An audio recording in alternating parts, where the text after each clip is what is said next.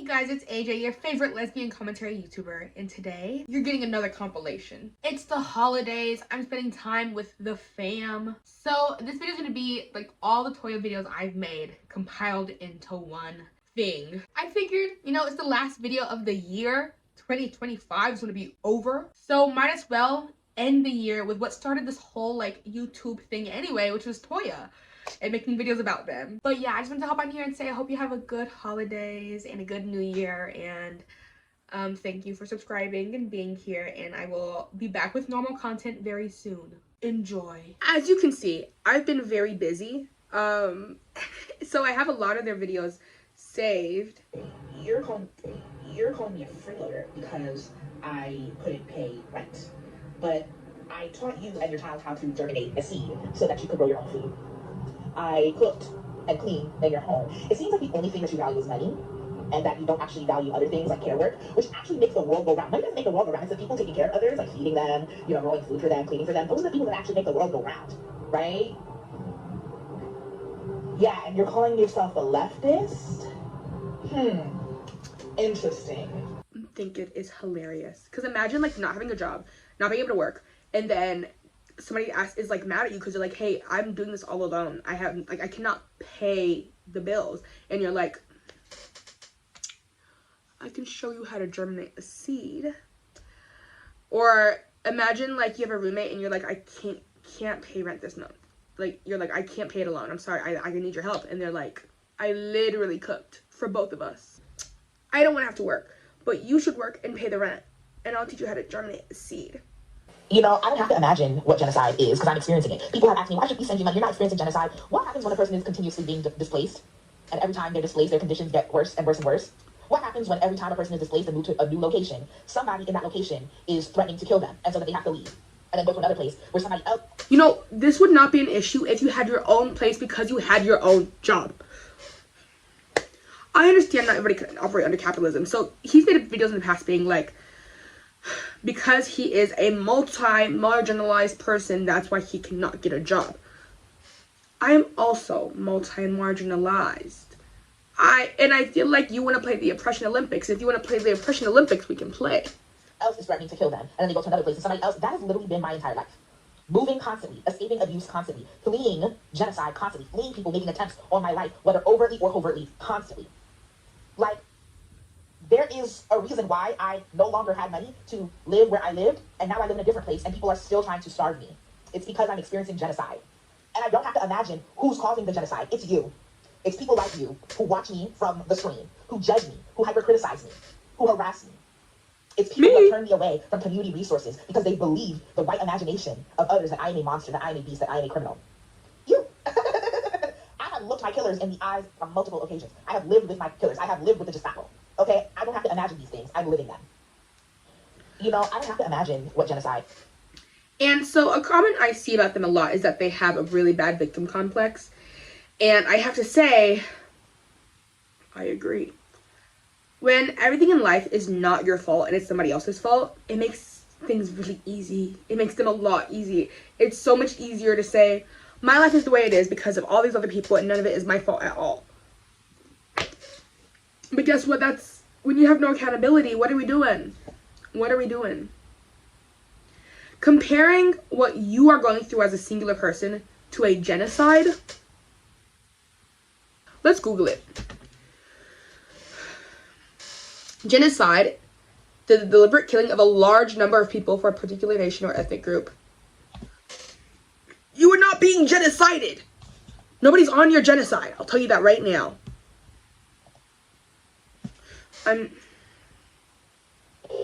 If you are lighter than me, you are colorist.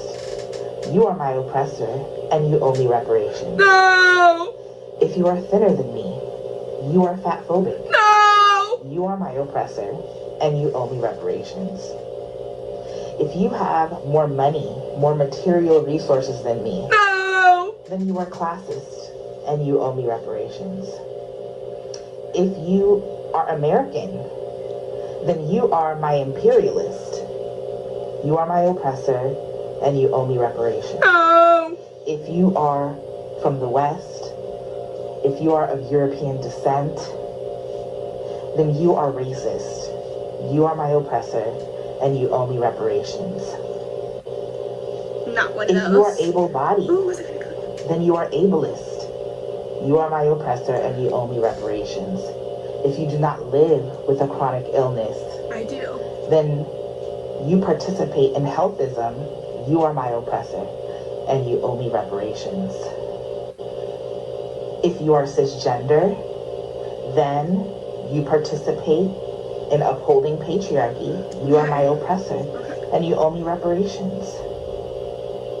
If you are heterosexual, then you also participate in patriarchy. You are my oppressor, and you owe me reparations. If you have a looser hair texture than me, then you are texturist. You are my oppressor, and you owe me reparations. I do not need your pity. I do not need your sympathy. And I do not need your guilt. Money. I need you to acknowledge the position of power that you hold and use it to change the power dynamics in the relationship you have with me. You owe me reparations. If you are lighter than me... You see that underneath? So this is a screen grab of their video, but underneath it says, I owe you nothing, and it has their Cash App under it. I just want to say, because if they watch this video, I think they're going to be like, you're oppressing me right now. You're actively oppressing me right now. I am black. I am fat. I am physically disabled. I am mentally disabled. So if you want to play those games, we're on the same level. Ho. But one of us is winning. You might not think we're the same color actually because of the lighting, but I'll insert a picture right here of what I look like in natural lighting. I am a dark-skinned woman. I think it's ridiculous to say that just because somebody happens to be born into a certain circumstance that they are automatically racist or, you know, these really harsh words. And when we start labeling every little thing as such a big issue, it kind of like loses its meaning. So, for instance, when you say that anybody who's lighter than you is colorist, it's kind of like makes it so that when people actually are colorist, it loses its meaning. Also, nobody owes you specifically anything. I don't understand why it's like the victim complex of the year. I feel like they think they're the most oppressed person in the world. There are people out there who have it way worse than you. What about if there's somebody out there who's gone through everything you've gone through, but they're also blind? Now what? Now you owe them reparations because you're seeing. They can't see. You owe them reparations. Pay them their reparations. They can't see. They can't see. If you're the victim, then why do so many people have the same story about you? It's called being persecuted. When you live in a white supremacist country, the majority of the population are white supremacists. So yes, it would make sense that people have the same story about me because those people are all white supremacists. All of their stories are of me being a predator when in fact they were the ones preying on me. Again, I cannot even chalk this up to y'all being ignorant anymore. It is just white supremacist values and your confirmation biases. When Martin Luther King Jr. was assassinated in America, he had a 70 to 75% disapproval rate. Are we going to now claim that he was never the victim because a lot of people disliked him, a lot of people hated him? If you're the victim of that ending was crazy. Did I say that I did nothing with my life? Rest isn't nothing. That has actually been one of my goals for a long time, to rest more. So I'm very happy for your sister who, you know, was permanently disabled and decided to fulfill her dreams by going back to school and, you know, working in healthcare. Good for her. You don't have the same dreams. My dream was to rest. My dream was to have people paying for me to rest. And yeah, I've met those goals. I have been able to raise thousands of dollars for myself over the years to rest, to stay housed, to feed myself. I actually was able to fulfill my dream of becoming a musician, and I dropped 2 albums. I was able to fulfill my dream of pursuing art and painting and drawing, and I learned, you know, tattooing. I learned so many things about myself. Just because my idea of success is different from yours doesn't mean that it's not success.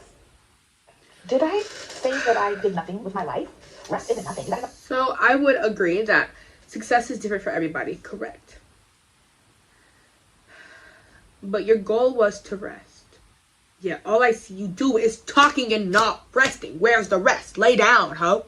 Surprise, surprise. I have another individual that I need to call out for excluding me from community resources. Anusha, they are a black disabled artist, a cisgender woman. I submitted my music to the Passion Project, which they run, in order to share my music on radio and so that people can support my craft. And I just received this email that due to the smear campaigns that have been run about me, they will not be putting my music on the Passion Project radio. So this is another person that I suggest people divest from because it's very clear that this person is invested in perpetuating anti-black ableism, transphobia, white supremacy. Am I surprised? No. Why are they automatically perpetuating these things just because they don't want you? That's crazy. It's crazy. It's crazy to say that about people with no backing at all other than the fact that they don't like you. People cannot like you because of you.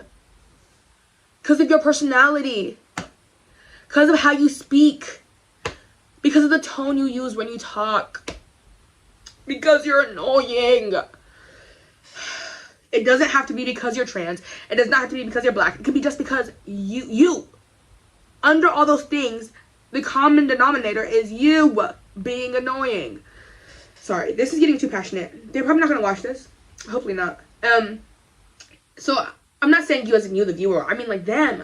And it's just really frustrating because, like, I'm somebody who's also, a lot of my life, faced discrimination. You know, I'm the child of an immigrant. I'm disabled physically and mentally. I have a lot of the same disabilities that they have, actually. And look, I just feel like when you try to make your problems everybody else's problems and you're crowdfunding your existence, you're pushing the responsibility of you being alive on other people, which is not fair. It's not fair to literally be like, I want to rest. And I know that my supporters probably want to rest too, because my supporters are probably all neurodivergent and probably all also ill, and that's why they empathize with you. But I don't want to work. So can you please give me your money that you worked for, even though I know you don't want to work either?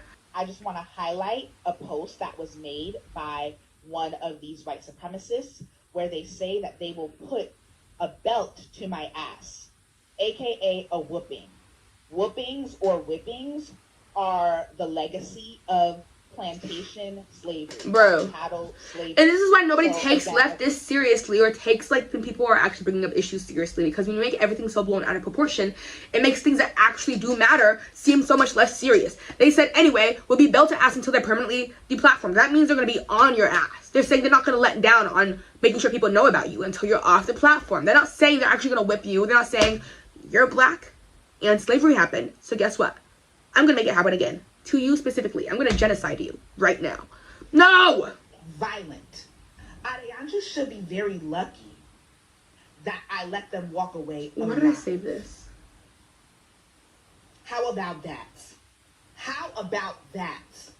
Because again, y'all look at people like me, at dark-skinned, fat, trans-disabled people, and think that you can get away with what you're doing. You see us as violent. I don't think nobody sees you as weak. They see you as annoying. I think that's the main thing they see you as. That's kind of a crazy thing to say. That's kind of anti-life-ist of you to say that somebody's lucky that you let them alive. That's very anti-life-ist of you. So you should probably analyze that part of yourself. I knew that some of y'all truly hit rock bottom when you started filling Google forms out about me. While you're worried about what I'm doing, even though the U.S. government also sees you, if you're a black person, if you're a trans person, if you're an intersex person, if you're a queer person, as a pedophile, because our existences are already seen as pornographic. So while you're pressed about what I'm doing, they're ready to round y'all up in mass. And when they do, you'll be I need them to take you first, though. Too busy using right-wing conservative talking points against me to realize that it's too late to save yourself. Very, very deeply concerning that y'all have time to organize around killing a black trans disabled person, but not organizing around your own well-being and safety. Y'all. Okay. This is the core of who I am since I was brought to this earth. And I will continue to talk my shit whether or not people like it. Period, twin. Since I was a toddler, like I've mentioned before, I was, aware of unfairness. Okay. I was aware of oppression since pre-kindergarten.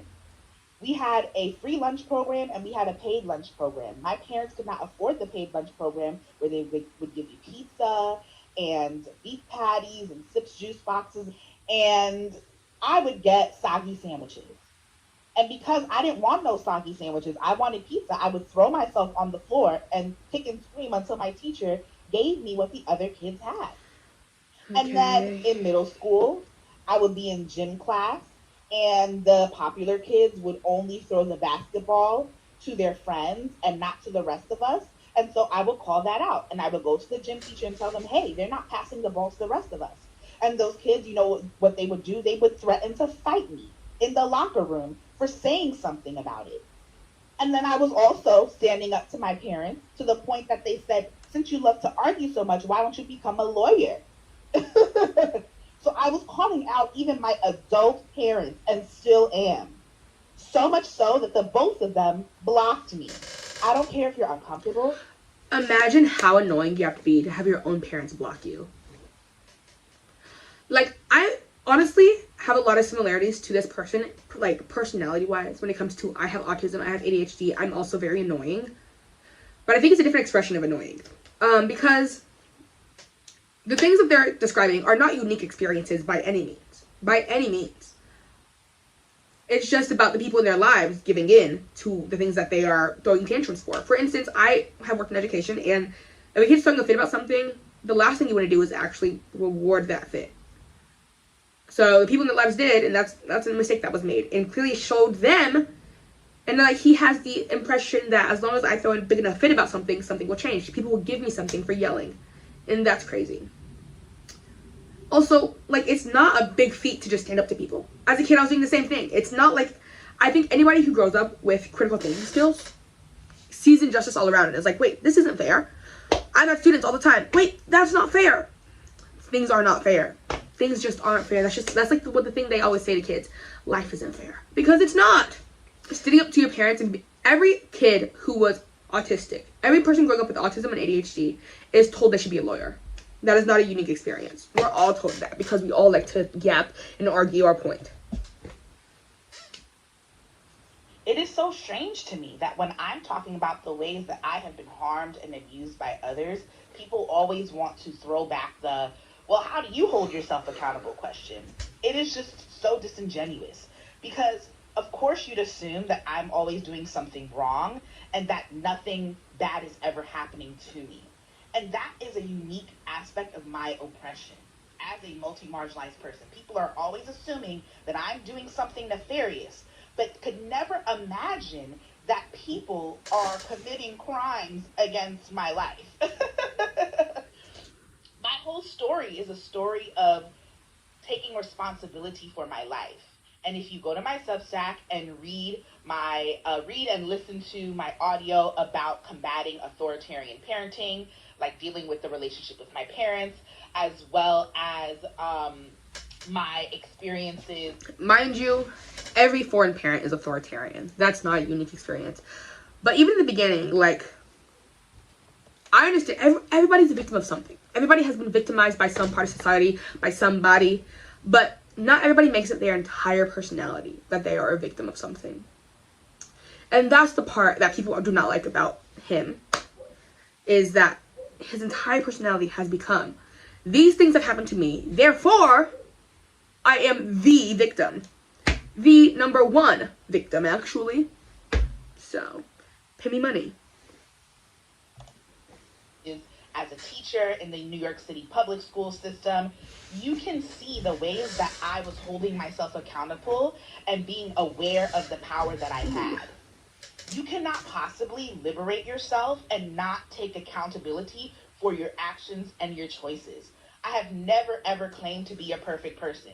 In fact, in one of the pages about me, there's a picture of me at a party in 2022 without a mask on. And I admitted that it was self-harm. I admitted that due to the deep isolation from having I went out in public without a mask on for self-harm.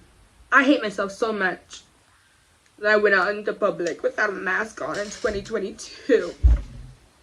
So feel bad for me, please.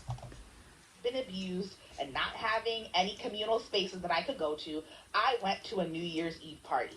And although I did wear a mask there and wear my mask back home, I took it off to drink and party.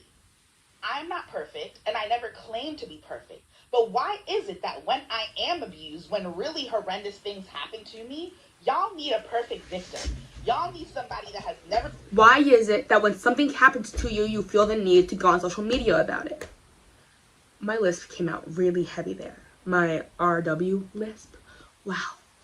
That was crazy. And we're gonna act like that did not happen. Wow. Fix my fucking phone. Please get me off of this side of the internet. Last time I got stuff on that side of the internet, I got stuff watching Evil Sailor Moon and watching the crash out of the year. I'm so sick of this portion of the left because they're nothing but problematic, and people on the outside try to do nothing but lump us all in together with them. People like that don't know how to be a part of a community effectively or productively. Hi, my name is Oracle, and apparently I have been Toya. on a lot of people's For You pages. Unfortunately. But, this Trap Witch person, interesting. Hello, Overseer Trap Witch. Hello, Bootlicker Trap Witch. I don't know. It's kind of like if we stop giving our labor to a government that's exploiting us and that's exploiting Haitians. But then you're exploiting those people who... You are exploiting people who feel bad for you. So if people stop going to work, who's going to subscribe to your Patreon? Who's going to send you money? People who want to live in a house? They're not capitalists and bootlickers. They're trying to work and not live in your situation and be the number one victim. Sorry, it's just crazy to me to feel like they have these beliefs of, you know, people should not work. And people should not have to earn money, and we should, you know, like care tasks and things like that. And that's what we should value, is people doing things for each other, like germinating a seed. Yet, they want you to send them your money. He wants your money. How are you going to get the money if people don't work? Tell me right now. Palestinians, Tigrayans, Sudanese, and the Congolese, a lot of our issues would go away. And if you would like to actually learn about what I do, you can come to my page, you can check out my videos, you can go to my link and find my Substack and my YouTube channel and my music and all of the things that I offer. And you are still participating in capitalism. Just because you're doing it differently does not mean you're not participating in it. So you can't call everybody else a bootlicker when you are also actively participating in capitalism. You are going on live making videos for money, because I know you have over 10,000 followers, so you have to be part of that program. You make YouTube videos, you make music, you make things to generate income. Yes, they're more creative. I also make music. But you're still participating in capitalism, because you have to. It's around us. But don't act like you're better than everybody else because you're jobless and unemployed. That does not make you better than anybody. It doesn't make you worse than anybody either. But definitely does not make you better than anyone. To my community. And last but not least, put on a fucking mask, because if you would actually like to contribute to the health of your community, you would keep people safe, you would keep the air clean, because we are still in a COVID pandemic. I don't know if you guys know how sicknesses work, but what I can tell, I feel very like stud like this. But what I can tell, sorry, I feel like a stud like this. But what I can tell you is sicknesses don't just go away. So COVID, in some variation, is going to be around forever. Does that mean we're still actively in the pandemic? No. But people are still getting COVID. People are still getting other sicknesses too. The cold, the flu. If you want to wear a mask every day, that's cool. But I don't think it's fair to judge people for not wanting to wear masks every single day. There's no use in hiding. It's in me that you're confiding. Oh, I saved this because I was like, wow, it really sucks that they're annoying and a bad person, because they're actually really talented. Like, he actually can sing really well, so it really sucks that he's really annoying. Because I would genuinely, I've heard some of their music, and I would listen to his music, like, genuinely, it's really good, if he wasn't annoying. He kind of nerfed himself, if I'm being honest. And this is exactly why I have to crowdfund for survival. Like, every day, there are examples in my life that show why I have to crowdfund for survival, why I'm forced to. Why is he shirtless in every video? Just skin all out. Skin all out. I know you're probably in your own home. Well, somebody else's home. So you're allowed. But like, gosh. I'm putting myself out there. I'm applying for grants and opportunities. I'm looking for ways to make money offline. But time and time again, I am barred from meeting my most basic needs because of supremacy culture. Okay. And spaces that claim to be about collective care and mutual aid are ran by literal fascists and are treated less like Spaces that offer mutual aid are being ran by literal fascists. You see how when you hyperbolize situations like this, you just come off less serious. People cannot take you seriously when you have so much hyperbole. I agree. Everyone has biases. Everybody has things they can work on. But literal fascists? I think that would need some proof. That needs some backing or something. like mutual aid and more like gated communities, social clubs, and cliques. Okay. I can't even promote all of the content that I do create, like the smexy ones, on platforms like TikTok because of censorship. So what am I left with? Crowdfunding, which is what I've been doing for the past 5 years. Or getting a job, getting a job, getting a job, getting a job. Use Indeed.com and get a job.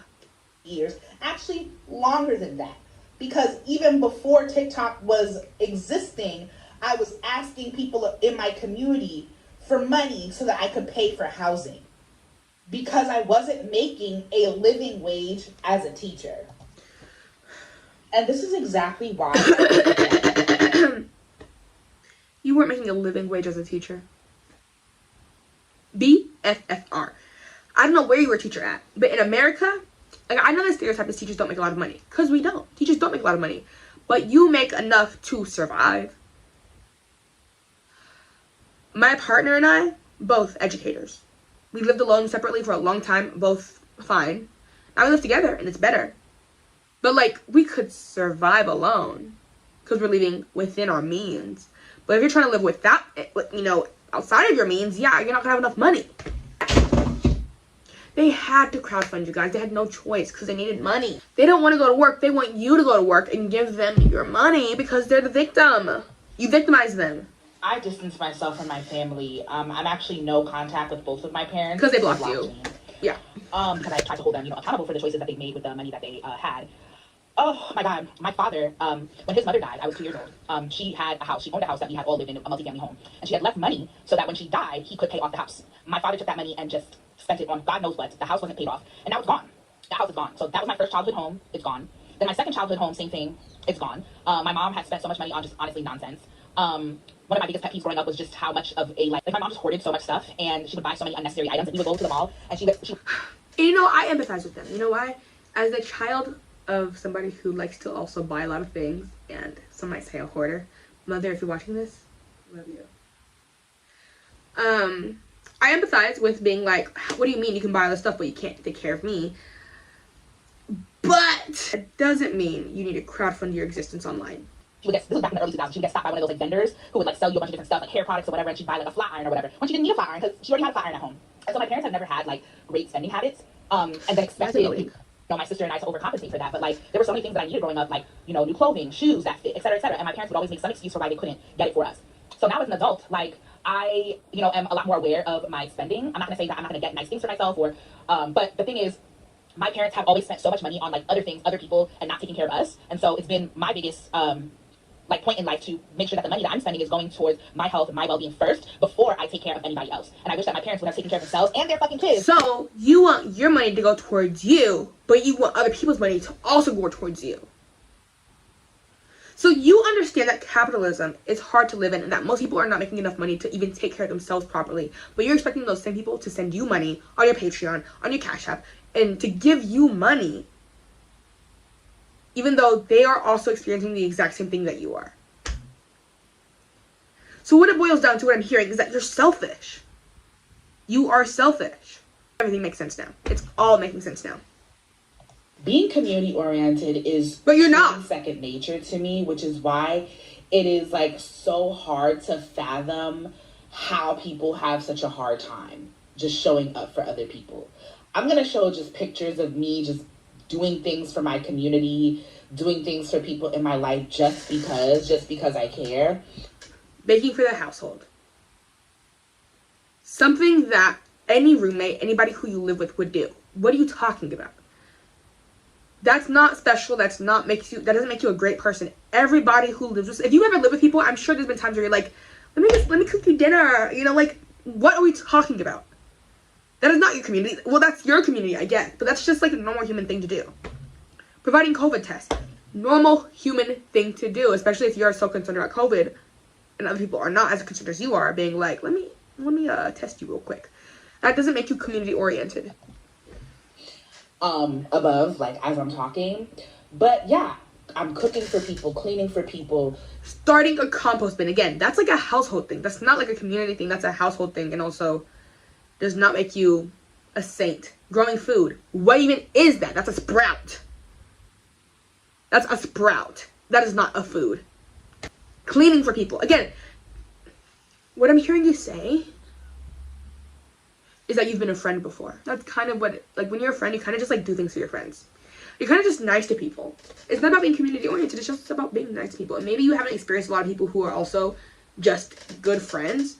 But I feel like this is just being a friend. For instance, I'm very community oriented and I'm the best person ever because I have cooked for a roommate before. I'm also the best person ever because I also have tried to garden. I germinated a seed once. So watch who you're talking to. Taking people to the airport when I had a car, helping people move in and out of their apartments. I've done that dozens of times. You know, going grocery shopping for people, cleaning for people, giving people... But I thought you can't grocery shop. Video for another day. Tattoos. I give tattoos too. Wait, this is for an opportunity for me to just show off my tattoos.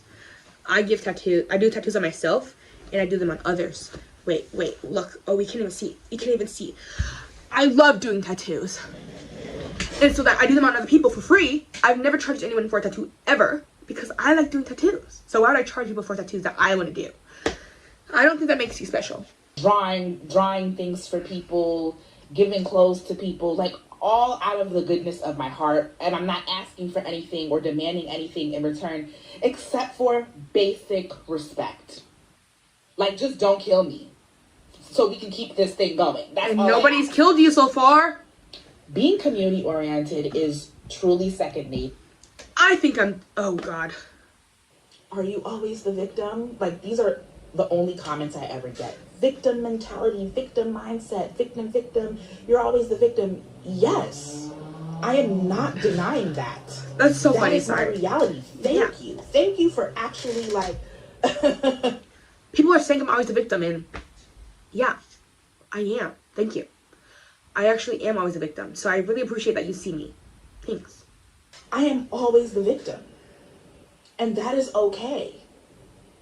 It is okay for me to name that. That I am always the victim. I am always the person that people punch down on when they realize that their material reality is shit. I am the person that people blame. I am the scapegoat. I have been since I was a child, and that has not changed. So yes, are you happy now? Are y'all fucking happy now? I am always the fucking victim. Stay mad about it.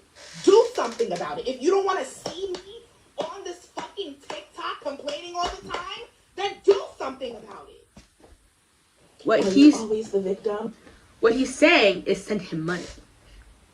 That's what he's saying. He's the victim, so he wants you to send him money for being the victim. You know, like I said, I can't be too mad at him because, again, my life, I feel very similar. I have felt very similar before. Like, things are always happening to me. I have BPD, you know, so that means my disorder was created by literal trauma, which means things happened to me that were out of my control and created this disorder that feels like it's not even my fault. And I was stuck in this place for a long time where I was the victim, where I was like, it's not fair that I have to fix all these things in my life that aren't even my fault. Like, why do I have to work on these things that I didn't even cause to happen? But guess what? That's everybody's experience literally ever. We are all just products of our environment. We are all products of things that happen to us. We are all products of trauma. And you gotta just, like, figure it out. Sometimes you gotta just stop being the victim. Especially if you want to actually do something for yourself that isn't just begging on the internet. People like this are so emotionally exhausting to interact with IRL. If you've never met somebody like this in real life, you are very lucky, because they are so emotionally upsetting to interact with, because every conversation feels like they are trying to prove to you that you have more privilege than them and that you are in the wrong for existing. Like, your existence is automatically making their life worse. And that is just so annoying to constantly feel the energy of. I think I'm done, because their videos truly get me actually heated, because it's the goal to not acknowledge the privilege that you have. You have so much privilege, and you are not acknowledging it. You are only making yourself the victim.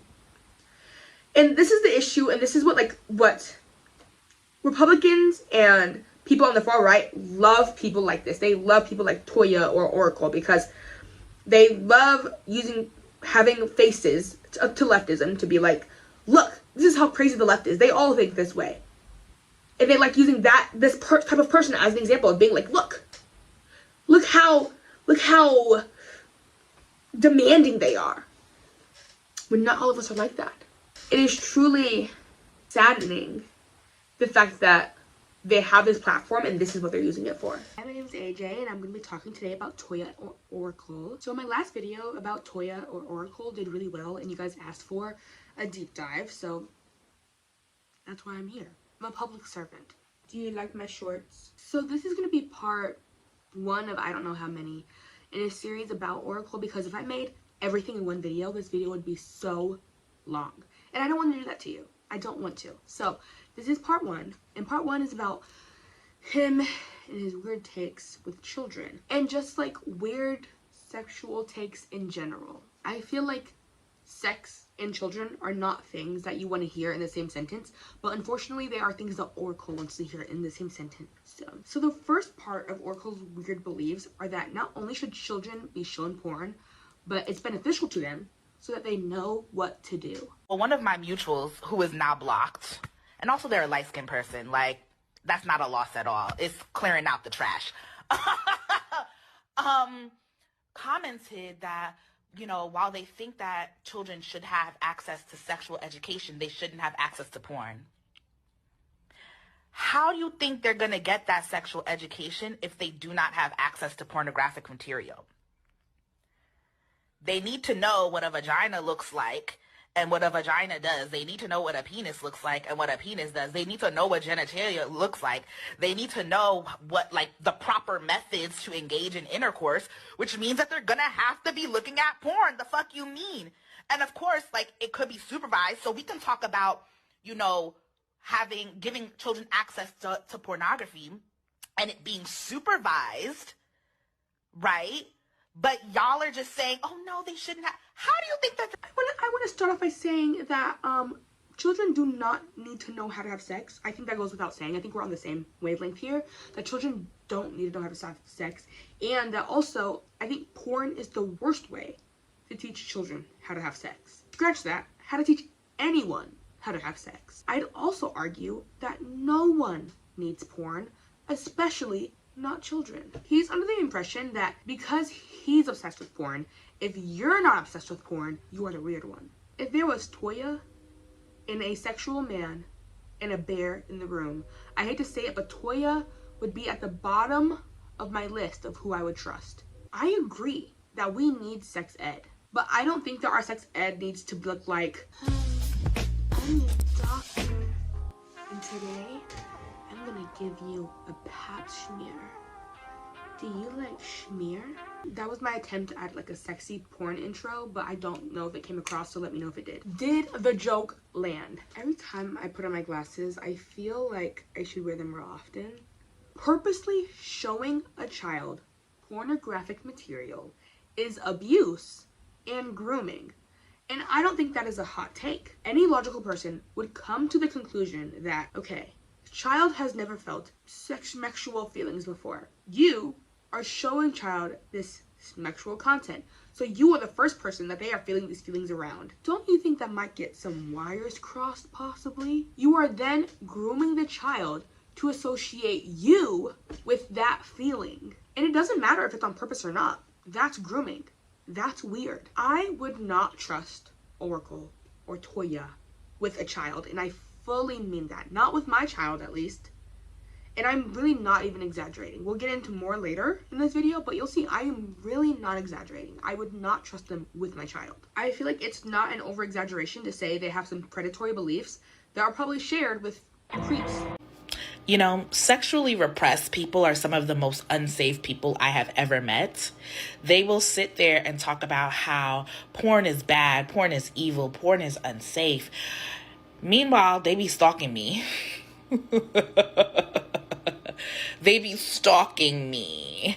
So you say that, porn preaches violence against women and other marginalized people, and yet you're stalking me. Is that not violence? They'll talk about how porn teaches you unhealthy relationship practices, and yet they're the ones recording me without consent and posting it online, or taking my content and posting it on their page without my consent. So the people who are sex positive are predatory, but the people who are sex negative and taking my information and taking my content without consent and taking my image without consent are the safe people. Make it make sense. I can't begin to name how many fallacies are in this. Not to get too intellectual on you, but there's a lot. I am willing to bet actually quite a lot of money that there is no correlation between somebody being sexually repressed and watching your content. I can almost promise you that. He's reaching for points when he has none. He has 0 points. You saying children should watch porn and people watching your content being weirded out and reposting it and being like, look how much of a freak he is, are not the same thing. It's not like apples and oranges. It's like apples in a plane. There's no actual comparison there. You're pushing. I feel you pushing for comparison where there is none. I just want to know. Maybe you can tell me. How is somebody critiquing him making them the predator? I would just like to know that, because I'm actually really confused and I'm kind of scared right now. How do you even start the conversation when all of it is taboo? That kind of thinking is A lot of people have felt like they could make decisions for me, even sexually, because they have not learned to respect the autonomy of a person like me. It's revealing the truth, of emerging culinary, that it created, the category of children as a human. How dare you, as a kid that just came into this world, already have desires. Yeah, and want so much. Who taught you how to have sex? Because sex is a skill. How are young people supposed to learn how to do those things if they have no examples of it? And again, I offer you that pornography can be a space where young people can learn how to perform sexual acts. It doesn't mean that they have to start having sex right away, but it can be a space to go, what's that? Oh, what's that? I didn't know you could do that. Oh shit. And a lot of young people do crave that. I know that I do. Not all sex workers need to be creating this content, but there are people that can and do make this content. Kind of demystifying pornography. Like, well, here's the scene, but this is behind the scenes. This is how we created this sex scene. And that, I think, is very, very educational. We need to collectively, get to a point where we finally give sex and intimacy and sexuality the place that it deserves. If you can convince, let me say that again, if you can convince people that their pleasure is a sin, then you have won this colonialist agenda. And so I decided to make my own content. If you don't like what you see out there, then create it. Create it, create it. I am a creator. Liberation requires creation. We need to create the world that we want to exist in. I'm so tired. This other person is Seba, and we will get to her in another video. But for this video, we're gonna just focus on what they're saying. So we can all see the point that they're trying to make. I'm assuming that we're on the same wavelength. That's what I'm assuming right now. And I hope that it's so transparent that they're just hiding their weird beliefs under the guise of sex ed. They're trying to frame it as like porn is just sex ed, when it's not. Porn is not sexual education and should not be treated as such. Porn addiction is a very real thing, and just because you're a gooner doesn't mean everybody else is. I really think the #1 Gooner award goes to Toya. How does it feel to be Gooner of the Year? He's saying something that's helpful for porn is demystifying it and showing behind the scenes and how that's so helpful. I agree. I think that's also helpful for adults, not for children. Children do not need to be any kind of mystified or demystified or any kind of fied by porn. There's no place for it. None. I can't think of a single one, actually. I'm going to put this very plainly. I am not responsible for your projections onto me. If you see me without a shirt on and you automatically think that I am being sexual, that is a rapist mindset. If you hear me talking about childhood development and childhood sexuality and child liberation, and you think that means that I'm a pedophile, you are in fact the pedophile. You can't I'm rubber, you're glue out of the situation. That's really the vibes I'm getting from this video, and I think it's actually kind of funny, because they're like, you're calling me a predator? No, you're a predator, actually, because you called me a predator. And what's my evidence? The fact that you called me a predator. That makes you a predator. It must be really easy to be him, especially if you can see any criticism and immediately make it their fault. Then you never have to take responsibility for anything ever, and that must be amazing. Do you know how much at night I sit up taking responsibility for things that have happened in the past? That's why my traps are huge. All that clenching you see? You can't just call us predators with no proof just because we're saying that you're weird. Stop. Actually, you're the only one that we have proof of being weird about children. So, if any one of us here is a predator... Part 3 of y'all don't want to say no to people that you don't like because you want continued access to them. The person that I lived with previously, who was a domestic abuser, I had asked them if it was okay for me to walk around topless because that is how I felt most comfortable. And they lied to me and told me that it was okay when actually they weren't okay with it. And then afterwards accused me of indecent exposure around their children. And I'm gonna explain to you how that is really grapey. When you lie to somebody, okay, to gain access to them, you are coercing them into a relationship with you. Because if they truly felt uncomfortable with me being topless around their children, they should have said that. They said, actually, I'm not okay with it. And then I would have known, oh, that does not align with what I need and want in a housing situation, so I'm going to find another place to live. But they didn't want that. They wanted control. They wanted me to stay so that they could continue to use my labor because I was cooking, I was cleaning, I was also helping out.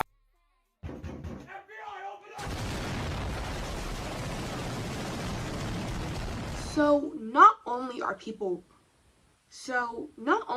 right about you, you are handing us the proof of your crimes.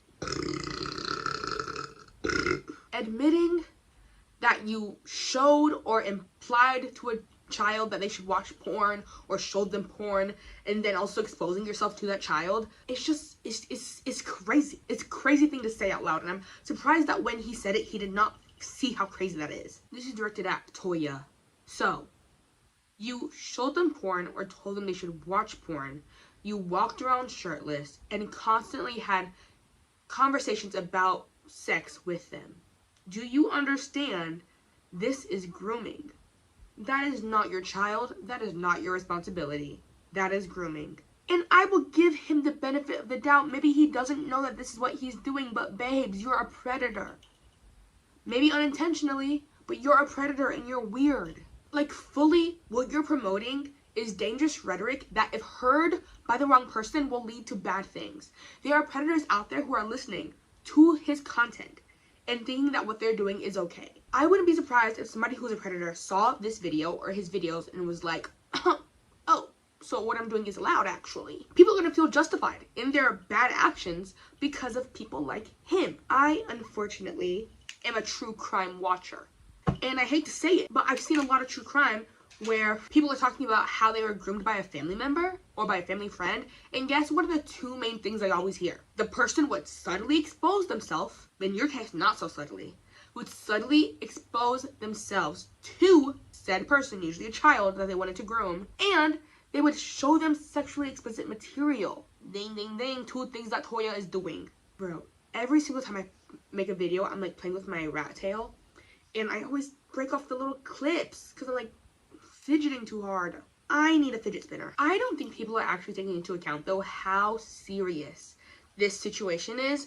And I'm going to insert a comment here that I received in my last video. I'm going to give you some time to read it. Actually, no, I'm not. Pause the video if you want to read the comment. It's a comment from somebody who literally used to live with Toya Oracle when they were a child, when they were a minor. And I believe them because Oracle made a video recently talking about how the person behind the, sounds of chinnin', that account on TikTok, yeah, they said is the child of somebody they used to live with. And I feel like it's probably this child, but I'm not confirmed. But this comment shows two things.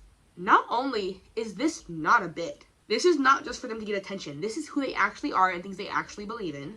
But this person is an actual predator with actual issues. In the comments of the last video I made, if you go through the comments, you'll see this person replied to a lot of comments of people being like, oh, I hope this is a bit, and them just being like, it's not. I lived with them. Not even giving more detail than that. Just being like, yeah, I lived with them. It's not a bit. So I hope to Oracle what it shows is you demystifying sex and showing kids porn or talking to them about sex was not appreciated. Nobody was grateful for it, even the kids.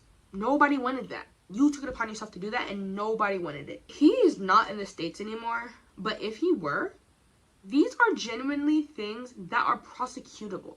Exposing yourself to children and showing them pornographic content are persecutable crimes. Fatter than me, didn't like their own body and then criminalized me for walking around topless in my own. I'm like, oh, so if you hate your fat body, and you hypersexualize your fat body, then of course you're going to do that to me, and you're not going to humanize my fat body. Without a shirt on, and I asked them if it was safe to do so because I have been hypersexualized by people before for walking around topless or walking around naked since I was a child, and they told me it was okay, and the next thing I know, they're telling me that I'm exposing their children, that it's indecent exposure. So the people by far who are arguing against, children's right to access pornographic material, children's right to access, sexual education, are the people doing the sexualizing. Yeah, it's the repressed people. It's the repressed people that don't even masturbate. Yes, and sexual around, with my top tats out, being free in my body, and then the person accused me of indecent exposure around their children. You are having sexual fantasies about me. We don't have a sexual relationship. I did not consent to be hypersexualized by you. You have no right to sexualize somebody's body without their consent. Y'all are the rapists. Y'all are the predators. Logic. These people were incapable of coexisting. This person is blocked already because I'm just laughing because this is the same language my abuser used when I was just walking around our home without a shirt on. And so it became my new performer name, on the hub and on OF. So if y'all want to know where to find me, Indecent Exposure. I'll put the name up here.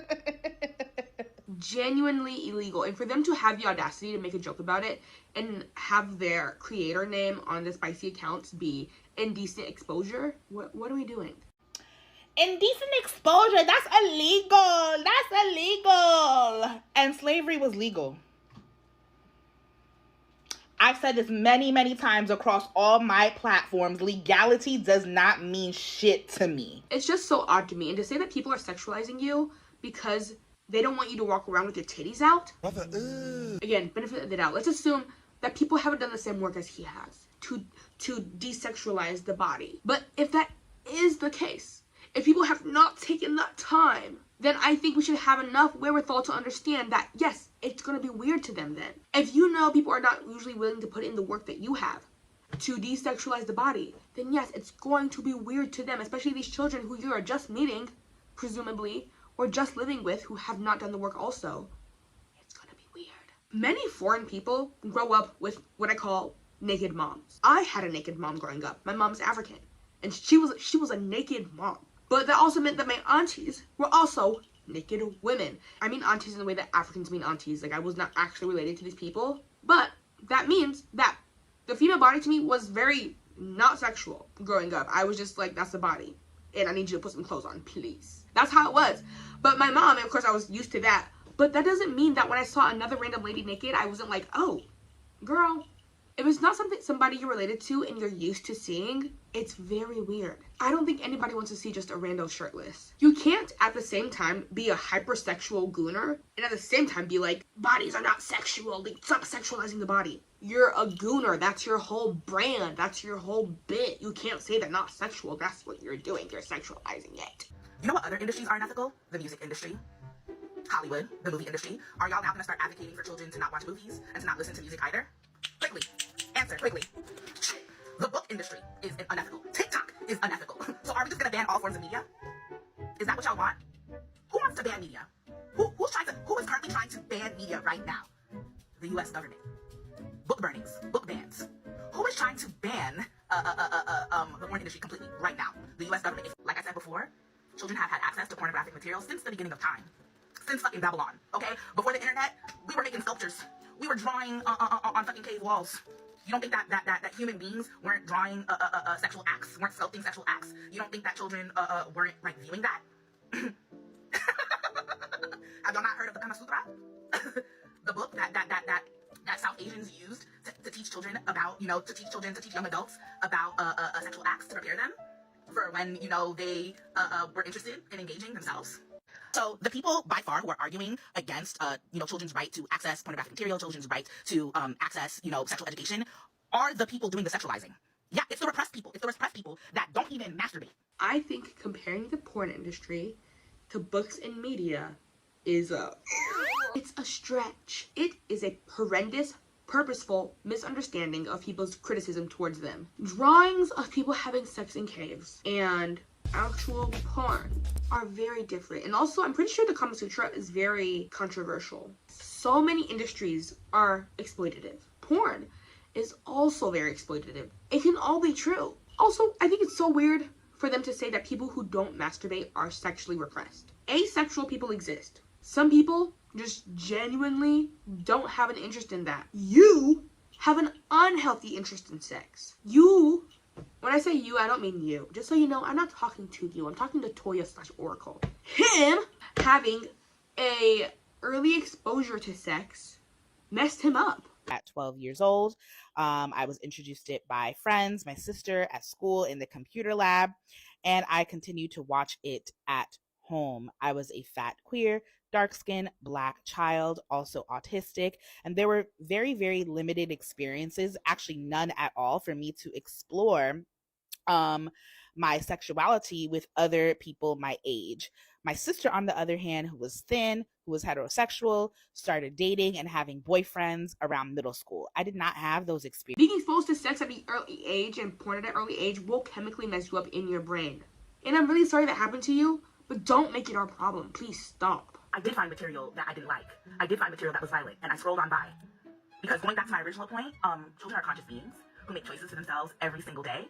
Yeah, and when I saw something that I didn't like, I scrolled, and I never ever looked up that thing again. Yeah, and also, why do y'all have so much energy for pornographic material, but y'all don't keep the same energy for all other forms of media? They're saying that when they saw porn they didn't like, they scrolled past it. But not all kids are like that. Some kids, very young, are exposed to beheading videos. Something that's also very natural in nature, death. But guess what?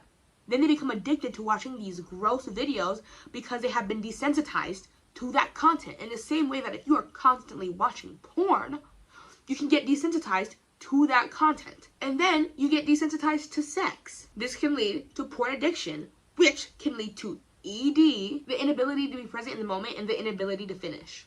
Which then makes it so you can't even enjoy sex. Which isn't that the whole point, Oracle? To be able to enjoy sex? All because your brain has been corrupted by porn. And I'm not saying porn is a bad thing. I'm a former SW.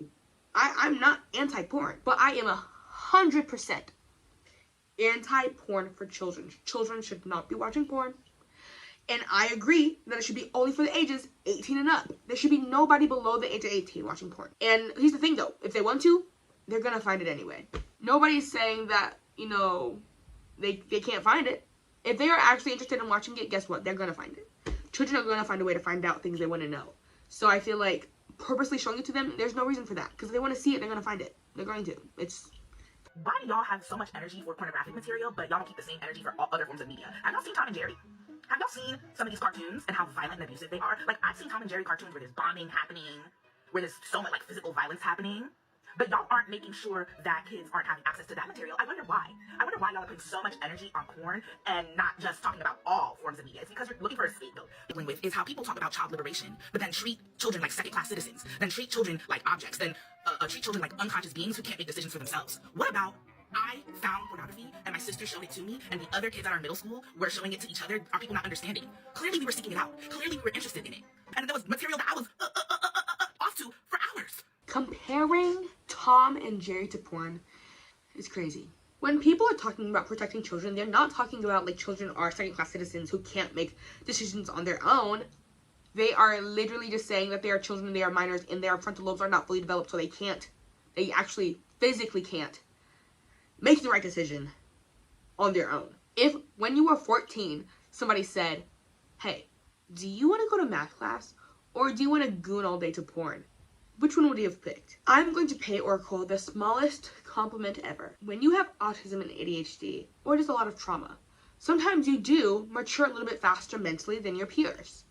And it is very easy to think that that is how everybody grew up, with the ability to make decisions and make the right decisions. But that is not how every single kid is. That actually is not how every single kid should be.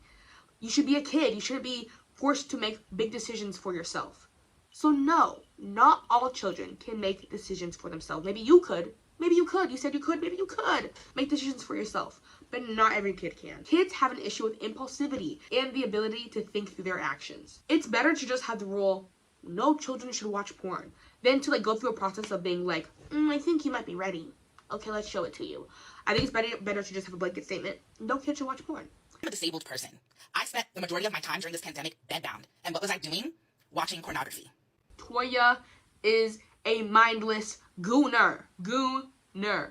Honestly, what it seems like is that they were exposed to porn way too young, and it messed them up. And like, that happens sometimes to people, and clearly that's what happened to him. Explore my sexuality.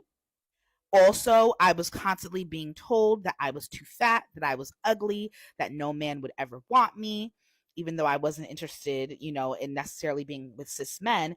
But how is, that helpful? How is that boosting a child's sexual confidence? It's not.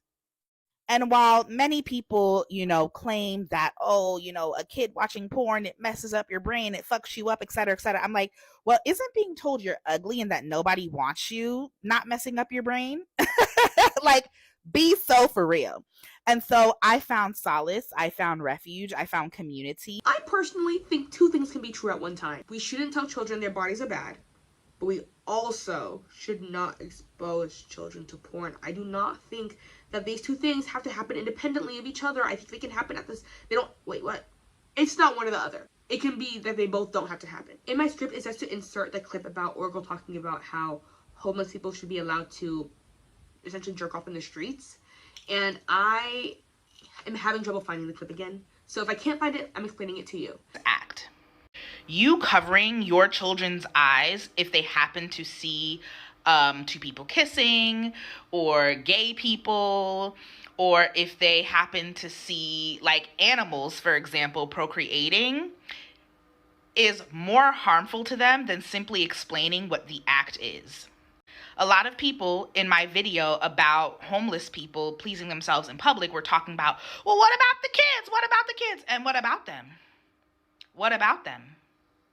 Kids are naturally curious. If they say, hey, mommy, daddy, grandma, grandpa, whoever, what's that person doing? You can explain that person is having sex, or that person is sexually pleasing themselves. End of story. And then the child will learn, okay, no big deal. But if you tell them, oh, it's so gross, it's a sin, this, that, and the other, then that child is going to feel. I got so much hate for saying that y'all need to ignore homeless people that are masturbating in public because as a house person, you're in a position of power. People don't want to see people having sex in public, and yet they also don't want those people to be housed. And not only that, those people are so puritanical and truly believe that seeing other people have sex is somehow going to kill them. And I just want to say, he's weird. That's literally my only critique of that part. If I can find the video, I'll insert it. If I can't find it, I'm just going to verbally make sure I got that out. That's a real thing that he said. This person did not respect my yes. So I had a friend over and, we were hanging out, eating food. We had taken some shrooms, having a good time. And I'm feeling good, I'm feeling light, I'm feeling pleasure in my body. And I asked them if they were interested in engaging in a sexual act with me. And to this, they responded, it was like some chess play for the algorithm. And they asked me in return, what do you think? And I was just stunned because I have never ever heard somebody ask a question to my question before, especially when my question is a yes or no question. And I remember just like saying no, like confused, and they said right answer. And that moment made me feel really icky. But because I didn't get any kind of explanation from them, I kind of just like, put it off as maybe it was just the right time, the vibes weren't right, whatever the case may be. But a couple months later, I asked this person if they would like to engage in a kink scene with me, and I was abruptly ghosted. And I ended up confronting them a few months after that, and I'm just like, what is going on? Like, why did you ghost me when I asked you this question? And then they accused me of objectifying them. But now, after many years of processing, I realized that this person was uncomfortable with my direct communication around sex. Because of their inability to be direct about their needs and wants and their own no, they were uncomfortable with my yes. They were uncomfortable with me stating directly what I needed and wanted. And instead of acknowledging their own lack, they projected onto me. And they accused me of objectifying them, and they judged me for having sexual needs. And to get even more complex, I'm a dark-skinned fat Black person, which means... For this clip, I have a lot of questions. Like, so many questions. My first question, did this friend in any way hint they were interested in him? I just want to know. From the way that he's describing it, it seems like they had never had even like a sexual relationship of any kind. So it's so weird to then ask that friend to participate in a sexual act with you if there has been no history of that happening ever and you guys are just friends. I would have blocked you. You would have immediately been blocked. You are not making your needs known. You're being a creep. A creep. Also, respecting somebody's yes is not a thing. That's not a thing. That's not a thing. Can we just say that? Am I crazy? Am I crazy? Is respecting a yes a thing? I feel like that should not be a thing. If there are two people and one person says, I don't want to have sex, and the other person says, I want to have sex, you go with the no. You don't just say, well, one of us wants to, one of us doesn't want to. Who are we going to respect today? The person who doesn't want to. This should not be a conversation. If one person wants to get funky and somebody else does not want to get funky, nobody's getting funky. Except for Oracle, because they stay funky. We're showering like once every week to 2 weeks. I understand everybody has needs and desires, but guess whose responsibility that is? That is your responsibility. It's not mine.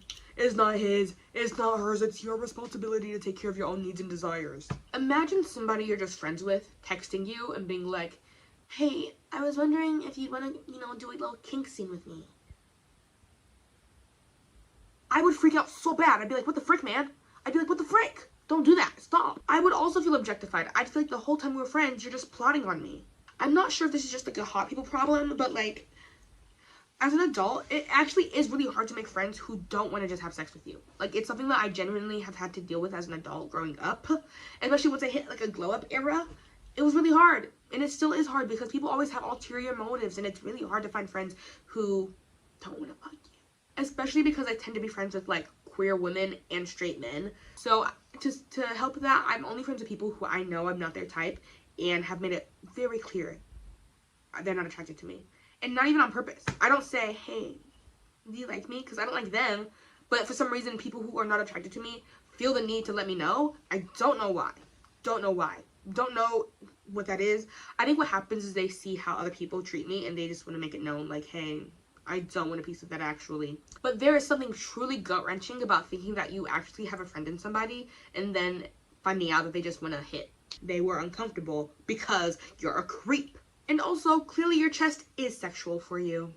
Y'all do know that criminalizing public nudity and sex impacts children, right? Because children often expose their genitals. And children also can like drop their pants in public. Like, I had a 2nd grade student. He dropped his pants in the middle of class. So by criminalizing these things, y'all think y'all are keeping children safe, but actually y'all are criminalizing children. Because when we criminalize it, it disproportionately affects people like children who do expose themselves in public. It also criminalizes nursing mothers who need to take out their breasts in order to feed their children. It also criminalizes disabled people who may need to, expose parts of their bodies in public in order to take care of themselves and manage their disabilities or illnesses. It also criminalizes indigenous people, some of which who... First off, not all kids drop their pants. You act like this is a common thing. I have never once in my life seen a child in the store drop their pants. I've never once in my life seen somebody have to change their clothes or expose themselves for anything, actually. Other than to... Actually, one time I was in the psych ward and a guy who was having a mental health crisis pooped his pants and exposed himself at the same time. That's the only time I've been flashed in public.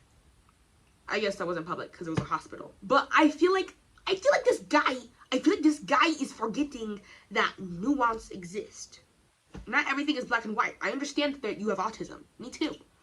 But we gotta remind ourselves there is nuance. There is always a gray area in every situation. If a toddler drops their pants in a store, I can promise you that nobody is calling the cops. Nobody's calling 12 on a toddler for dropping their pants in public. Nobody. Also, if somebody's mentally disabled and accidentally, or purposely exposes themselves in public, people might be alarmed or taken aback. But I doubt they'd call the cops, and also if they do, that's why people are not guilty by insanity. That's why that exists. Because if there are people out there who cannot control the impulses and cannot control what they do, we have systems in place to help those people. My too woke take is that we need to decriminalize public nudity. If you've never masturbated in school, if you've never dropped your pants in public as a child, are you really living? You're right. That is a too woke take. I personally have never done that in school before. Have you? I'm talking about you, the viewer, now. I'm talking to you. Have you done that in school? I'm genuinely asking you. Tell me in the comments below. Have you done that in school? Actually, I don't know if I want to know that. I'm scared. This video is just assuming again that life has no nuance. The laws are in place for people, actually, people just like you. People who need those laws in order to keep their boobs away. People who want to expose themselves to children. People can control their impulses. They don't have to expose themselves in public. Wrong. Impulse control, believing that everybody has impulse control, is actually ableism. Children, for example, lack impulse control, which is why they often do drop their pants in public or masturbate at school. What is up with his obsession with masturbating in school? Y'all will never beat the transphobe allegations because you continue to say the most ridiculous things like, oh my gosh, what's their obsession with children? I'm a childhood educator. It's like asking a mortician, oh my God, what's your obsession with dead bodies? Or like asking an orthopedic surgeon, oh my God, what's your obsession with bones?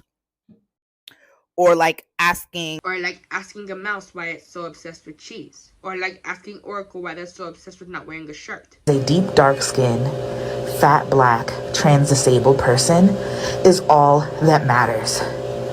So if you are not interested in pleasing me in all the ways, financially, emotionally, physically, sexually, spiritually, intellectually, then you have no business being in my life. You have no business as a deep dark skin. So you want your friends to fulfill your needs. Right. Okay, totally not weird. Okay. It seems to me that Oracle is what we call a taker. They are a taker. They are not a giver. They want you to pour into them fully, but then when you ask them to pour into you, they can be like, sorry, I just really am not feeling good. I can't. I'm very chronically ill, very mentally ill, very fat, very disabled, very black.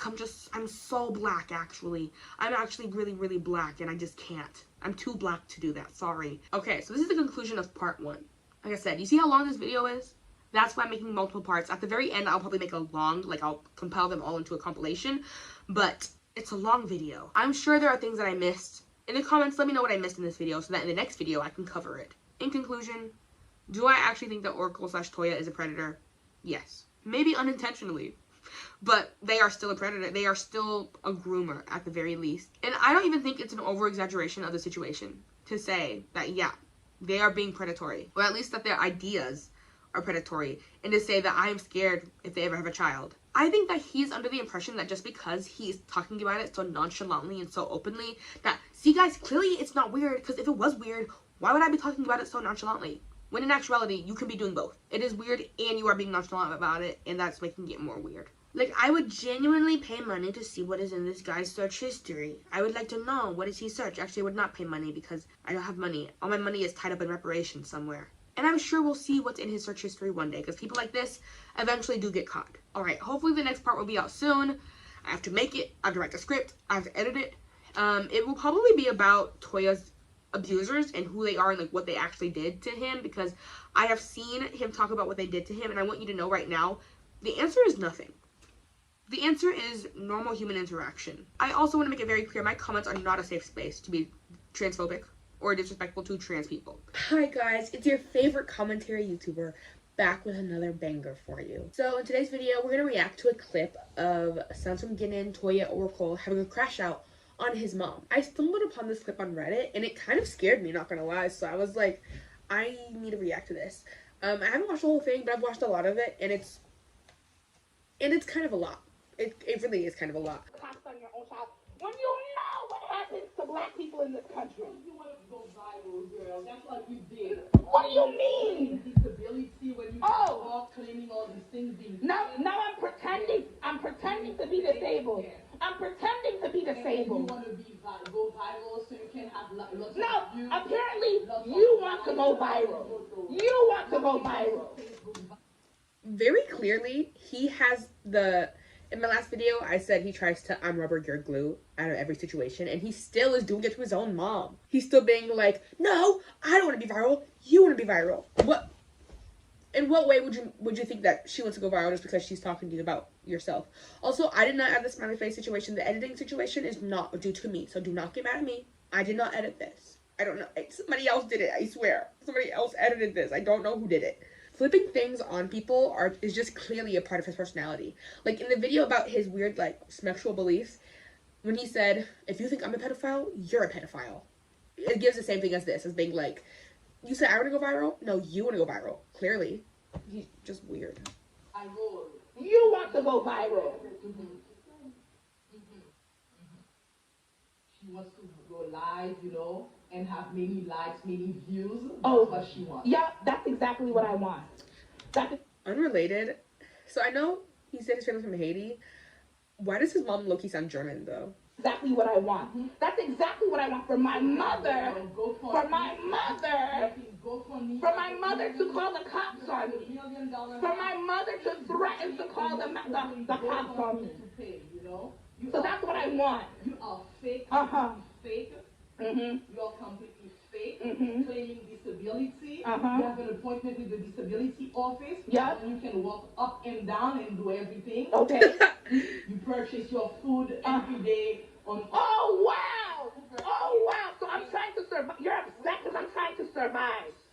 That's what you're upset about. Lots of food cooked at the That's what you're upset about. But His mom's background is like, oh, so you're trying to survive. We got food at home. We have food at home. And this, to me, is very illuminating because it shows Toya is a spoiled brat. This is what we thought the whole time, that Toya is an entitled, spoiled brat, and it shows. He wants your money to buy food, even though when he lived with his parents, there's food at home. There's food in the fridge. Look, there's food at home. The mom's even like, look, you have food here. Why are you asking for food online? You have food here. trying to survive. Go on me every day. No. Oh, you're upset that I'm trying to survive. And I'm fake. I'm faking my disability. Yes, you are. Yes. And I'm buying food to eat. You go up and down the stairs. There's lots of food in the house. I think what his mom is referring to is the fact that he's ambulatory wheelchair user. It's just people who use wheelchairs who aren't paralyzed. Like, they don't have any actual, like, physical disability for why they need a wheelchair. They just, like, it can be, like, fatigue, it could be POTS, stuff like that. And I think that's why his mom's saying that he's faking it. Or maybe he is actually faking it. I mean, his mom is a doctor. So, it would not be surprising. Like, Amazon delivers for you every day. Every day. Wow! Oh my God! What a crime!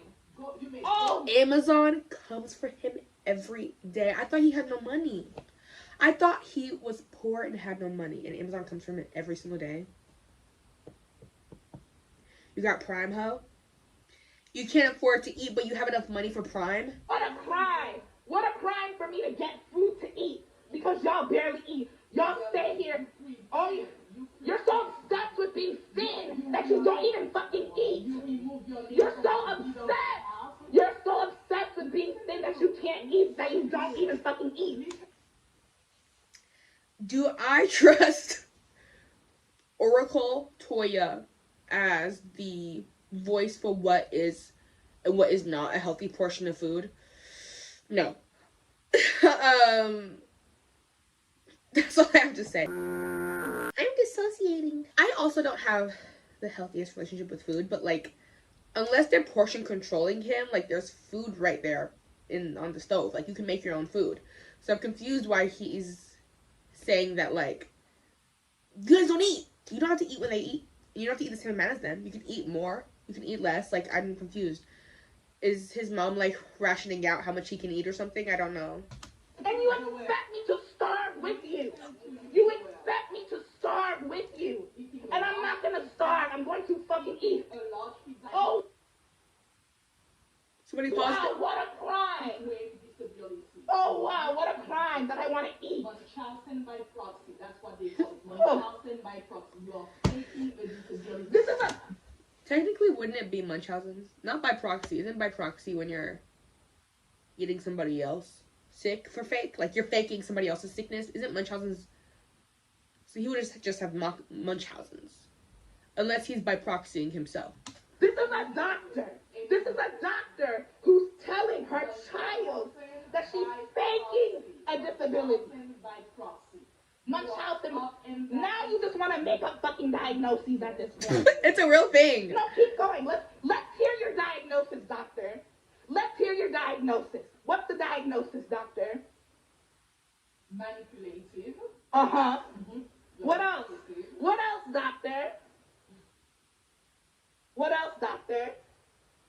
What else, doctor? See, he's like antagonizing though. Like that's the thing. Like I understand arguing with relatives, arguing with people, but like he is so clearly emotionally dysregulated and is so clearly like a meanie bad person. Like he's literally antagonizing his mother, being like, what else? What else? He wants to fight. He wants to get in fights. People who want peace don't do stuff like this. He doesn't want peace. No, keep going. What's your diagnosis? Since you think that you know everything, what's your diagnosis? What you're doing right now, you know, you want to intimidate me, so you're a terrorist. That's what you're Oh, now I'm a terrorist. Now I'm a terrorist. No. This might be where he gets his knack for using the wrong word for situations.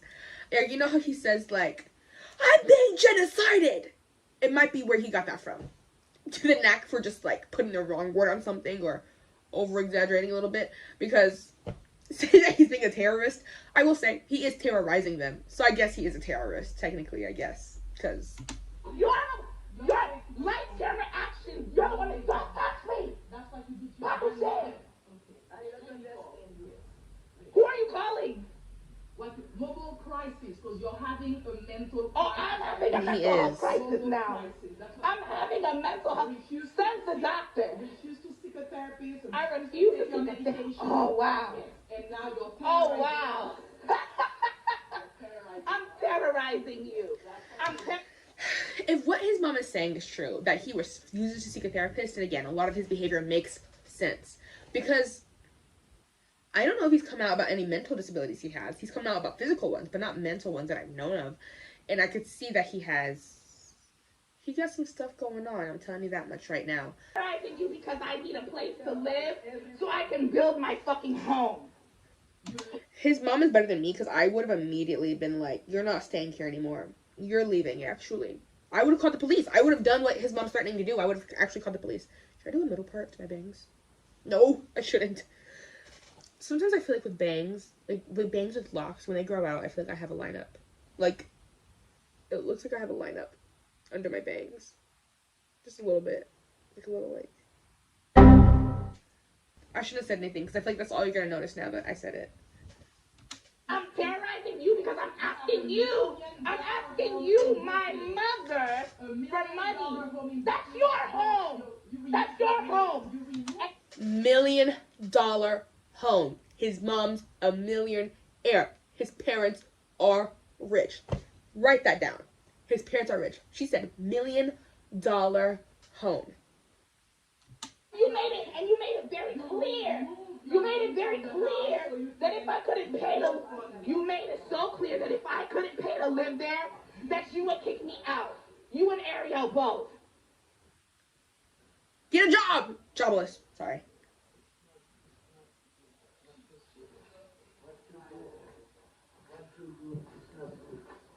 Shut up! Shut up! Shut up! All you do is fucking talk. All y'all do is fucking talk. You're backphobic. You're ableist. You're terrorist. I'm like...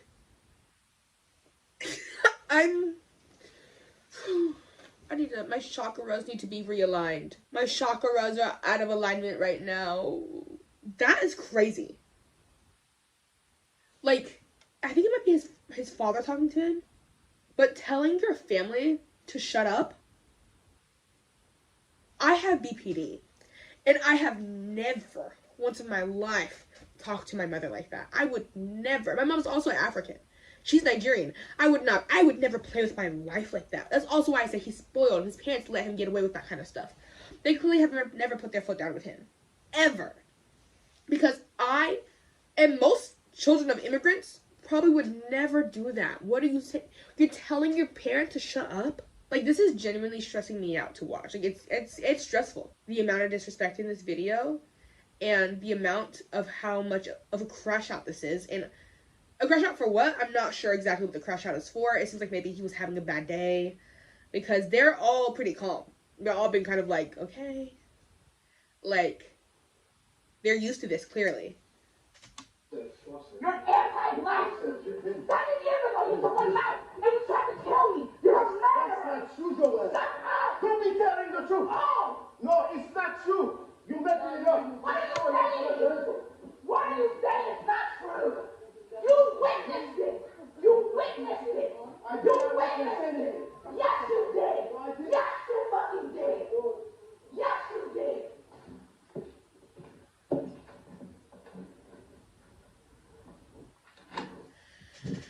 Did he say 7 years ago they took a life and then tried to kill him? I'm so confused, dude. I'm like, he's kind of crazy. Like, I'm finding it hard to express words in this video because he's perplexing me. He's genuinely perplexing me a little bit. My spirit feels real unsettled right now.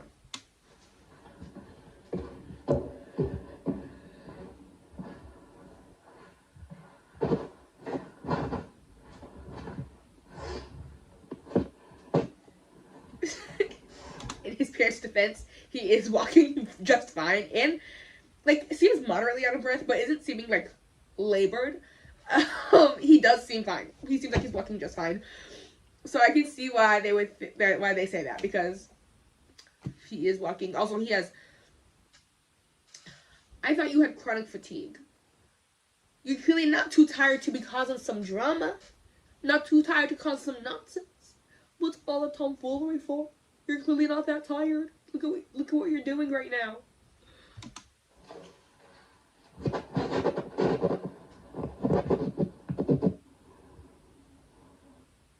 The cops on your own. My commentary is that it seems like he has been getting away with this his whole life. And so far, it seems like his TikTok has been deleted. I haven't seen that he's made a new one. Instagram, can't see his post because he blocked me.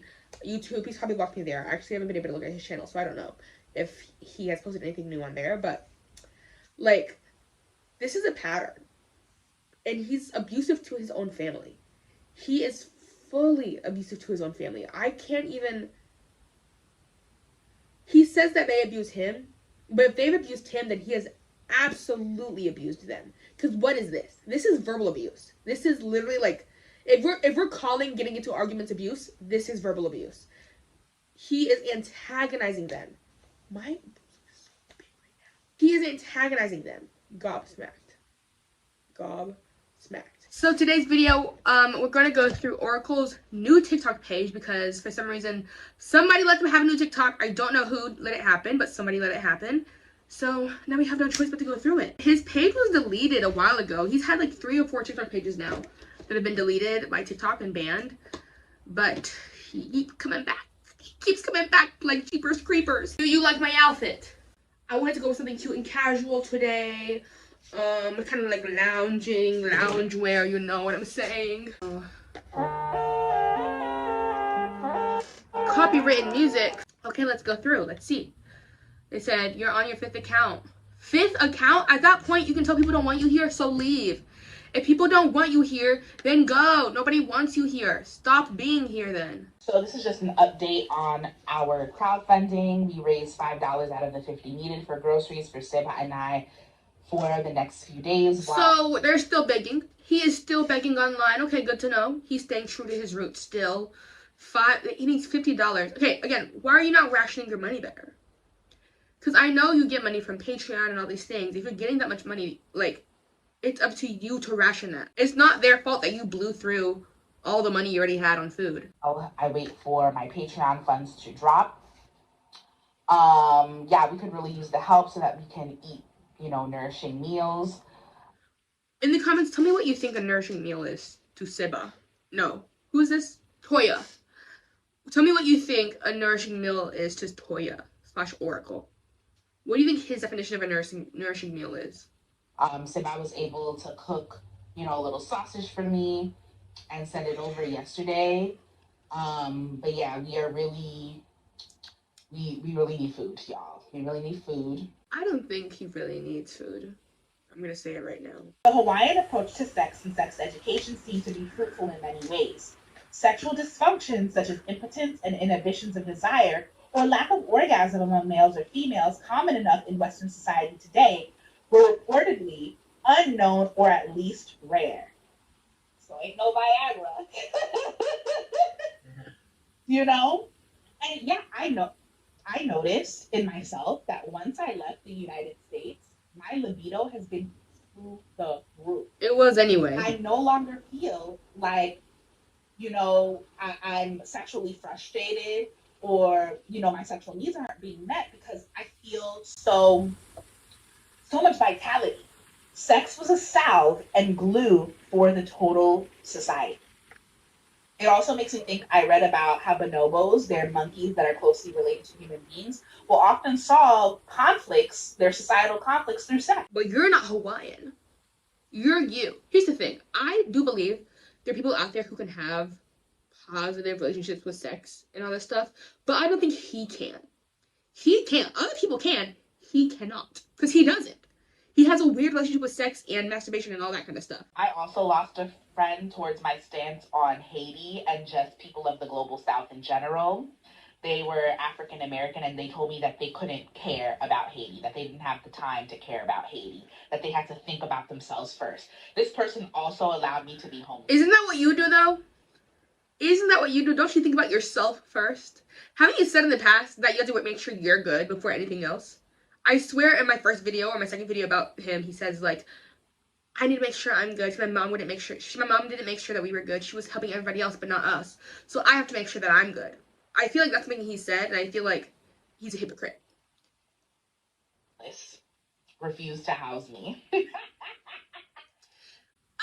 Okay, the thing that I struggle with being somebody who's like on the far left is that I care so deeply about issues around the world, and they genuinely like make me cry and make me feel things.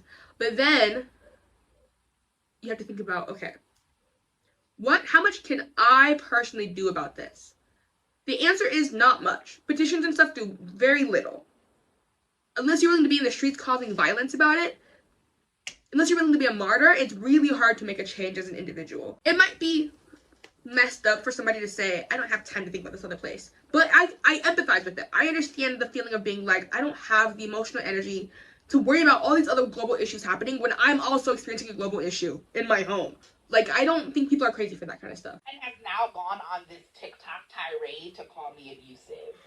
Because you are. They literally wanted me dead. They couldn't care less that I was homeless because they were protecting their right to comfort, their light-skinned partner's right to comfort. Protecting their right to comfort. They were protecting their right to comfort. And tell me why this is a bad thing. I would like to know why this is a bad thing. And yeah, they also told me that they didn't care about my people, Haitian people. But you're the victim. Like, American exceptionalism is truly, truly eating people alive. And yeah, I have to cut this person off. I don't care if you think I'm mean. Bye. Nobody thinks you're mean. We think you're annoying. There is so much grief that I feel doing decolonization work, thinking about the people that I lost along the way. Like the people that were stuck in their own mental prisons to the point that we could not connect. Like, I remember wanting to cuddle with one of my friends who was 10 years older than me. And they refused to cuddle with me because they said they didn't want to cuddle with me because of our age gap. And I'm just like, oh my God. Is it possible they were lying to you? Because if I didn't want to cuddle with somebody either, I would say that. Didn't you say in the past you literally used to shower like once every 2 weeks? 2 to 3 weeks? I wouldn't want to cuddle with you either, honestly. I'm scared! Toya's gonna try to cuddle with us, you guys. Yeah, I'm assuming that friend was lying to you.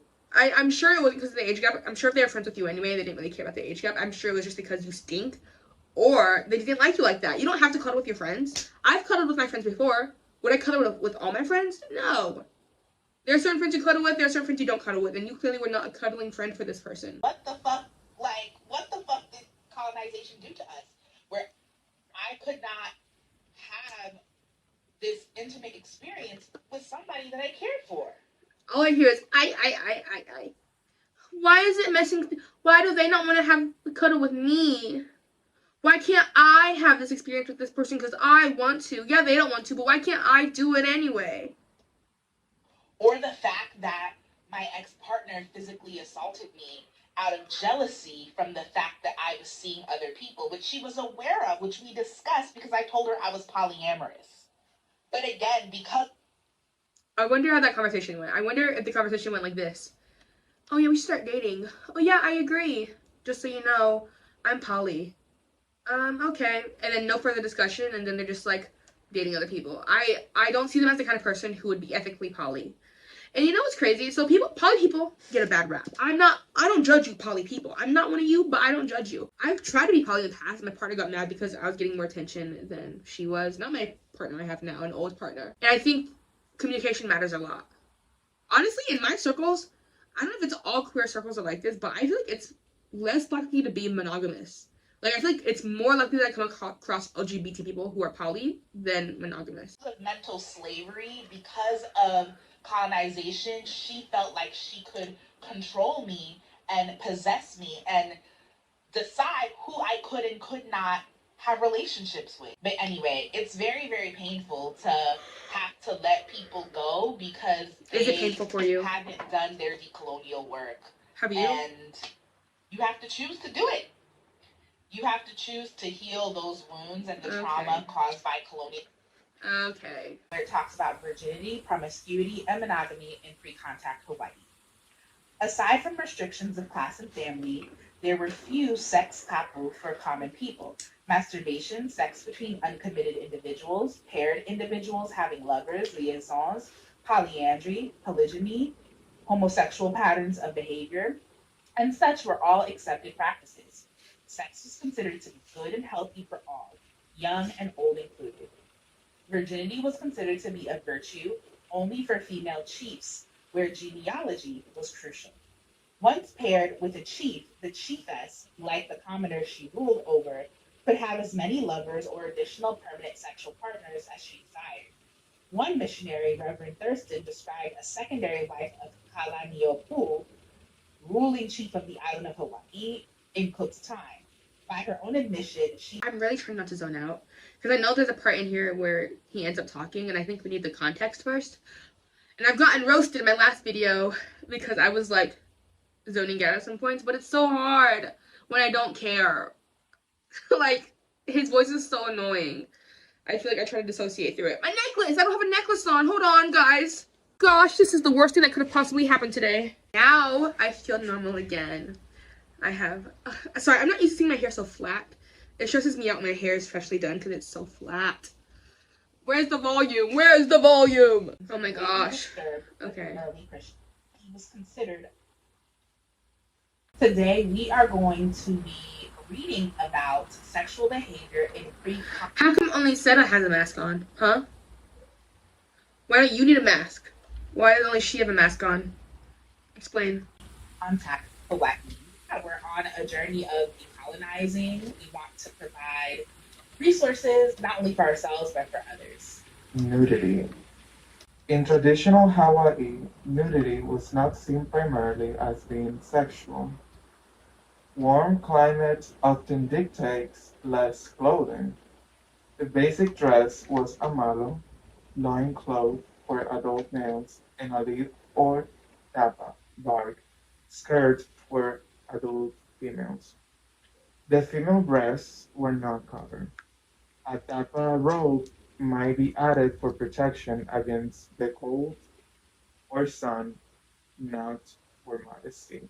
Cloth has a practical, sense to it, and that is for practicality. For these people, it was like, well, it's imperative that we be nude. It's what the land required. The positive act. Do you guys notice that when Seba talks, she's often looking at Toya for approval. I feel like that's something I've noticed. Like, when Toya just talks, he will be like talking to the camera and maybe occasionally glance at Seba, but isn't like looking at her for approval. But she definitely does. And I was saying that this reminds me of, again, like Afro cultures, like in the Caribbean, in Jamaica, in particular, there are names for the genitals, like the vagina is the punani, you know? And even in like Jamaican dance hall, I would equate Jamaican dance hall to like these chants in the sense that, yeah, like that punani nani, like you're See, when he's looking at Seba, it's not for approval. He's just talking. But when Seba looks at him, you can tell it's like a little bit of like a questioning, am I saying the right thing? You know, like, I don't know. But I will say, don't we say pussy? People sing songs about pussy on the dance floor. Sex training was direct and firsthand. Young individuals learned of coitus and sex play from instruction, direct observation, and practice. This is literally what I was talking about in the first video, where I was saying, I want to know who wrote this. Who wrote the article? Who wrote it? Who wrote the study? 'Cause we also used to let children marry adults. Which, granted, I think Toya is pro that. But not everything from the past is correct. I don't really think I have the ability to input on what Hawaiians do. I'm not Hawaiian. I know I might look Hawaiian, but I'm not Hawaiian. So, I don't, if you're Hawaiian, sound off in the chat. I feel like he's using this as an excuse to push forward his weird beliefs. you're supposed to have sex if you don't know what it is, what it looks like, how to do it. And no, reading from books and receiving lectures is not enough. I could see how in some way, shape, and form, it might possibly be beneficial if we did not live in the society we do today. But unfortunately, pedophiles run rampant. And unfortunately, actually I lied. I can't see. I'm trying to rationalize it. I am trying to be empathetic and rationalize it. I just can't imagine showing a child sex on purpose. I just can't. I'm sorry. I tried to be like, okay, maybe it'd be helpful for this and that. No. If people want to know how to have sex, they'll find out. They will find out anyway. They'll just do it. They literally will just do it. The age of consent laws in Western societies were always created to criminalize Black and brown and indigenous people. There was a news story last year where a Black boy, I believe he was like maybe like 19, went on a family vacation and he hooked up with a 17-year-old girl. The family of an 18-year-old British tourist say he is stuck in a nightmare as he faces 20 years in Dubai prison over a holiday fling with a 17-year-old girl. Marcus Fakana was reported to Dubai authorities by the strict mom of a 17-year-old girl he has sex with on holiday. The girl is also from London and has since turned 18. While the same relationship would have been legal in the UK, the age of consent in Dubai is 18 and it is strictly enforced. Marcus's family has set up a GoFundMe page to raise money for legal fees. He is only 18 years old, very scared, and his mental health is starting to decline. The page reads, The hookup was consensual, but because of the age of consent laws, he was criminalized. He was criminalized and charged for statutory rape because of the age of consent laws, despite the fact that their interaction was consensual. Likewise, there are young people, This is an example of him using, I've said this in the past, he uses examples that everybody's going to agree with to sneak in his weird ideas. Like how in the past he was like, you should not cover kids' eyes for seeing gay people kissing and also homeless people masturbating. He's like bringing in his weird take under something that he knows everybody's going to agree, you should not cover kids' eyes if they see gay people kissing because that's like a normal thing that straight people do all the time. But nobody wants to see a homeless person masturbating, especially not a kid. Everyone's going to agree that an 18-year-old being put in jail for having sex with a 17-year-old is ridiculous, especially because it was consensual. But he's using that as a way to sneak in the idea that because this age of consent in this country is horrible, age of consent in general is a horrible thing. We should not have an age of consent. Anybody should have sex with anyone. was a young person too, who lie about their age in order to have sex with people that are older than them. And that's messed up. That's really messed up for you to admit to. You could not drag that information out of me. You used to lie about your age to have sex with adults because now this person is not, they did not consent to have with a minor. I would feel violated if I hooked up with somebody and then learned they were a minor after. Like, I'd feel completely and utterly violated. Like, I understand it's supposed to be the reverse, you know, like, you not supposed to have sex with, you know, with minors. But if a minor lies to you and you have sex with them and you didn't know that they were lying to you, would you not feel violated? I would feel violated, personally. So that's messed up for you because that person did not consent to have sex with a minor. So what should that tell us? That you're messed up. It tells us that you're a freak. You're a freak.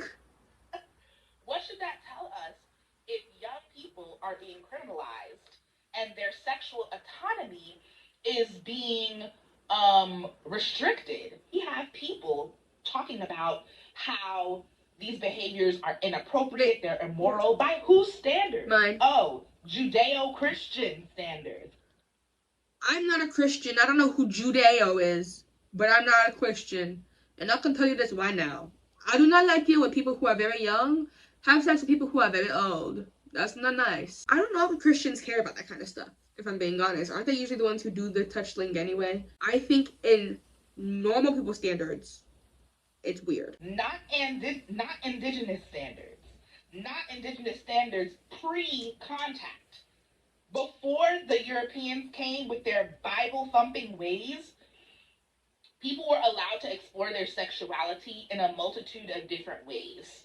People were allowed to have sex with the people that they wanted to have sex with without being criminalized for it, without being told that they were going to go to hell for it. Hell doesn't exist in indigenous cosmology. I want to know for Toya what the bar is. Because I feel like, well, they've made it very clear in the past that they think young people should be, oh my god! They've made it very clear in the past that young people should be able to have sex. And I feel like if I were to ask Toya, so if an 8-year-old and a 14-year-old decide they want to have sex with each other, should they be allowed? I feel like he would say yes. Another reason Seba and I are creating this series, Living on the Edge, exploring sexuality, sexual practices, talking about sexual liberation, is because a lot of this information is... Nobody asked for it, though. Nobody asked for it. Nobody wants it. I didn't ask for this. Not available to the masses in a way that is accessible. A lot of the research on sexology done by academics is incredibly dense. It's hard to find. But as somebody that has had the privilege of receiving a college education and has also worked in education, I want to bring these concepts that may seem really foreign to the average person into, these public spaces, because knowledge should not be hoarded.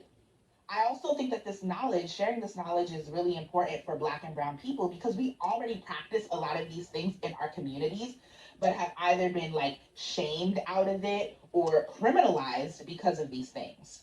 Even though our bodies are simply remembering the ways of our ancestors. So this storytelling work that Seba and I are doing is really about remembering who we are and who we were before the colonizers came and destroyed our ways of life, or at least attempted to. Translation. I'm a pedophile and I would like to have sex with whoever I want, but people are telling me I can't. So I'm going to look and find research that supports me because I want people to not think I'm weird for wanting to have sex with minors. That's what I hear from him. The problem with laws, rules, and regulations under a white supremacist patriarchal colonial system is that they are not rooted in reality. In the episode that Seba and I have been recording on Indigenous Hawaiian sexual practices pre-contact, sometimes when I watch these videos, I feel like I get phantom breath. I feel like I can smell his breath phantomly. Age comes up when it comes to talking about sexual practices and at what age were people starting to have sex. And there was no prescriptive age. There was no age of consent. Unlike in Western societies, there is an established age of consent.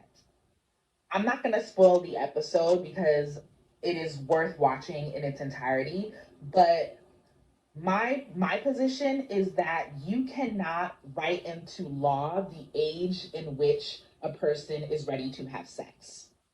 because that is going to vary from person to person. I think people aren't necessarily mad about, well, people are mad when kids have sex, even with each other. It's, you know, it's just not something that is age appropriate for everybody. But that's not necessarily what bothers me the most. Like, if a 14-year-old and a 14-year-old decide that they want to risk getting pregnant, I can't really do anything about that. I don't know you. I don't, you know. But what people are upset about, and I don't think he's understanding what people are upset about, is he's using this as an excuse to be a pervert. Like, he's saying that the age of consent shouldn't exist instead of, you know, like, young people can have sex with each other and it's not against the law. What is against the law is an older person and a younger person having sex. That's what age of consent is for. Trying to codify these things is always going to lead to criminalizing people's existences and causing more harm than good. The problem with laws, rules, and regulations under a white supremacist Is this one also going to be about sex? People who refused to house me when I was homeless and they had a home. People who refused to feed me when I didn't have food and they had food. People who refuse to emotionally support me and create space for me to grieve sure have a lot to say about me, given the fact that they no longer have access to me. You are okay with letting me die, and now you're upset that I am living. I'm living well. I'm living better than you. No! No! I'm living fully. I'm living honestly. I'm living with compassion. Didn't they just ask for $50 for groceries? Didn't they just say they have no money for food? And they're living better than everybody? For myself, I'm living. And that is true. Something that they do have. They have compassion for themselves. They have so much compassion for themselves. Too much. Courageously. I'm living joyfully. I'm living communally. In spite of your lack of care. I'm living jollily. I'm living hopefully. I'm living lovingly. I'm living slovenly. I'm living and support. I am here. And just like my namesake, Toya, I am victorious. Tonight we are victorious. People who refused to house me when I was homeless. You guys know that song? Champagne pouring over us. All my friends are glorious. Money is not a replacement for community. Yes, it is. Someone once said that someone who has nothing else to offer their community will just fork over some money. Money. Who said it? Tell me who right now. Tell me who. I think you said that. I think you're the one who said that. Because somebody said if you don't have community, you just give money. If you have nothing to offer, you give people money. Somebody said that. I swear. Who? Is not going to free us. Relationships will. One person that I lived. You're saying, wait, what? Hold on, let's go back. Some money. Money is not going to free us. Relationships will. One person that I lived with who abused me complained that I wasn't financially supporting the household. When, number one, that wasn't true. I was financially supporting in the ways that I could, given my limitations. But I paid them $3 in rent, and I don't know why they're mad at me. I paid them $3 in rent, but they're still mad at me for some reason. More importantly, I was a caretaker. I was a homemaker, which is far more useful than just paying the rent.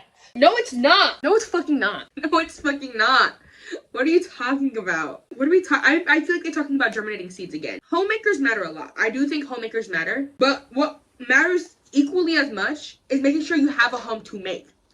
If you don't have money to pay your rent, you do not have a home to even be making. You can be making a cardboard box on the streets, but you don't have a home to be making. You have no home. You're homeless. So I think that person was upset for a reason, a valid reason. If you were not contributing to the rent, but we're still being like, so you don't appreciate care tasks? You don't like homemakers? Sorry, this is cooking, I was cleaning, I was emotionally supporting them and their children, offering spiritual guidance, which is invaluable. Bruh. But under capitalist society, those things that are necessary, that labor, the emotional and physical and spiritual labor that is demanded to keep our communities together is devalued. Money is Or not I think a maybe when you replacement do it, people for don't like it. community. I just finished the last of my food and I need help with groceries for the next week until I thought you were living well. funds drop.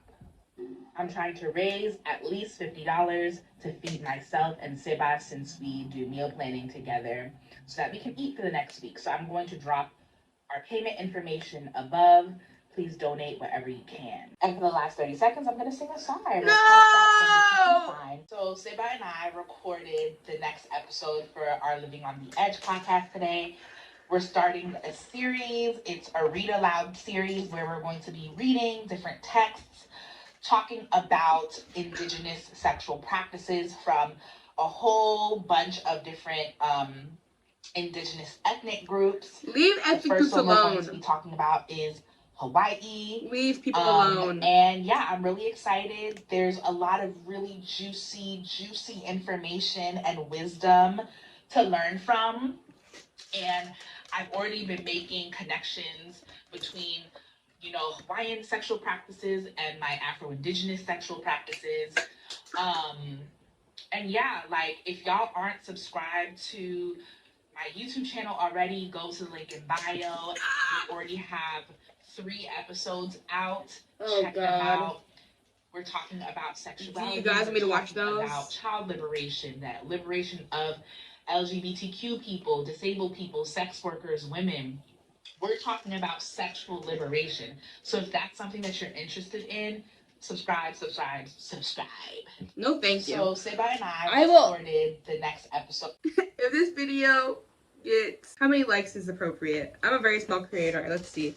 If this video gets 200 likes, then I will subject myself to watching Toya's podcast and make a video for you guys. Ra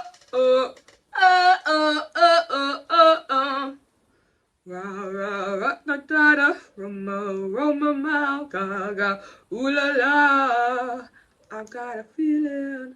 Ooh. Sorry. Too nice. Something else that's important to reflect on is whose feedback matters to you. Not yours. For me, the feedback that feels most relevant to me is the feedback that my body is giving me. But I also look to things like my plants. My plants are a great indicator of whether or not there's imbalance in my life. In so many abusive relationships that I have left, or that you forgot to water them. One of the first indicators that things were imbalanced was my plants dying. Or if I'm not creating as much anymore, like art or music, that is an indicator that there is imbalance in my life. Or if I'm experiencing a lot of physical pain, insomnia, emotional distress, those all serve as indicators that my life needs to return to balance. You guys hear that rumbling? That's like, that's from the video. Is he have a Sibian on in the background? And something needs to be sacrificed in order for that balance to be returned. Whether that's a need that needs to be communicated, boundaries that need to be set, etc. Something else that's important to reflect on is whose feedback matters to you. Yeah. You don't need a therapist. You need to be accountable to yourself. No! You need a therapist! Very few therapists are going to tell you to leave that man alone. Yes, they will. Very few therapists will give you the necessary feedback that you need. Yes, they will. Where you won't need them. How do you know? Because it's a business at the end of the day. I feel like many of us have gone through therapy, probably. Knowing my audience, a lot of you guys have autism. A lot of you have autism from what I've gathered. I mean, samesies. I have a lot of stuff going on in here. My therapist was, when I started like healing more, she was like, you know what? Like, just schedule an appointment when you need one. Like, we don't have to do this weekly anymore. Like, schedule it when you need it. And my girlfriend's therapist, recently that happened too. She was kind of just like, let's do it on an as-needed basis. Like, we don't have to have a schedule anymore. Therapists will do that with you once you start getting better. I think Toya is a perfect example of what happens when you don't have therapy. He was abused as a child, never processed that, was exposed to porn at a young age, never processed that, and now this is what happens when that happens to you. I am very pro therapy. Therapy honestly saved my life. Specifically DBT therapy for BPD. I used to be very crazy. I still am very crazy, honestly.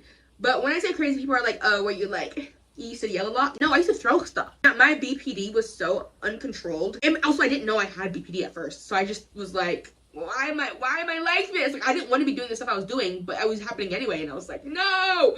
So it was a whole thing. It was a mess. People would do really messed up stuff to me. And then I would react very large because I have BPD. And then they'd be mad at me. And I'm like, you're the one who cheated. I can go into another video sometime about my BPD journey and stories with my, all that kind of stuff. Yeah, like I'd get to talk to people and I would literally throw things across the room.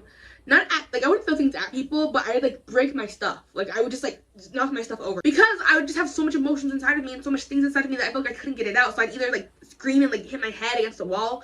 Very common also. I'd bang my head against the wall until like I could just like, I just want the thoughts to go away and stuff. I love oversharing on the internet. So if I blow up and people come out and they say, when I was with AJ, she broke this and this, believe them. Because I probably did. She used to bang her head against the wall because after this and this, believe them. I did do that. Yeah, but I already know exes of mine would probably come out with stuff like that. But actually, no, they wouldn't. Because then I'd have to expose what they did to cause me to have those reactions. And I don't think they want me to do that. So, never mind. What was I talking about? What were we talking about? Don't want to collect their $75, $100, $200, what have you, each week for your therapy session. When you are in relationship to other people, you get to feel the weight of how your decisions impact others. You get to experience consequences for the choices that you make that impact others. And yes, those choices might bring up feelings of guilt and shame and anxiety, or the distance that is a consequence for the ways that you've mistreated others might cause you to feel disconnected from others and yourself and create symptoms of depression. So often people believe that their mental illness is an individual personal thing when it is relational. You feel anxious all the time, maybe because you feel like you always need to be in control. I actually just have anxiety disorder. It's kind of crazy that they have these beliefs about other things and they're like, I don't think very Westernly. I hate Western belief systems, yet they have a really like old-fashioned belief about mental health. Anxiety disorder exists. Yeah, I feel like I should be in control all the time, but also I do think there's bugs in my food and it makes me anxious. I'm feeling like maybe I should go to therapy if I think there's bugs in my food. Have you ever thrown away a $20 pizza because you convinced yourself that the cheese was worms? Have you? Don't even talk to me yet, Ben.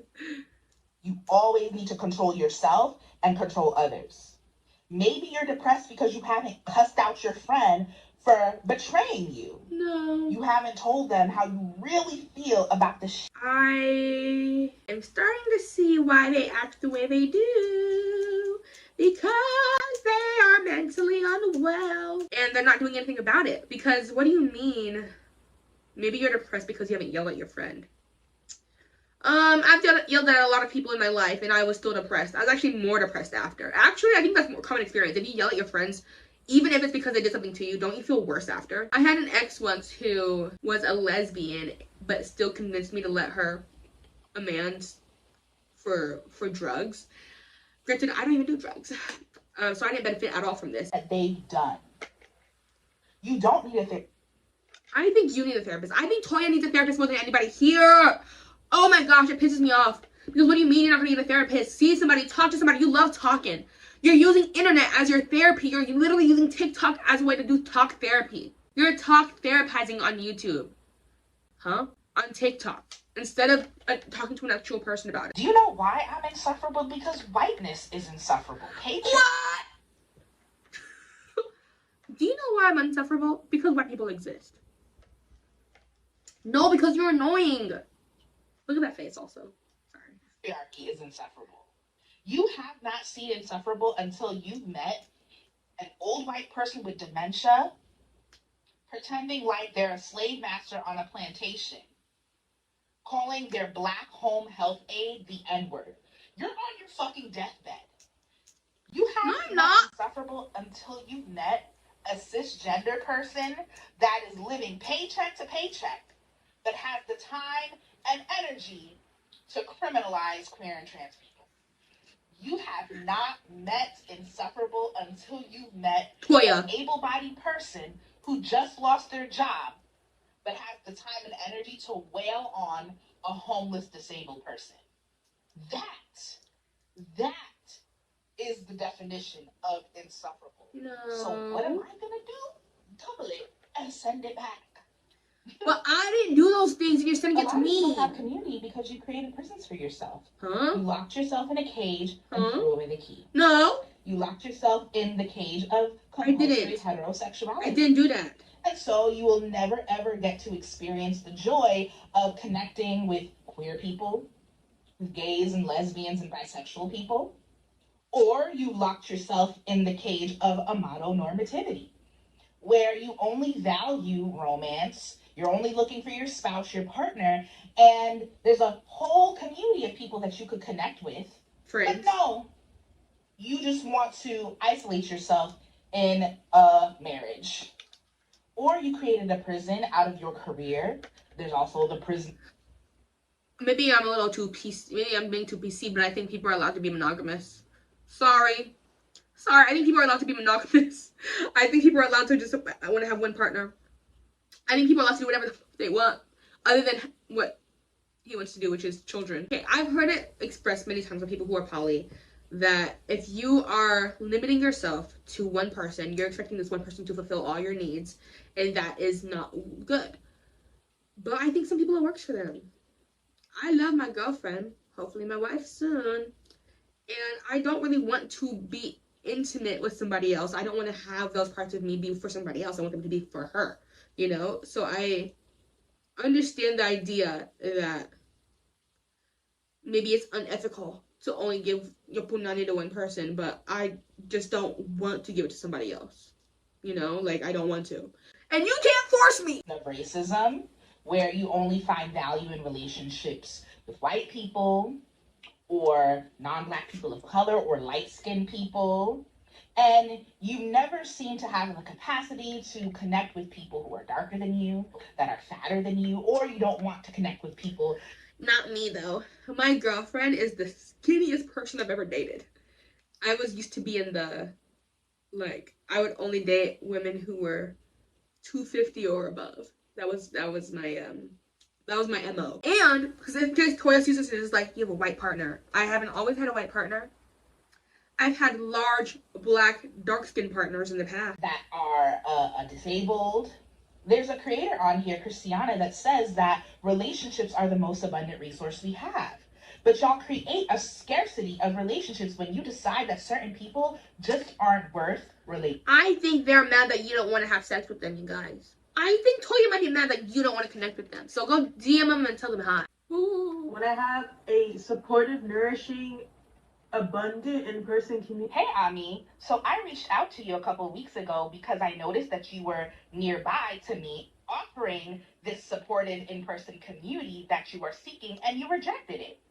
I told you that me and my friend were both Black trans people who were COVID conscious, and we wanted to get to know you. And you rejected that offer. Valid. Do you want to know why you rejected that offer? Oh, because you're anti-Black and trans.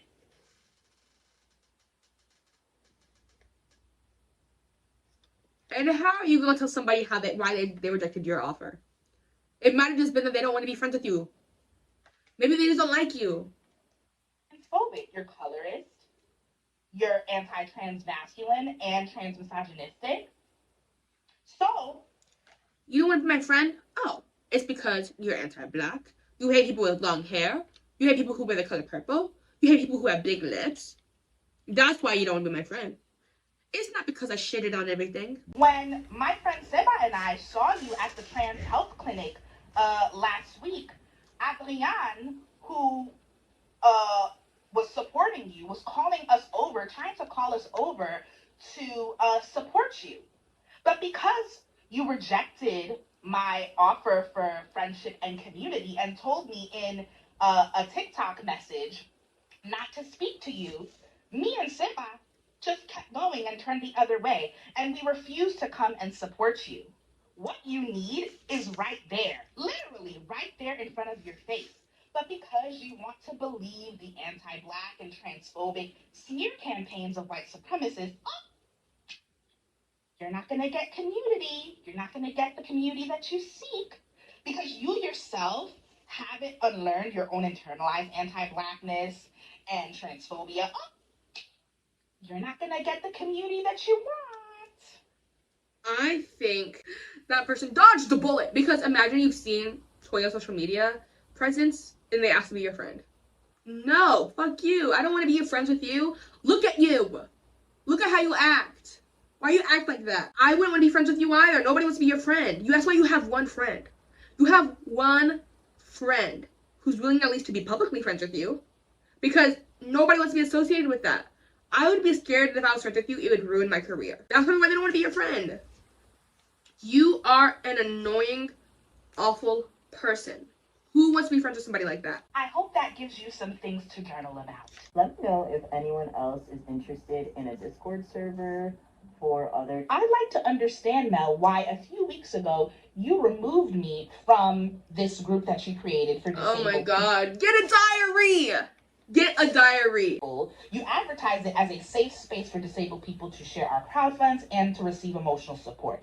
I'd like to understand why a group of predominantly non-Black people would remove me, a disabled Black trans person, from a group in which I was sharing my crowdfunding flyers, not only for myself, but for Nakakande and her family, who are Congolese refugees, who are also impacted by ableism. I'd like to understand why y'all keep creating these groups and fail to center the most marginalized people. Because it's Black you. People. I'd like to understand how somebody who is Iranian, who has... I feel like in that group, Toya was probably like, I understand everybody in here is going through something, but I lost something once. And they try to center themselves in every situation. I can imagine they were irritating. Also, I also would not let them in any group. You cannot expect mutual aid from people in your community when your videos are literally shitting on those same people. When you, every single chance you get, essentially diss people for how they are and how they exist, yeah, they don't want to help you. You've made your online presence, you talking about children, you talking about how anybody who doesn't send you money is transphobic. People are gonna just, I don't know. I think I'm getting tired of this, honestly. I'd like to understand why y'all keep creating these groups and fail to center the most marginalized people, Black people. I'd like to understand how somebody who is Iranian, who has been impacted by U.S. imperialism, would kick out a Black trans person who is Haitian, who is also impacted by U.S. imperialism. Ugh. Buzzword, buzzword, buzzword, buzzword. They just, everything that happens to them is because, not because of them. It's because he's Black, it's because he's trans, it's because he's fat, it's because he's ugly. That's why all these things are happening to him. It's not because of him himself. From said group. I'd like to understand why white people were taking up so much space in said group, and yet me, one of the few, if not only Black people, that was speaking in that group about the issues I was facing, was removed. Because you're annoying. Those settler colonialists were allowed to stay. I'd like to understand why you non-Black people never seem to have capacity for confrontation and conflict. Not everybody wants to be yelled at. Not everybody wants to argue with their friends all the time. That's allowed. Not everybody wants to want to yell and be talked at. Me personally, I do not, when I'm arguing with people, I do not allow them to yell at me or curse at me. I do not allow that. And I feel like if people say in general they don't want to argue with you, they're allowed to not want to argue with you. And conflict resolution, but you always seem to have the capacity for anti-Blackness and being carceral, like removing people from groups in which they're trying to get their material. Which is not anti-Black. They just don't like you. So please explain to me in plain terms why I was removed by you, Mel, by you, from said group. Because you're annoying. Every capitalist family, every family that subscribes to white supremacist patriarchal values has a family slave. That is how they are able to continue to function and thrive. Like I said, when I was 8 years old, I was working for my mother for free. She Me was too. exploiting my labor. I'd be in the basement of her office filing papers. You're not special. You're not special. Sorry. Papers, shredding papers. After people left for the workday, she would have me clean up the entire office. It's crazy how similar me and Toya's backstories are, and look where we ended up. Oh, very different places. My father sexually assaulted me at 8 years old. You need therapy. As I aged, my family continued to exploit me in other ways, like my younger sister. I would do her hair, do her makeup, but when I needed her help, she was never there. It was like I was her personal assistant, an unpaid personal assistant. In Haiti, we have this classist system called the reste avec system, where if a member of the family cannot take care of their child, they will essentially have that child be adopted by a wealthier family. But that child essentially becomes a slave for that family. The child is promised education, the child is promised a future, but in reality, the family is just using that child for slave labor. That is the purpose that I served in my family system. And anyone who entered my family system, whether it be by marriage, even my ex-partner who became a part of my family system, also treated me as a slave. They fell in line. We don't want to talk about these things, but please know that anytime Black folks are talking about Black capitalism I also know that the treatment I'm receiving is just pure racism because it's white leftists that are talking about, oh, your mother's a millionaire, we shouldn't support you. Meanwhile, they're actively supporting people like Vivian, Elon Musk's daughter, who denounced her father. So you can continue to support her, knowing that her father is a millionaire. She didn't say that she thinks kids should watch porn. Billionaire. But when I denounce my family and what they did, that's not deserving of support at all. Let me remind you that Black capitalism is just as criminal as when white people do it. In 2024, people learned that Dr. Dre's daughter was homeless and living in her car while her children were being watched by her friends. Much similarly, like I said before, my mother was putting money into the pockets of other people. Literally, she was paying the rent of my sister's ex-husband who abused her and who I helped get out of an abusive marriage. She was paying his rent while I was homeless. You cannot claim to be revolutionary if you're actively isolating people who have been victimized by capitalism. If the end goal is... What if I'm somebody who's been victimized by Toya? I've been victimized by Toya Oracle. What can I do? I would like my reparations right now. White supremacy, settler colonialism, in order for it to be powerful, in order for it to have lasted that long, needed to evolve. And what better way to absorb more and more people into the system of death and destruction than by enlisting a few tokens amongst oppressed groups to do its bidding? People like AOC, Zoran Mamdani, Eric Adams, they are neo-colonizers. They are tokens that have been chosen by the settler colonialist apparatus to further its aims. Likewise, the people that I called out who abused me these past few years were Black people who aligned themselves with empire and enlisted armies of people of... Oh, God. Okay. This video is already too long. I'm gonna just be done for now. I will film another video. Like I said, if we get to 100 likes on this video, which shouldn't be that hard to reach, hopefully, I will watch their podcast and do a reaction to the podcast. Because this footage is now basically over an hour long. Hi guys, it's AJ, your favorite lesbian commentary YouTuber.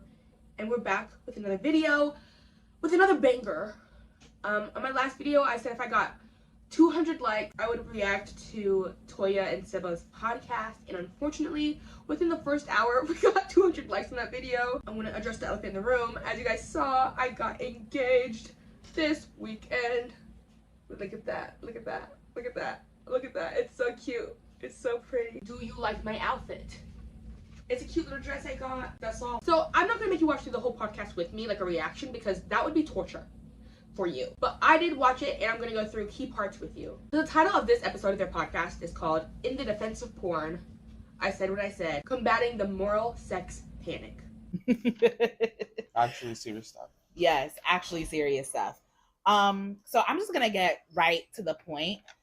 There has been a lot of videos made about me, talking about the things that I have said that have made people uncomfortable. Keyword uncomfortable. people are not in danger. They are just uncomfortable and don't know how to deal with that and how to navigate their feelings of discomfort. So you've seen my video, period. Now, I disagree with the statement. I think people are actually in danger. I think if children are around you, there is a high likelihood that you will make them uncomfortable. I just realized the air is on. I'm so sorry. I've heard you guys pleading with me in the comments to get a mic. I know. YouTube pays out like once a month, and I don't get my first paycheck from them until the end of this month. So I won't be able to buy a mic until the end of this month. So I'm sorry that the sound isn't the way you want it to be. I'm using an iPhone 11. Be patient with her. She's trying her best. Okay, like I was saying, I think if you're around a child, as in Toya, there is a high likelihood that you're gonna make them uncomfortable. You should be on the list. Side note, I think that Seba is like truly gorgeous. Like I think she is gorge.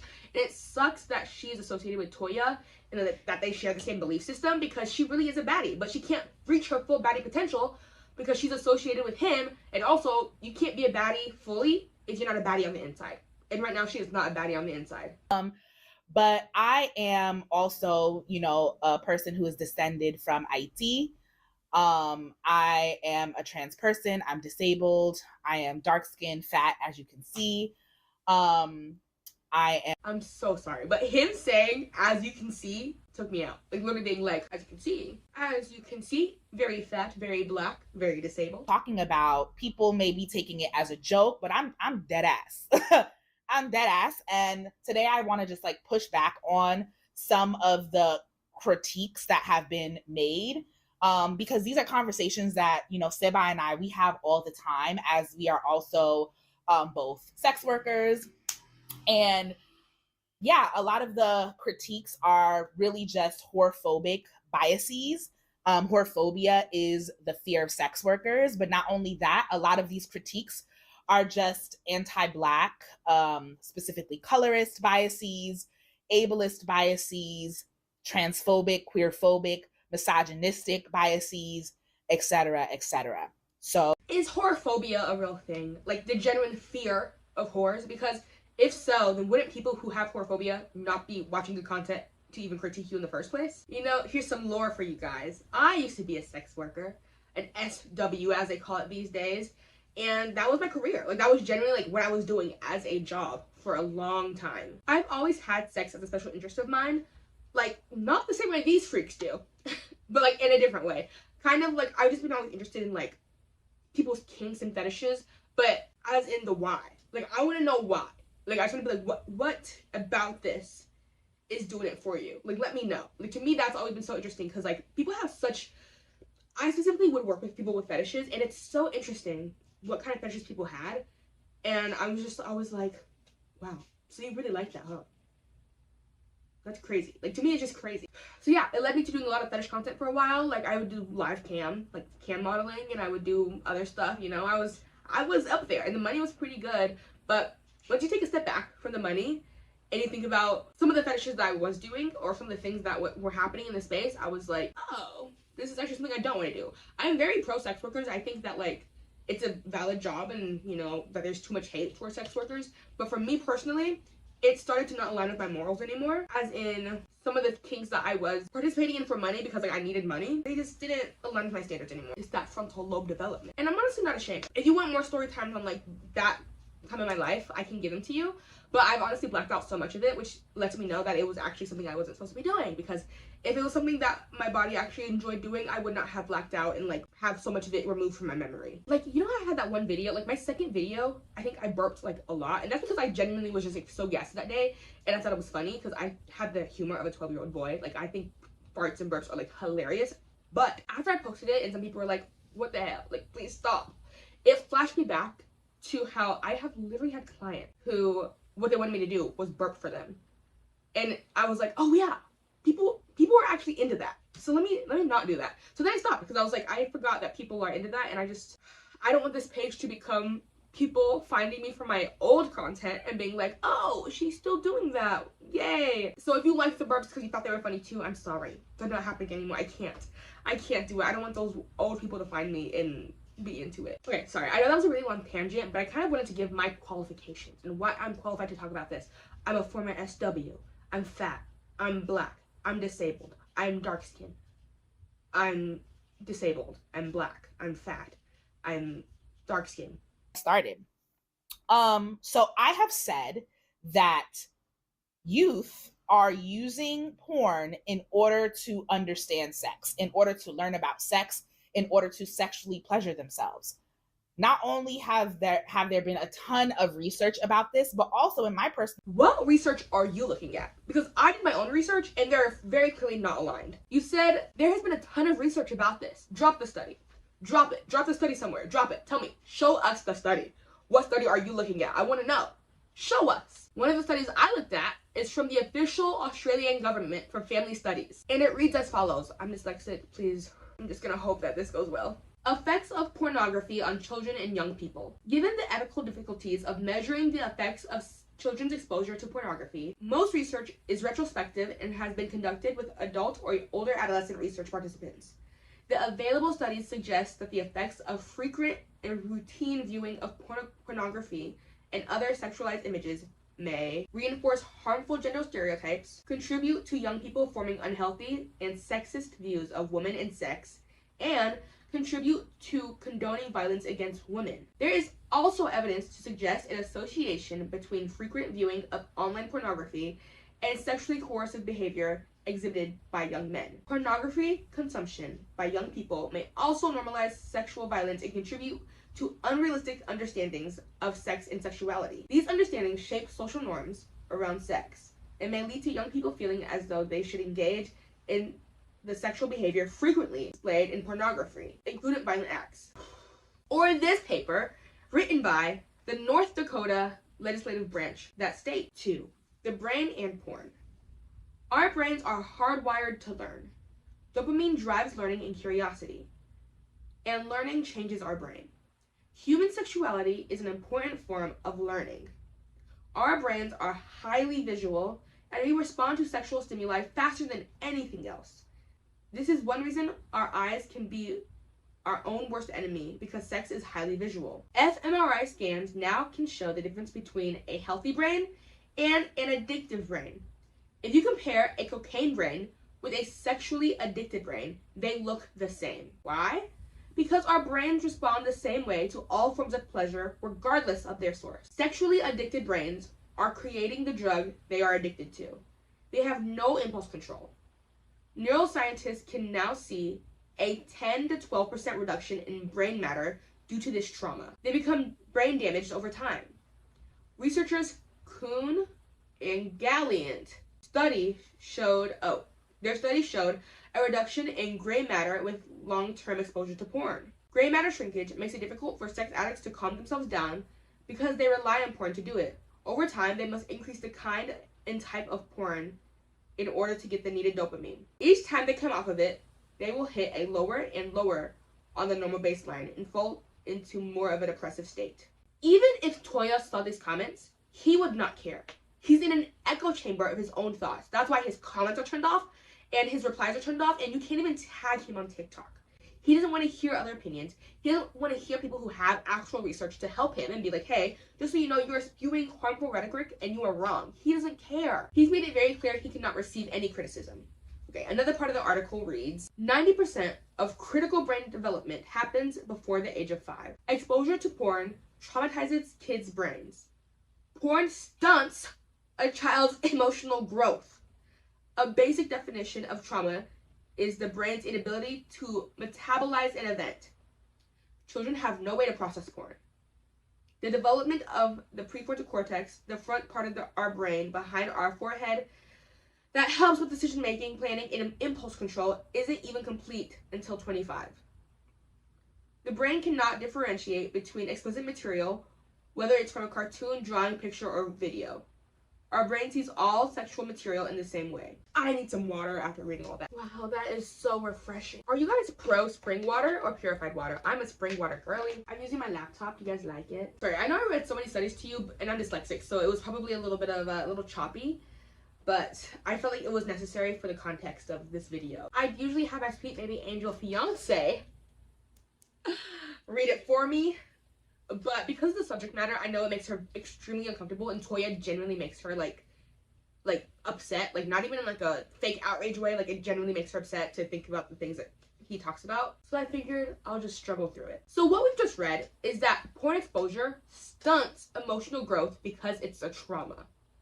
I think this explains a lot about Toya. His emotional growth is very clearly stunted, and this is shown by his rudimentary understanding of sex. He likes to brag about all the different degrees he has, but he lacks basic critical thinking skills. In my personal experience, I started watching pornography at 12 years old. And like I said before, I was always a dark-skinned, fat, Black, queer, disabled child.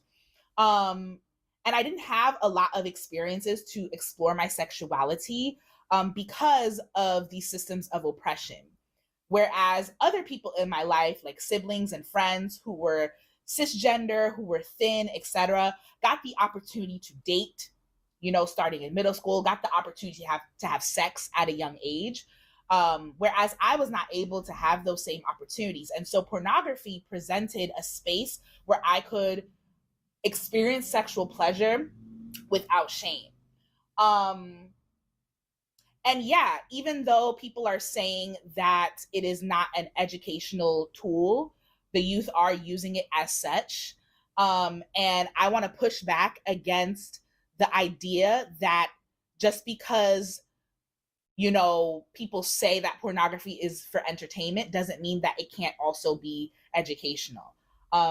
Like all forms of media, they can be both entertaining and educational. Toya had early porn exposure, and that has greatly skewed his perspective on what is normal for sex. Just because kids are using porn as a tool for education anyway does not mean it's right. Kids also huff paint when they can't get drugs, so clearly they're not the marker of what's right and wrong. And you know what? Porn can be educational for adults. Like if you're an adult and you want to know how to use a grapefruit, now you know how. Is that reference showing my age? I feel like that's showing my age. If you know what I'm talking about, sound off. And yeah, I what have been your experiences around pornography? Yeah. I feel like it's not only the sexual part, but also like the intimacy. And for me, it was very key to go to porn as, a media that I constantly like consume when I was 13, because that was also when I was, coming of age. Oh my God. So that's why they agree with each other. Wow. They were both exposed to porn too young, did not process it, and now are both gooners and weirdos. It is truly a match made in hell. I'm queer. I might be bi, but I still didn't have anywhere to look at, like look at my family members, everyone was cis and straight, even the regular media, like, iCarly, Soy 101, Hannah Montana, like it's even when, intimacy was showcased, it was never, tu sabes. Let me use the language I learned in therapy. What I hear you saying is that you used porn because you didn't see any queer representation in media. So porn was important to you. So I can see why you think that porn would be so important and useful for everyone. But have you considered, and let me hold your clit when I say this, have you considered that maybe the solution is just more queer representation in media, not exposing children to porn? I'll let go now. But it's just a thought. At least like my generation. So then going, into this whole universe of porn where it's like, you know, where is that? And it's available, and you can pause and you can see, and I feel just the access of it was very key for me to understand myself and my sexuality. Because us as human beings, we don't learn about ourselves isolated, we constantly need the process of socialization. So, you know, that all that reflects back to us, who we are. And for me, that we exist. Yeah. And for me, it was just that, Also, as someone that grew up in a household indoctrinated by Catholicism, it was very key for me to also Same. like have that tool, because I was very horny, very all the time. Like puberty came, and it was like I just couldn't stop it. To stop it, like I just couldn't like, but to like please myself and like tune into my body. I feel like that was what was really happening. Like my body was asking me in that moment of like growing, like tap into it more, like go deeper more. Again, I don't think they're taking into consideration that not all kids are like this. Not all kids are obsessed with sex. I understand for them, they were also horny, but some kids are not, and then exposing them to this material would traumatize them. I can say with probably 60% certainty that the reason you feel this way is because of how often you watch porn and how often you are gooning. When the brain gets addicted to something, it makes you want it more and more.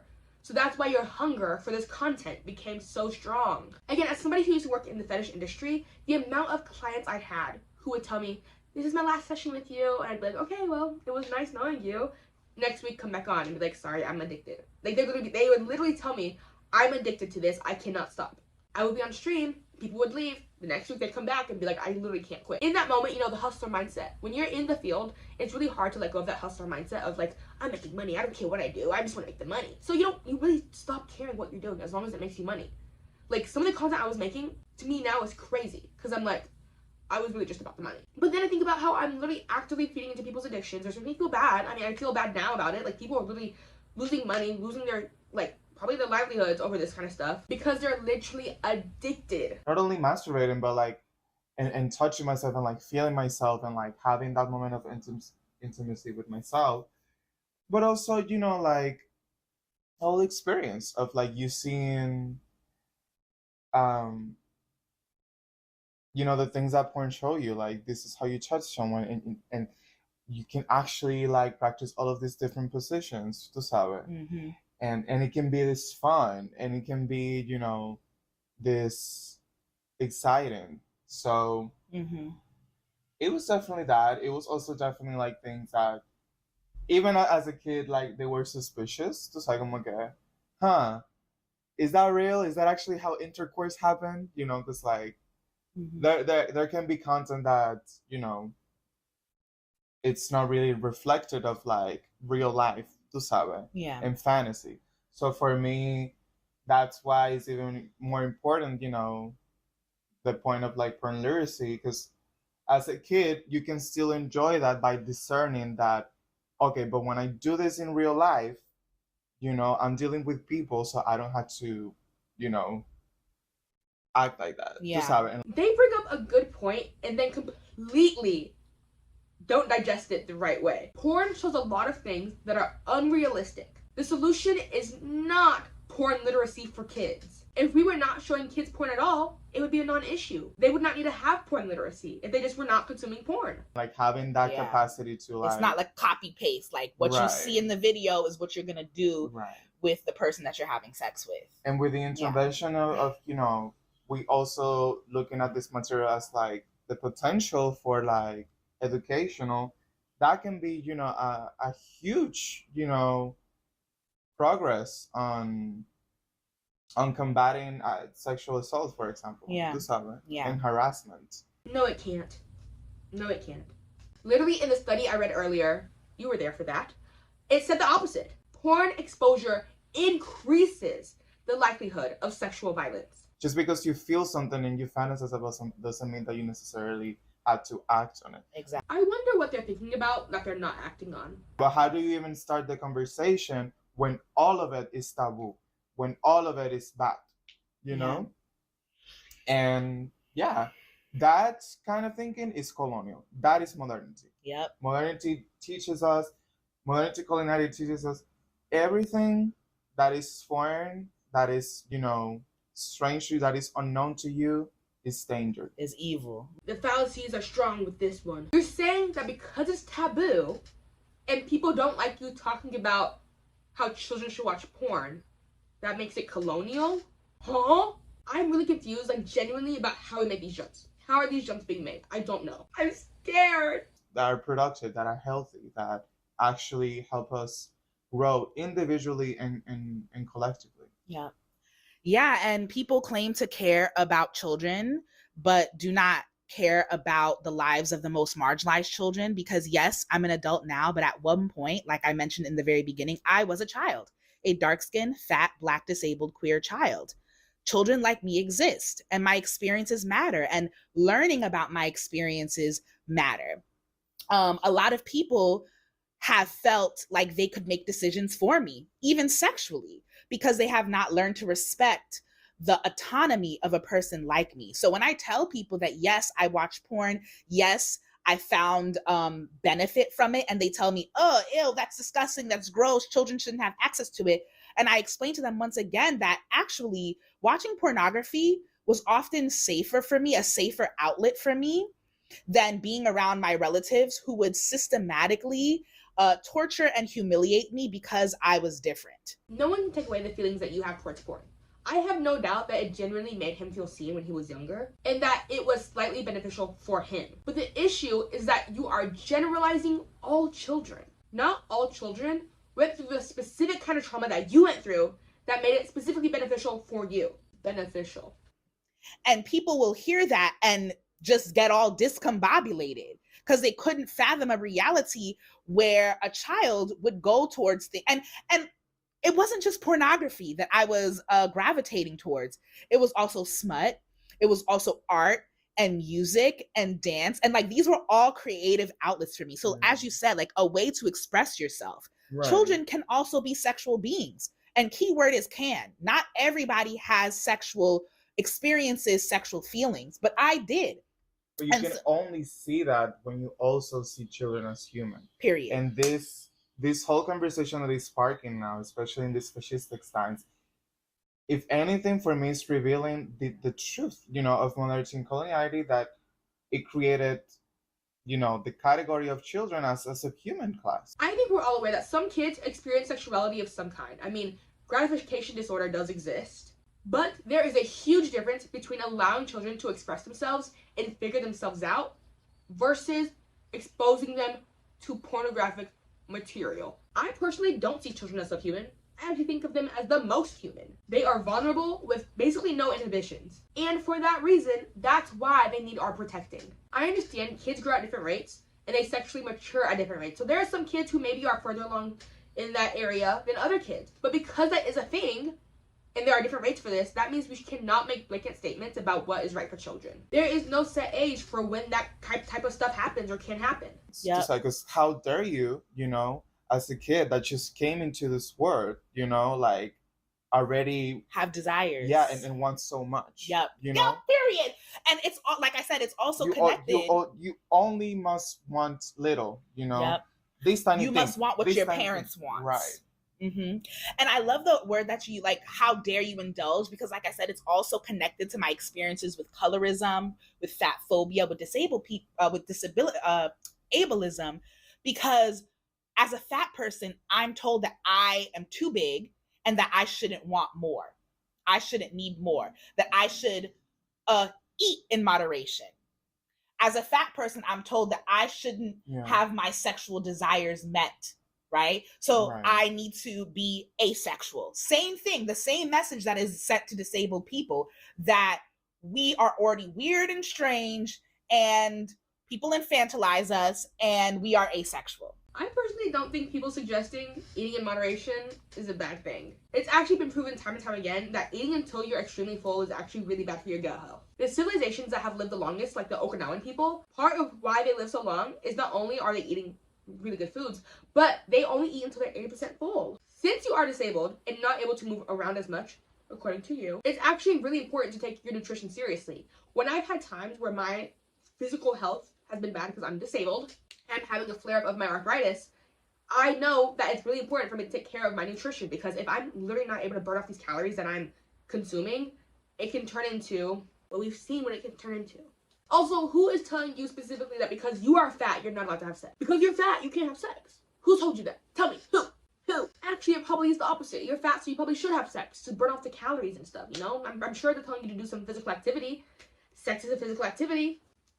I also don't think people are infantilizing you at all. Not you. Disabled people do often get infantilized, but that is not what's happening to Toya. Something else I wanted to say to the people who have been offering this critique of porn is not educational content is, who taught you how to have sex?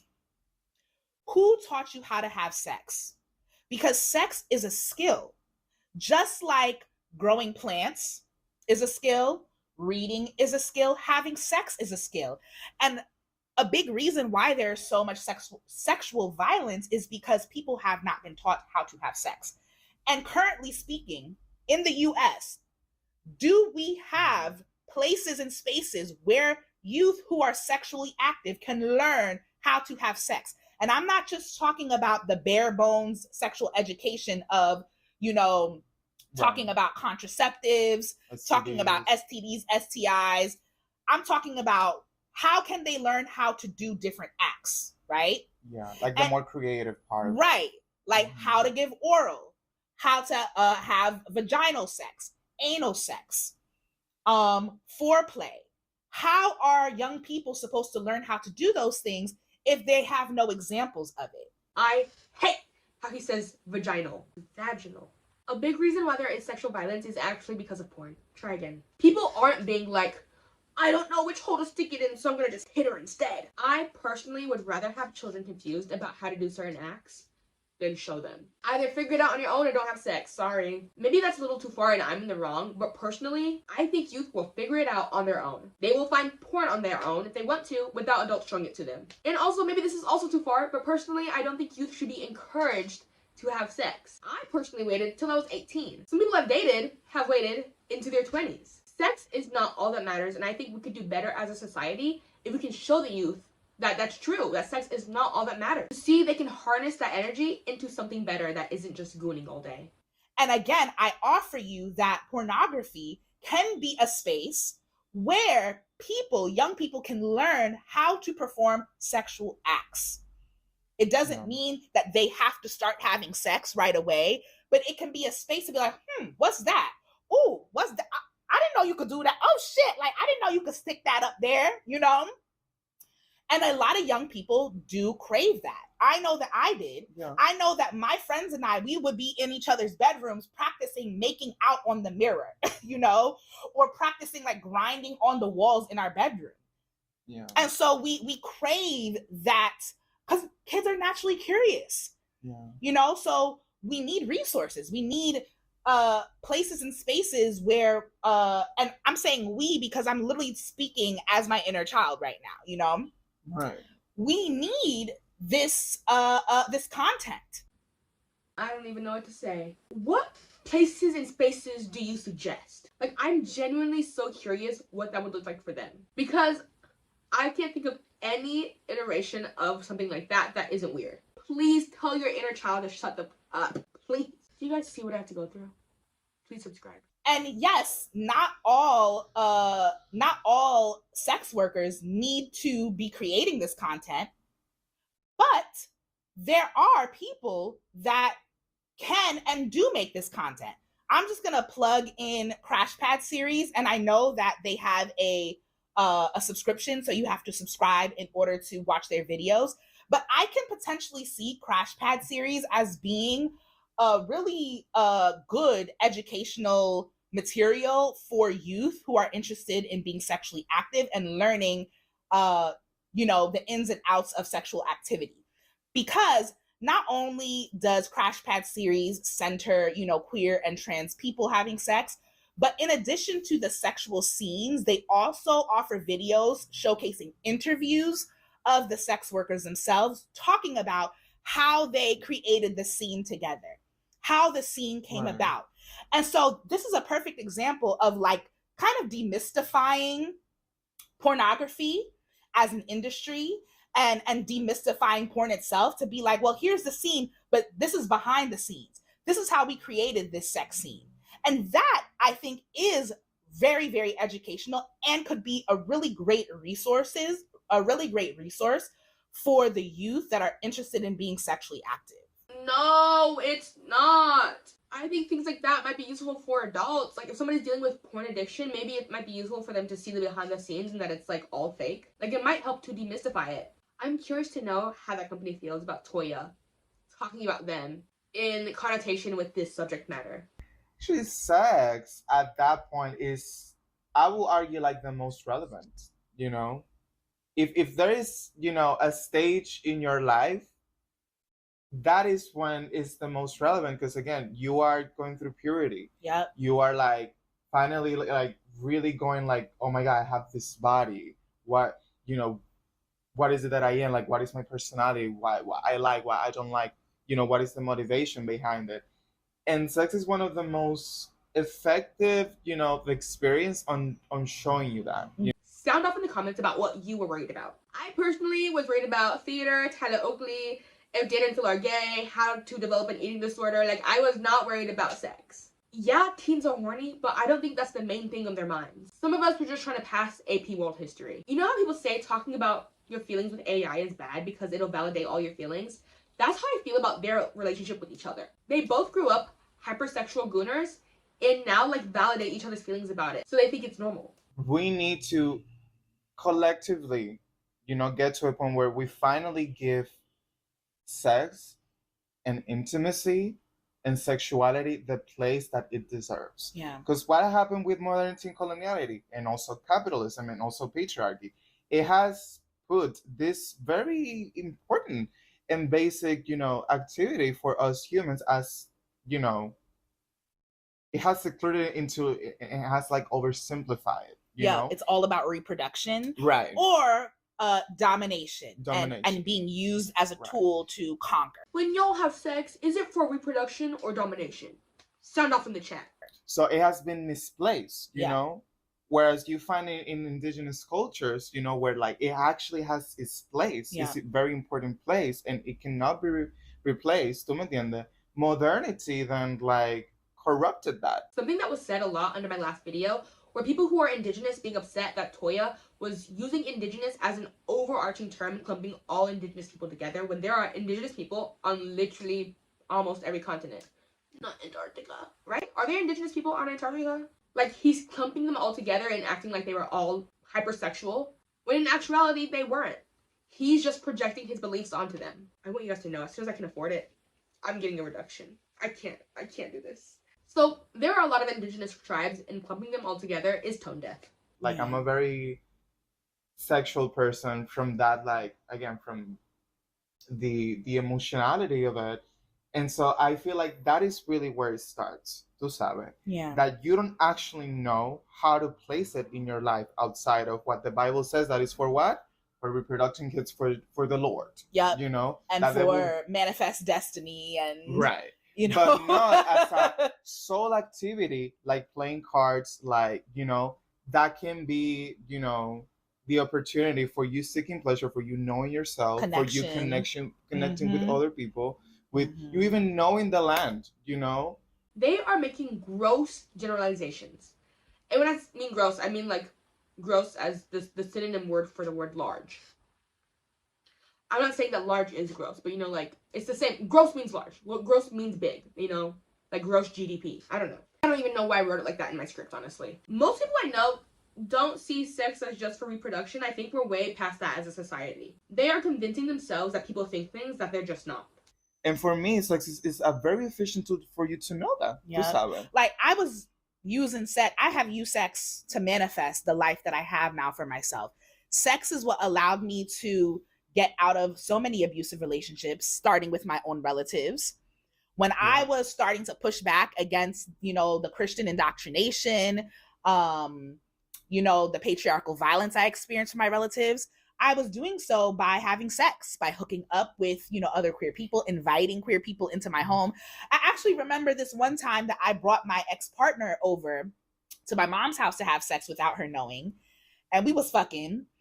And here comes my mom. It's 3 o'clock in the morning, knocking on my door. And I answer. She was like, "Did you hear something?" She heard us fucking. And I was like, "Oh no, I was just sleeping." But in a Christo-fascist household where I was taught that I could not experience pleasure in my body and that I had to just follow what my parents wanted, that was an act of resistance for me. To be able to bring a partner over and have sex in the comfort of my bedroom. And then eventually it led to me, leaving my mother's house and realizing I want my own space. I'm not sure how old he is in the story he's telling, but from the way he's telling it, I'm assuming he was an adult. Now, this take might make me seem conservative, but hang on with me. But if you're living with people rent-free and you know that they're uncomfortable with you doing that under their roof, not just having queer sex, but sex in general under their roof, and you do it anyway while they are there, that's weird. And then you're not even quiet about it. You're loud enough that they can hear you, that they mention it to you. That's weird. I think that's a little bit messed up. On another note, I don't think that has anything to do with manifestation. You know? And then another example of, you know, using sex as a tool of manifestation is how when I was leaving my ex-partner, I started doing sex work. I started doing an OnlyFans. And she hated it. She hated the fact that I was, you know, really practicing sexual autonomy. She did not like the fact that I was recording myself having sex, solo sex, for other people, because she had always felt a sense of possessiveness over my body. And that was a thread throughout our relationship, from the fact that she hated the fact that I was polyamorous and seeing other people and dating other people. And so doing sex work allowed me to leave that relationship, to find the strength to leave that relationship. Holy, relationships are two-sided. You can't just decide one day while you're in the relationship, hey, I'm gonna start doing sex work. And I don't care if you're okay with it. Like, something like that has to be a huge discussion with your partner. Additionally, you can't just be poly because you're poly. That has to be a big discussion in a relationship. Okay, are we poly? What are we doing, you know? This is something that you talk about before you get in a relationship, and if you're not aligned, then you just don't get in the relationship. This person dodged the bullet. Guys, should I react to Toya's OF? I've been thinking about it, but I don't know. I don't know. I don't know. And yeah, it has really helped me stay alive since then. Because one thing I realized people really, really, really hate is a whore. People really fucking hate a whore, especially if you are a black, fat, disabled, trans whore. Oh, that will help you vet immediately. Yeah. You will find out who is and who is not your person with a swiftness when people learn that you are a whore. Stop snapping! I disagree with the statement. As I said earlier, I used to be a full-time whore. And people love it. It's still like one of the most interesting things about me. It's my favorite lore drop. I have never met anyone who has had a negative opinion about it. Like, even when I meet older conservative people, like coworkers or anything, like they think it's funny. They think, oh my gosh, that's crazy. And I'm like, I know.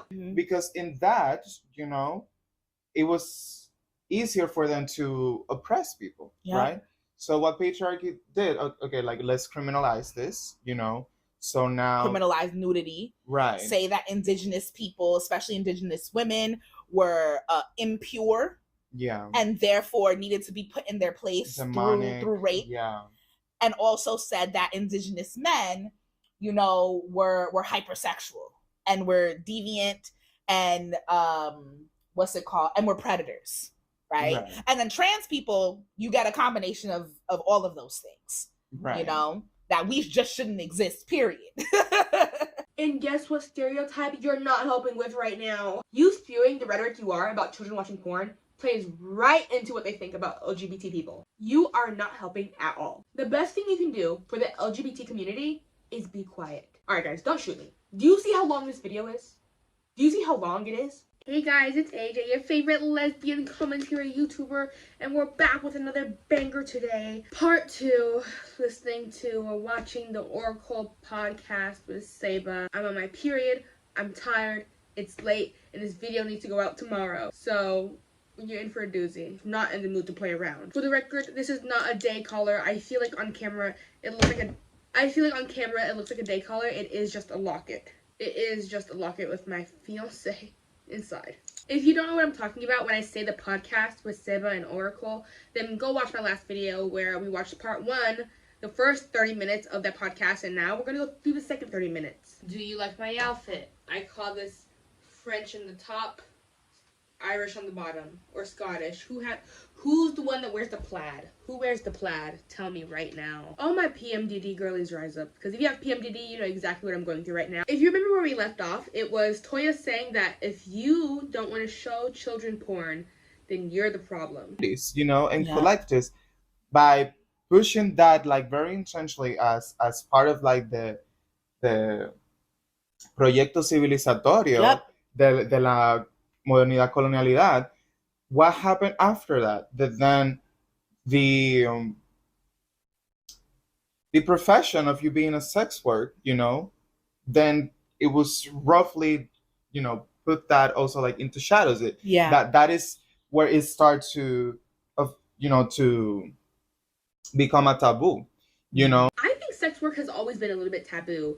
I feel like if it hasn't been, Greco-Roman times, maybe not as much, but I think in modern time, it's always been pretty taboo. It's not just a Western thing, and maybe I'm lying. Educate me below, but I feel like sex work has always been just even a little bit taboo.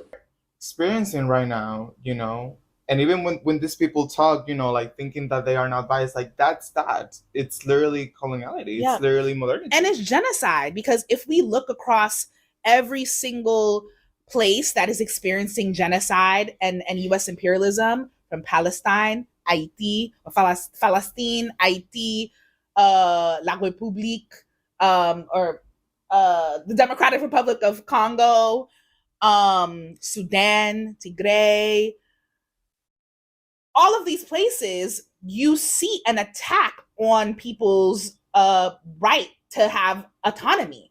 You see, women and other people who are pregnant not being able to carry their babies to term. You see children being killed. You see queer people being persecuted. That is all connected, as you said, to the violence of colonialism and the ways that, Black and brown people of the global South have been subjected to sexual violence. It's not. This again is an example of them bringing up actual issues to back up their bad points. If you remember in part 1, this conversation is about them saying that porn should be used as sexual education. So to bring up atrocities happening across the world to connect them to your gross point is tone deaf and insensitive and gross and in bad taste. Because the issues these places are facing, the sexual violence these people are actually experiencing, is real. And for you to see that and point to it and be like, this connects to the same thing as to why you guys don't want me to say that kids should watch porn.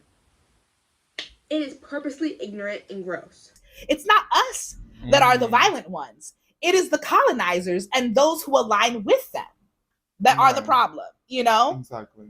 It's not me wanting to be like, hey, I want to teach Black children in my community how to feel sexually empowered. That is the problem. It is the people that want to keep our children and our people ignorant and therefore easy to control. And when you're easy to control, you're easy to dominate. It's easier to take your land. It's easier to exploit it. It's easier to commit ethnocide and destroy your culture. So, I don't understand why two things can be true. You're a bad person, and also they're bad people. Are you doing the same amount of bad? No, but I would argue that doing gross rhetoric is very bad also. By Toya's logic, if you agree with me, then that means you're a colonizer and you want children to be taken advantage of. So if you don't think children should watch porn, you are a colonizer and you want children to be taken advantage of. Okay. Just because you say something confidently does not make it right. So I'm going to say the same thing that they just said, but in a different tone. It's not us who are the violent ones. It's the colonizers and those who align with them. It's not me being like, I want to teach Black children in my community to feel sexually empowered. You see how much more creepy it sounds? Toya is a creep in a liberal trench coat. So yes, not showing kids porn makes them ignorant. But in what way does that make them easier to take advantage of? Because as long as they're still teaching sexual safety, as in, don't let people touch you there and there and there, these are my private parts, private parts, private parts. These are my private parts. As long as you're teaching that stuff still, they do not need to watch porn. That does not make them easier to take advantage of. They're just saying stuff. Saying stuff and hoping that nobody checks you or actually thinks about it. Yeah, and the whole thing of like being anti-porn and like you said, it's just whorephobia. It's literally patriarchy 101. It's like, it really, every time that I think about it, I go back to what I read in this book that is called El Caliban y la Bruja, The Caliban and the Witch by Silvia Federici. And she basically explains how for capitalism to exist, patriarchy has to, like it was key. So what they were doing in Europe prior to 1492, that they will like literally take the same techniques, of like oppression and genocide and the whole, civil proyecto civilizatorio, they will like literally copy paste that in Abya Yala. But in Europe, with the creation of patriarchy, they created um, the they needed a workforce, you know, for the capitalists to exploit and to profit out of. So that workforce, and I'm just like paraphrasing this, like please read the book so you can like really like get into the nitty gritty of it. But the gist of the whole content of the book is that by creating this workforce that now is gonna be every single woman in Europe, right? Um, they are gonna justify, you know, oppressing them for the purpose of, you know, capitalism, right? So women need to be, you know, hidden. They need to be controlled. Submissive, Right. demure. They are witches. Like they are like messing all of that. All of that was for the purpose of exploitation, right? Yep. Of you having control over this now whole group of people that makes like half of the population, you know, under the palm of your hand. Yep. You know, and that you can Yep. maneuver and constrain. And a huge part of that was sex work. Yep. ¿Tú me entiendes? So by now having this, you know, very renowned and like known work, you know, job that was like pretty normal, now it's like, you know, basically prohibited. Tú sabes. And a whole fucking sin and taboo. I don't think being anti-porn is patriarchy 101. Yes, Siba makes some accurate points here. Patriarchy and capitalism do go hand in hand. And I have no doubt that sex work has been demonized because of the patriarchy. But let's not get misunderstood. That's not the conversation you're having here. You're trying to tie that to the fact that you think that children should watch porn. They are trying to explain that the reason that you and I don't want kids to watch porn is because we are colonizers. Our minds have been poisoned by the patriarchy. Convince people that their pleasure is sinful, oh, you've won. Yeah. If you can convince, let me say that again, if you can convince people that their pleasure is a sin, then you have won this colonialist agenda, you know? Yeah. So it's pretty intentional, like it's systemic. And that is why I need people to really understand, you know, that the reason that what they are so aberrant, you know, to something like porn that is directly connected to sex work, tú sabes, that is directly connected to a form of sexuality and a way of being sexual that is not for the purpose of, you know, producing workers, that is not for the purpose of, you know, Christianity. It's because of that. ¿Tú me entiendes? It really goes down to that. I hate that they make good points and then start to defecate on it literally immediately. Number one, sex work is for the purpose of creating workers. I think they're forgetting that sex work is still a job. It's still work. I think they're forgetting that not everybody is like them. Not everybody is sitting at home doing it by themselves and actually enjoying it. It's a genuinely taxing and sometimes degrading job that also helps support the patriarchy and capitalism. I personally did not enjoy sex work when I did it, so maybe I just have a tainted point of view, but other sex workers I've talked to also would say the same thing. Work is work. You cannot convince yourself of otherwise, you know, and this is what people are struggling with. Like me, you know, a leftist, someone who has deconstructs, you know, myself so much. Like, yeah, you. And by admitting that, you can start, you know, then. But you had to have that humility. Yeah. You had to have the slowness to sit down with that and like really go into like, what is that I feel the urge, you know, to suppress this information. Part of why I feel an urge, a deep, strong urge to suppress porn from children is because this feels so good to finally say. Is because if they learn what to do, they might become better than me. They might be better than me at it. That feels so good to get off my chest. Fuck out of here. Allow myself to see it in a more expansive way. Because like you said, that form of media can be used for multiple things. That can be beneficial. That can be of growth, that can be of healing, you know, collectively. But we had to intentionally make it so. Yep. Because media at the end of the day is it's what tool. You make it. Yeah. It's a tool, tú sabes. Which brings me to the next point to continue the conversation, is that people have said that porn is inherently violent. And my response to that is, like all forms of media, porn is versatile. So as you said, you can find things that are pretty extreme, but also with the caveat that porn stars are people who are workers, who are consenting to engaging in these scenes. So another element of whorephobia is thinking that, oh, if you see a woman being choked by a man, that is violence. Okay, so we agree they're workers, but this somehow is not connected to patriarchy and capitalism. But other work is, and you not liking this work is connected to patriarchy and capitalism. Okay. I think I'm starting to understand what we're working at. Delusion. If I see somebody choking somebody else, yes, I'm gonna assume it's violent. Sue me. Send me to jail. Lock me up. Throw away the key. And this is from somebody with an affinity of liking to be a little bit roughed up. Stuff like this is honestly why porn is so exploitative. Sometimes a studio or a random guy will make a listing of, what they want you to do for a lot of money, and it's something that you might not even necessarily want to do, but you do it for the money. People make listings like, I need a girl who's willing to be ball gagged and tortured, $1,000. And a woman, they're gonna do it. People are gonna do it. People need money. So just because you see it and they look like they're enjoying it does not mean they actually are. It's called acting. It's called faking. It's called being a sex worker. Also, sometimes the performers are underaged.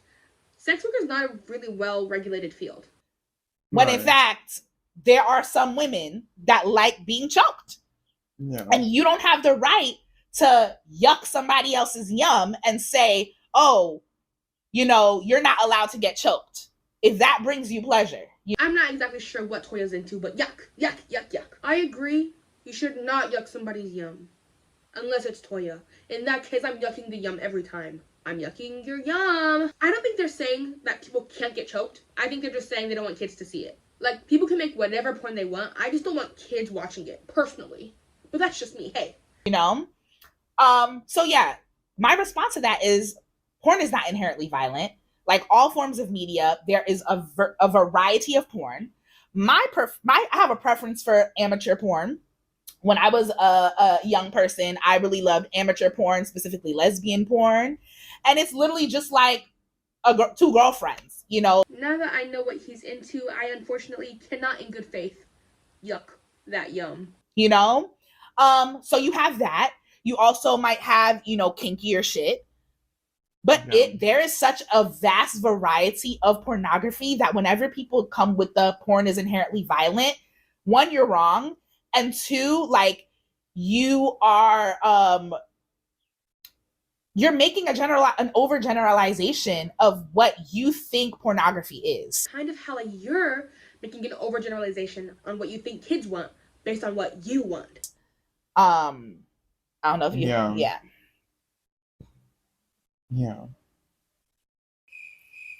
Yeah, and treating sex workers, treating people that make the porn as if they are,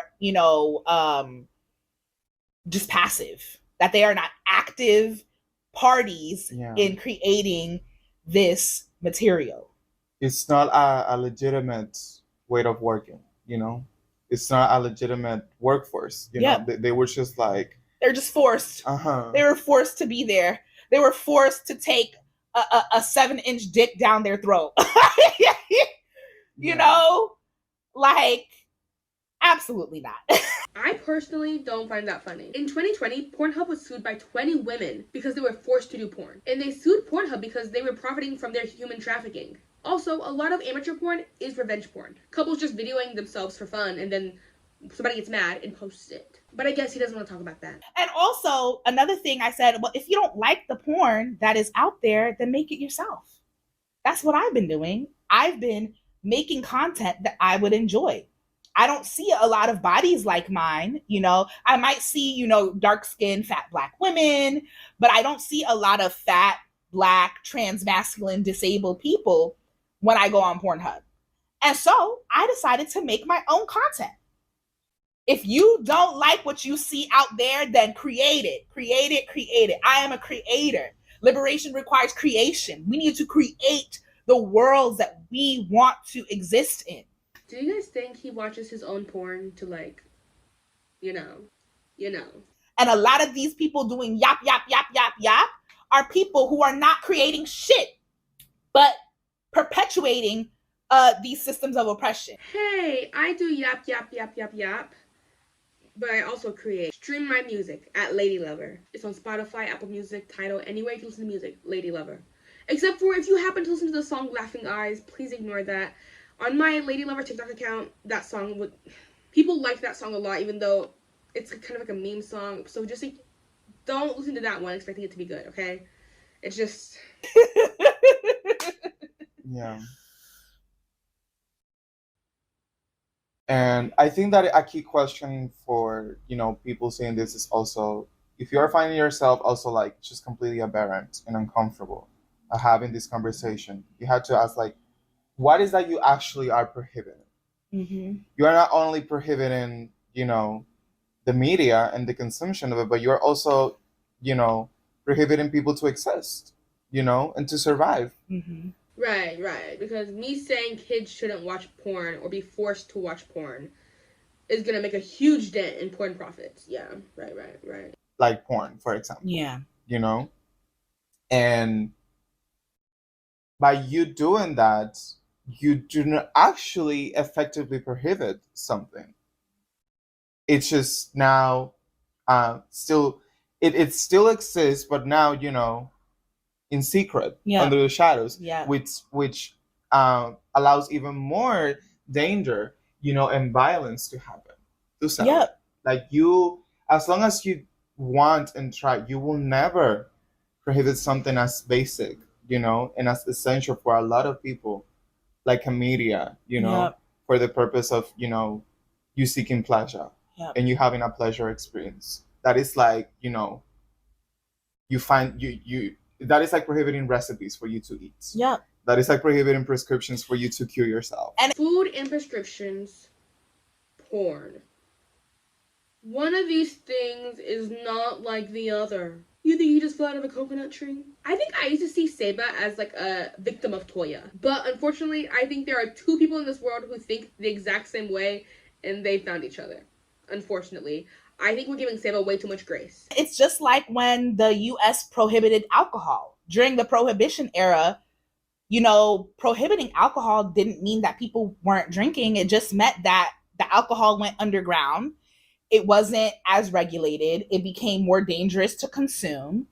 That is what happens when you try to prohibit things. They do not disappear. They just go underground where they cannot be properly, regulated. I think we've lost the plot of the movie. Nobody's taking porn away. We're just saying we think it's weird that you want to show it to kids. We're not going to take your porn. Don't worry about that. It still exists. In some states, it's just harder to access. But you can still access it. Trust you me. And so, yeah, as you said, trying to prohibit people think porn is what creates patriarchal violence. It's like, no, patriarchal violence is what creates sexual violence. That has nothing to do with pornography and sex work. This is literally one of the easiest things to research.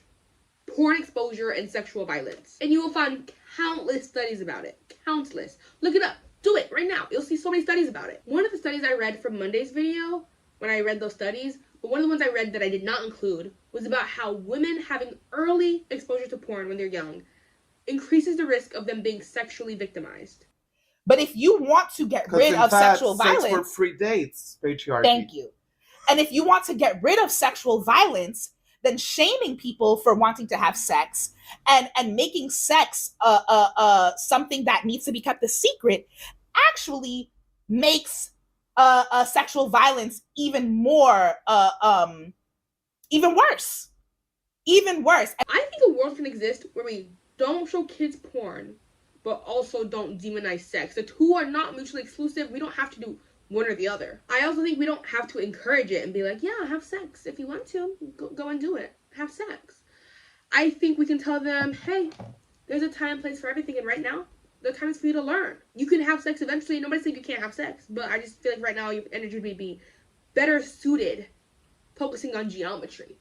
Your energy would be better utilized doing AP Bio homework. I think it's okay to tell them to shift their priorities and main focus into something productive that isn't sex and gooning. So I think as a society, we can't make the good faith judgment to show kids porn for that reason. Because not all kids are ready at the same time. Not all kids have the same priorities. Some kids are going to be a little bit more ready and probably should have deeper conversations about sex, but not all kids are. As I said in my TikTok video, a lot of sex workers, myself included, have literally used sex work to escape patriarchal violence, to escape sexual violence. Literally a couple months ago, I lived with somebody who was hypersexualizing me because I was walking around our home without a shirt on, like I am now, just chilling. They were hypersexualizing me. Hypersexualizing somebody for just existing in their naked body is a precursor to rape. I was living with a potential rapist. I was living with somebody with a rapist mindset. And it is sex work that allowed me to get out of that violent ass situation. Yeah. So how about that? Just so we know what he's talking about, I'll give you the context. He's talked about this a lot, and the person came out and talked about it. So he lived with this person who had kids, and he would walk around topless in front of the kids and in front of the person. And then this person said that Toya was indecently exposing himself around their kids. That is the sexualizing that he's talking about. He's saying that because this person said, hey, Toya, you're kind of exposing yourself to my children, and I don't like that. That is him being sexualized. Mind you, this person never made a sexual pass at him. He's told this story on other platforms, and he has never mentioned them doing anything to him. He's saying that because they called him being shirtless indecent exposure, that means they see his body as sexual, and that means they're gonna touch him or something. Also, he was kicked out. Again, he's acting like a world doesn't exist where those kids came to their parent and said, hey, this person is shirtless a lot, and I don't want to see that in the house, and it's making me feel really weird that they're shirtless all the time. Maybe that parent is protecting their child and doesn't want to be like, hey, my kid doesn't like this, so they're taking the fault for it. Sex as a job, as a work that you can do, oftentimes it's one of the only few options that are available to you when you are like a multi-marginalized. For example, myself, I'm a migrant right now, still undocumented. I don't know the language. I cannot work. I still don't have the papers and the regulations for me to, like, for example, go to a call center and apply for a job, right? But I still need to pay rent. I still need to eat. Mm-hmm. So the moment that I land in this country, it just clicked to me. Sex work, it's so easy because I don't have to, I don't have to go to an interview. Yep. I don't have to be tested. This is something that I can do, from the comfort of my home, it can also be virtual. Like there's that. Yep. The presence doesn't even have to happen. I do virtual sex work. Mm-hmm. Oftentimes it's the opposite. You think that sex work is the most dangerous work to do, and oftentimes it's the opposite. Okay, self-report. I want to say that when I was a sex worker, I had never felt more unsafe in my life. Nobody tells you before you start sex work how easy it is to get popular. And in my prime, I was kind of popping in my niche. And I unfortunately had a few people who were obsessed with me. There was one guy. So I had quit doing sex work, but I still had my old TikTok up for it. That was just me wearing boobily tops. And this guy kept DMing me on it, and I would never respond to his DMs. But one day I look at his page, she'd be like, who is this? And I see he's following 3 people, or maybe 4 people. And it's all my accounts. So it's my former sex work account, my music account, my other public account, and I had another public account. So he was following all of my accounts, and also following one of my friends that he found through the people I was following. And to me, that was genuinely terrifying to be like, why aren't you following anybody else? Why are you following only me and one of my friends that doesn't even do sex work? To any young people who are watching this, who are considering going into the field, I just want to say, think to yourself before you start. Am I willing to get famous for this line of work? Am I willing to be well known for this line of work and not be making money? Because the money's not always going to be there. Sometimes there is really good money, but it's not always going to be there. So there's a possibility that you will become well known and still be broke. Are you willing to have that possibility? If you are, then go for it. I really think that some people it is for them, but it's not for everybody. It is incredibly easy to get well known in a specific niche. In my prime, I literally got recognized in public. Right. Sex work is one of the few businesses where you don't need money to make money. Right. Okay, you might need like a cute outfit, but you can make it work for yourself, right? Yeah. Like a lot of people I've known who have tried to start their own businesses, you need a lot of capital to even start the business. Right. But with me, for example, like also being a migrant, also being undocumented, whatever their country's version of ICE is, needs to get those hoes out of there. Actually don't, because then they're going to come here. Never mind. Keep them, please. I will vouch for them on their application. Being physically disabled, being COVID conscious, making my Pornhub account was just a few minutes, setting up my camera, recording some videos, posting it, and I'm getting the ad revenue, or I'm getting clients who are subscribing to my OnlyFans.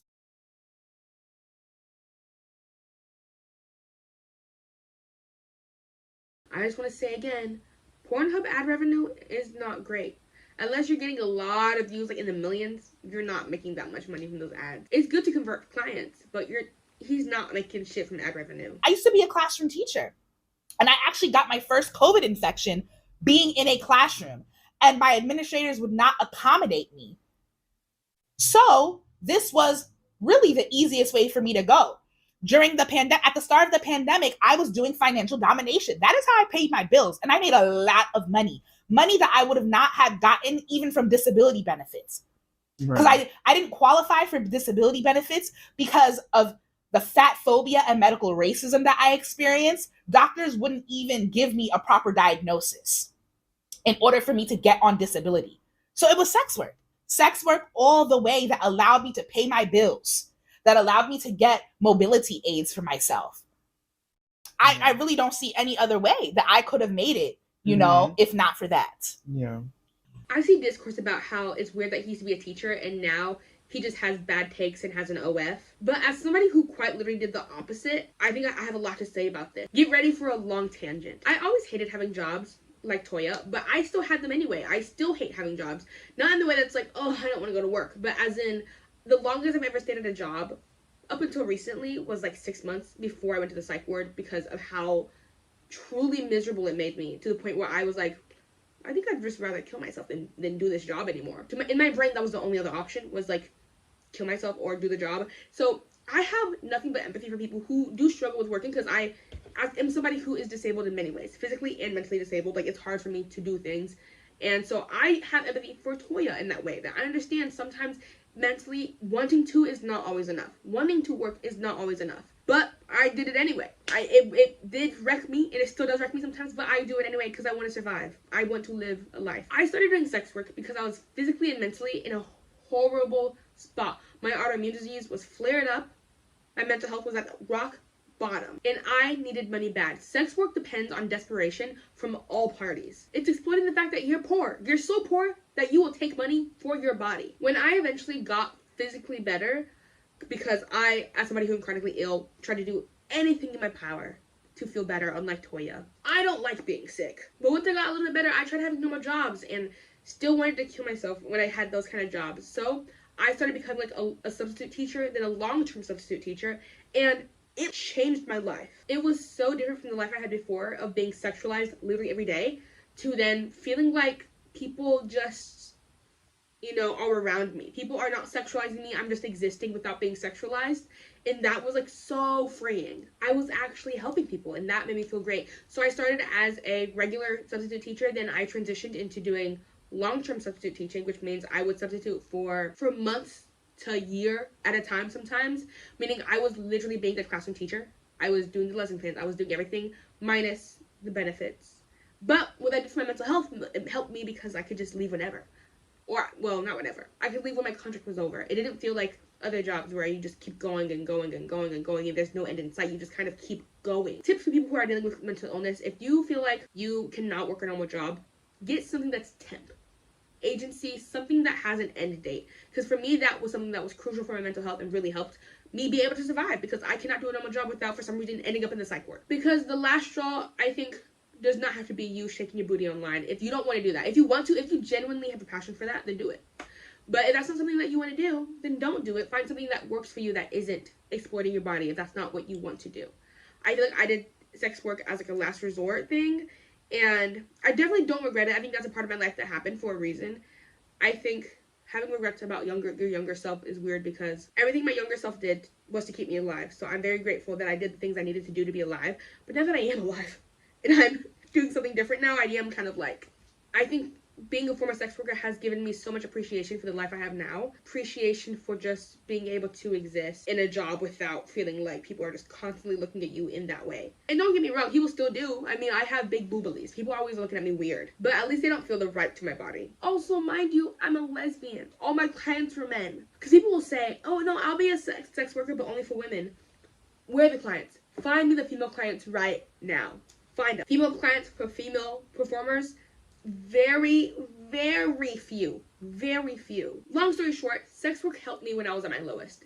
And because of that, it showed me how exploitative the industry can be. Not for everyone, but for the desperate. For people who need money so bad they're willing to cross their personal boundaries for money. I know it makes me sound like I'm anti-sex worker, but I really am not. I would never blame a sex worker for being a victim to the industry. Because I do truly think a lot of sex workers are victims. Like, you see a few people here and there who make so much money that their life has changed. But for most people who do it, their lives stay the same. They're just surviving. It's not a field for everybody, and it was not a field for me, so I'm really glad that I'm out of it. And again, if you're young and you're thinking about doing sex work, I want you to think about what I'm saying about how easy it is to get popular. And also, when you tell people, understanding that there's always going to be a connotation between you and sex worker. That people are going to have judgments about you.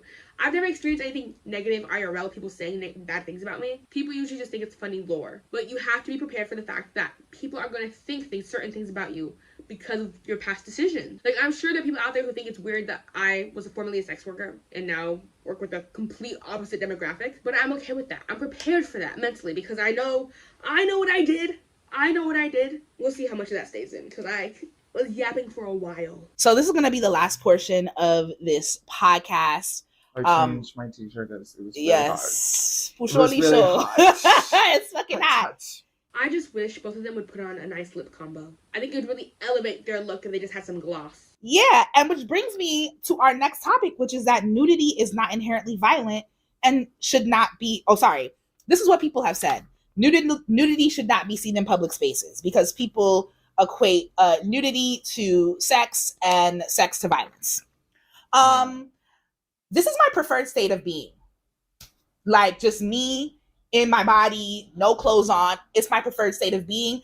Not only that, it makes sense geographically speaking because I am a person of African descent living in hot ass climates. The fuck do I look like always putting on a fucking t-shirt and shorts and pants? Like, and I'm big body. And I have chronic illnesses and disabilities that make me intolerant to the heat. Yeah. But that's beyond the point. So people are saying this based on like it shouldn't exist in public spaces because people cannot consent to it. Right. And my response to that is, did colonized people like Africans and Native Americans consent to colonialism? Because a lot of indigenous groups do not have the same values around nudity as colonizers did. A lot of indigenous peoples, we do not see nudity as inherently sexual or violent. No. So consent where? It's like, I didn't consent to you hypersexualizing my body. What a laughable thing to say. You can't put a shirt on because you're from African descent. I am too, and I promise you it's never that hot. It's never that hot. No one, and I mean no one in this room at least, is sexualizing you, at least hypersexualizing you. The only sexualizing that's happening is us being like, you're sexually weird. I just personally don't want to see your tits. And I feel the same amount of violated when I see a cis man with his tits out. I don't want to see their tits either. I only want to see one person's tits in this life. Yeah. And for me, it's also, again, people just throwing words and not actually knowing what they mean. Yep. You can only consent to something that is happening to you. To your body. To you. Someone existing in the streets and just walking past by you, that is not happening to you. That person is existing. ¿Tú me entiendes? So that isn't something for you to, consent or not. Right. So it's a very perverse way of like misplacing this word, vaciándola de contenido. I would argue it is happening to me. Negative emotions are happening to my body. Visuals are happening to my eyes, and I don't like it. Consent means to agree to or to allow. I did not agree to seeing your naked body. Yep. To then put your own, meaning to it, so it worked for your narrative Like, of what? Controlling people's bodies. What in the co-optation? There is nothing to consent because a person just existing in nudity, it's not happening to you. I'm not doing nothing to you. Period. But it's that. I don't want to control you. I just also want to be comfortable. Like, if I was topless for the rest of this video, I'm sure I would lose quite a bit of viewers. Because not everybody wants to see that. Why is your comfort all that matters? Again, I think this honestly boils down to the fact that Toya is selfish. We've said it once, we'll say it again. He's selfish. Seeing, you as a clothed person, seeing a person who is not without clothes on as a different. It's different. It's diverse. It's an other. I must exterminate it. I must dominate it because it's gonna endanger me. That is modernity culinarity 101. That is exactly how colonizers, saw all of these different ways of being. That was not only one. ¿Tú me entiendes? Yep. It was multiple. Me, as a clothed person, I just have eyes. And I don't want to see people be naked all the time. Y'all see why I say Professor Seba is just as bad as Toya? Because they say the same things. Seba says things that I think are honestly just as bad as Toya. Same thing. They're not having places to sexually please themselves. Right. If somebody's masturbating in a public space, that is it's not happening to you. It's free to mind your own business, Christopher Columbus. And that's exactly what I'm going to start calling people like that. It's giving Christopher Columbus. What? I mind my own business, but unfortunately, if your dick is out in front of me, I am gonna cut it off. I don't want to see your private parts or you doing private stuff. I don't want to. I feel like an ideal world to Toya would be everybody naked, gooning all day. It's giving you came across, quote unquote, you came across, really you invaded somebody else's personal space and said that they shouldn't exist. Right. No, because no, I didn't say that, and no, I didn't do that. I did not say that or do that. So I don't know who you're talking about, but it's not me. I didn't even do that. You're an invader. And for me, that's why sex is really, because what taught me sex, where I start and where I begin. Yep. I start where in my body, where I end in my body, But what culinarity teaches us, and modernity, the entitlement, If you think that you can dominate and that you can tell on somebody else's life, then that's the truth. That's a reality. When it is not, the whole Descartes, thing of I think therefore I am. It's no. You have a place in this reality. Yep. You have your own place. It's from that place, it's from that power that you should, enact and coexist with your environment. Mm-hmm. Did you guys catch that? Because I did not. And I do not think it's a language barrier. I think she is truly just saying words. She's saying buzzword after buzzword after buzzword and just word salading. It fundamentally exists. And that's sad. It's sad that your existence is dependent on making sure somebody else doesn't exist. Right. It really doesn't have to be that way. At all. So now you're making generalizations. Okay. If a homeless person needs to pleasure themselves so badly, there are places they can do that. A bush in the nighttime. Might I suggest a porta potty? A bathroom? And I said in the TikTok video, I said that I am here for the decriminalization of public nudity, quite frankly. And whoever isn't is not, is not as radical as they think they are. Decriminalizing public nudity not only benefits children who can often, pull their pants down or expose themselves in public because they don't live by the same social norms and feelings of shame that adults do. It also criminalizes nursing parents who need to, breastfeed or chest feed their children in public. It also criminalizes, like we mentioned, indigenous people, some of whom have not adopted Western clothing, homeless people, queer people who are cruising in public spaces, sex workers who are, strolling. I think I talked about this in my first video I made on him, but nobody is calling the cops on a child for dropping their pants in public. Nobody. Nobody who is calling the cops on a mom for breastfeeding. Yes, it's widely debated if women should breastfeed in public, but they're not getting arrested for breastfeeding in public. You're making up things that don't exist to feed your point. Like, it literally criminalizes just life. Life, you know? And to the people who are just like, well, I don't want to see that. Okay, cool. Walk away. Yeah. Walk away. Or roll away if you're in a wheelchair. Yeah. Just go away. You know what I'm saying? Oh, well, people need a private spaces. Okay, yeah, there can be private spaces. But again, do y'all really know the difference between privacy and secrecy? Because it seems like y'all actually want things done in secret. Yeah. Y'all want people hidden away. And I know this all too well as somebody that is disabled, that is impacted by people literally wanting to hide disabled people and shove us into institutions to medically incarcerate us. Do y'all actually know the difference between wanting privacy and wanting secrecy? Because I don't think you really do. Yeah. I think I do. I think Toya has a lot of trauma around therapy, and that stems from him being institutionalized. But if the argument we saw with him and his mom that I made a video on is any indicator on how he was growing up, I think it might have been for a valid reason. He was very hostile and belligerent. Okay, yes, there can be dungeons where people can, do their kink shit. There can be, bars and clubs where gay people, can do their gay shit. But again, it is such a it's so Western. It's so Western to believe that every activity needs some kind of physical institution or it has to be compartmentalized. Right. It's just so ridiculous to me. It's so ridiculous. Sorry, I don't want to see people fucking in the streets. Sue me. Lock me up.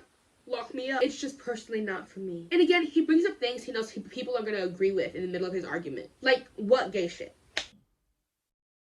Mm-hmm.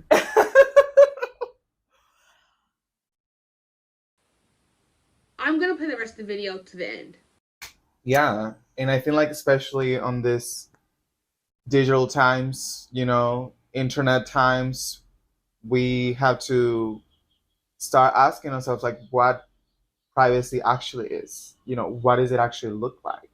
Because I feel like, in the midst of so much surveillance, that is something that is also shifting in front of our eyes, and suddenly it's this song, when do I actually can have it? What does it mean anymore? How can I, actually have it and provide it to others, Yeah. And yeah, because I feel like that is what's happening also, because the same people that say that I should be ashamed of my body and keep that shit in private are the very ones who are doxing surveilling me you and putting my personal information out on the internet. Shit that I did not put out there. Right. These so are the it very much contradicts, right? That, These are the same people demanding me to tell them what my disabilities are. These are the same people that are asking me, "What are you? What is it?" Right. Because they don't know what my gender is, and honestly, my gender is not their fucking business. So the same people who are crying about that needs to be done in your home, there's a time and place, blah, blah, blah, privacy, are the ones who actually lack the most boundaries around respecting people's right to privacy. Yeah. Y'all malfuedeng will be posting literal wanted posters of me on the internet with your lies, slandering my name, with your projections of coloniality onto me, but claim to care about safety, privacy, bodily autonomy, the safety of children. No. Please you just want spare scapegoats. Me. You want scapegoats, and you want to be a cop. A cop. You want to be a cop. Yeah. That's it. And then we can wrap it up in that note. Yeah, and on that note, fuck y'all. Yeah. But to those who found, value and found this video educational, like I said, you can follow the both of us on our social media. I'll tag all the information below. You can subscribe to this channel. Yeah, and we'll be making more videos like this in the future, because I'm tired of people, also clipping and cutting my videos, and there is so much value in long form content. So I'm going to start making, and report these pages that are the ones currently harassing Toya. Report these people. These fucking clowns. One of which is a minor, which, where are your parents? Yeah. Where are your fucking parents? The same parents that claim to care about child safety, and yet they're allowing their child to harass grown-ass people on the internet. Unprovoked. Like, yeah, get a hobby. He's big mad. I think people can critique you, like me, and still have opinions on privacy. Do I agree with people doxing him? No. I don't think that's cool for anybody to do with anybody. I do not support doxing at all. Not even a little bit. That's never cool. Also, they very clearly have no idea how to edit. There's so much blank space in this. They didn't even add in the things they meant to add. There's no editing, actually. And then they said to get a hobby, but talking about Toya is my hobby. So now I'm a little bit confused, because we finally finished the podcast. Seba and I are here making this video because we need your help due to the smear campaigns that have been... Wait, that's me. Wait. Seba and I are here making this video because we need your help due to the smear campaigns that have been made about us. We have been doxxed.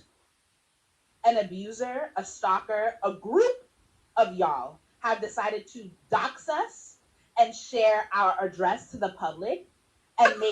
Wait, sorry, I'm still so sorry. That was me. Wait. Well, I did not dox him.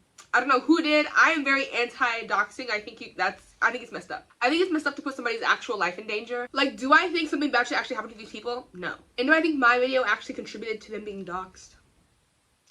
No. I think people heard your horrible take and decided to take matters into their own hands. You're the one who set the system up. You're the one who makes the videos.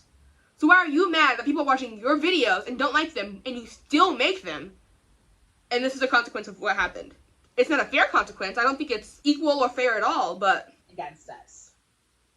This is a result of every single person that has criminalized us, that has believed the smear campaigns, that has added on to the dogpiling by making TikTok videos, YouTube videos, podcasts even, criminalizing us and our existence. Why do I feel like he's talking about me? Let me turn this down. He's like screaming. As Black trans people, as people of the global South, as people impacted by ableism, this is the doing of the community. Genocide doesn't happen on accident. Genocide is the meticulous and intentional... Stop! He looks like he's gonna eat the mic. I'm literally sorry. The volume is so far down, but he's still like screaming. Like, I thought turning down the volume would help with the like, but it's still... No, dehumanization of a group of people, identification, persecution, extermination, and then denial. People would like to believe that they are superior to us. People would like to believe that they own us, that they possess us to the point of stalking us. As we experience... Sorry, Saba's really like... She's like, you heard what my man said. So I'm thinking about how I've seen both of their coin slots and doorknobs. Result of genocide, forced displacement. As we have had to migrate from place to place to find safety. It's not funny, and sorry. Security and shelter. And what do people do? Act like war criminals, because you are war criminals. You are war criminals. You come on this app and you participate in white supremacist, patriarchal culture at the expense of the most marginalized people. And now you must pay for your crimes. What? To those who would like to stand in solidarity with us, you can support us by putting your money where your mouth is. This is all just, it always comes back to that. And ensuring that we can safely escape and find a new place to live. Yeah. And the timing of it yesterday being October 12th, when thieving people, stealing from people, killing people became normalized, you know, and completely He's so mad. Sorry, look at Toya. You know, He looks when pissed. lynching people, like that was Look the at South him. overall, and almost 600 years after, like we find ourselves like experiencing the same, because first it was our belongings being stolen. You can go back to the videos. Sorry, to the last video this like thing flapping in the wind makes it look like it's AI, because like it's making it warp a little bit, so it makes the whole video look AI. We made together. And now is that we don't even have the right to privacy anymore, because we dare to disagree with people. We dare to actually center a lifestyle, a cosmology, a vision of the world that comes and is for and from indigenous peoples all over the world. And this, us being dogs now and like losing even that, right? The privacy that anyone deserves, right? Proves to me the point that none of you have ever engaged with Toya first and by proxy with me then. As people, you don't see us as people. We are just an idea. We're just a caricature. Alex, not me. I didn't do that. A cartoon. My moral compass and my value system doesn't allow me to go that low of complete and utter just like disregard and objectification. Sorry, that was just really funny. It says yellow cops. Am I a cop? Wee wee. Sorry, my nose is so itchy. Who did that? Oh, the seasons are changing. That's why. It's called allergies. Toya is not an object, neither do I. We are people. All of these things happening to us, the fucking landlord stealing our shit, after we actually were evicted, and then this, in the middle of us migrating. We don't even have papers. We are undocumented, basically. Why? Being docs. Why'd you do that then? Because speaks more. I don't know where Siba's from, what? The Dominican Republic? But Toya's from America. He didn't have to go there undocumented. I don't know why he, like, nobody told him to flee the country. I think he's probably going to say because he was being genocided here. But now you put yourself in probably a worse situation. About the people supporting this, and not only by actively saying, but by being silent. Your silence is also complicit in this. That you see things, you see macabre things happen, and it's just like, well, that indifference is also lethal. Period. You tell him, Seba. You tell him, Seba. Anybody who has ever had it out for me can't fight. Anybody who has ever had something to say about me, who has ever threatened me, cannot fight for their fucking lives.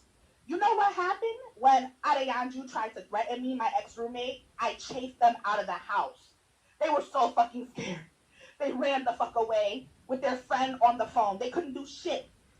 Imagine Toya running at you. Yeah, I'd run too. Isn't he like 5'8" or something like that? Yeah, I also would run. Cause what? I don't think people want to fight you. I don't want to fight you.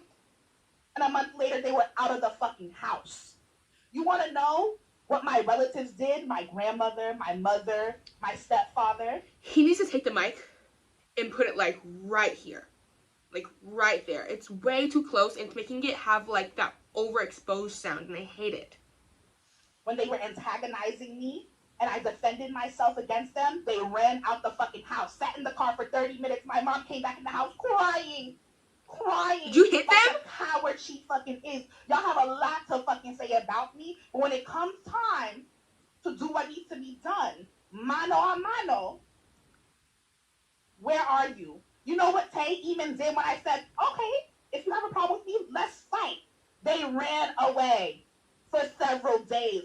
Y'all have a lot to fucking say, but you won't fight me. You won't fight me. I'm ready for you.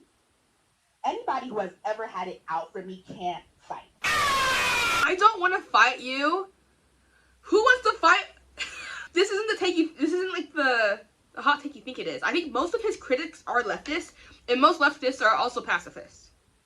Except for him. Like, I could probably do some damage to people. I don't weightlifting a lot of my adult life and like in high school and stuff. So I'm pretty strong. I probably could cause some damage, but I don't want to. That's like the least thing I'd like. I would let somebody beat me up before I hit them back. Unless I'm actually in danger. Stop and help two black I can't read that fast. Wait, what? Let me pause it. Stop and help two black trans people facing forced displacement. Oh, see, they're cute in this. That photo was adorable. That photo was adorable. Like, they look so happy and like they together there. I wish they were just together and not annoying and not like doing weird stuff. Like, I truly do love like a T for T couple, a beautiful trans black couple. Like, I think that's adorable together. But the fact that they're just annoying, if they made content, both of them together, that was just like about being a couple, or just the day in the life of people who live wherever they live, that'd be so cute. But instead, they're being annoying. The uncertainty of migration, inaccessible housing, and dealing with landlords as I'm navigating being doxxed and needing to relocate. I feel very stuck because I don't have the resources that I need. And I know that bureaucracy has never been helpful. Going through the appropriate channels to get my needs met has never been helpful. And I've always had to create alternative paths for myself. But those alternative paths have been entirely dependent on having community, having people to care about me and support me and help me meet my needs. But that becomes ever more challenging when, again, you are experiencing smear campaign after smear campaign. I'm just being attacked by, so many different entities, and I don't know where to go from here. It's also really hard being in a foreign country where you don't know people. The only person I know is Seba, and we're both new to this country. We barely know the language. Where are they at? When I come on places like social media, I feel like I'm screaming into the void. People are telling me that all I want is attention. Like, yes, all I do want is attention. What I deserve is attention. Y'all need to pay attention to the people that...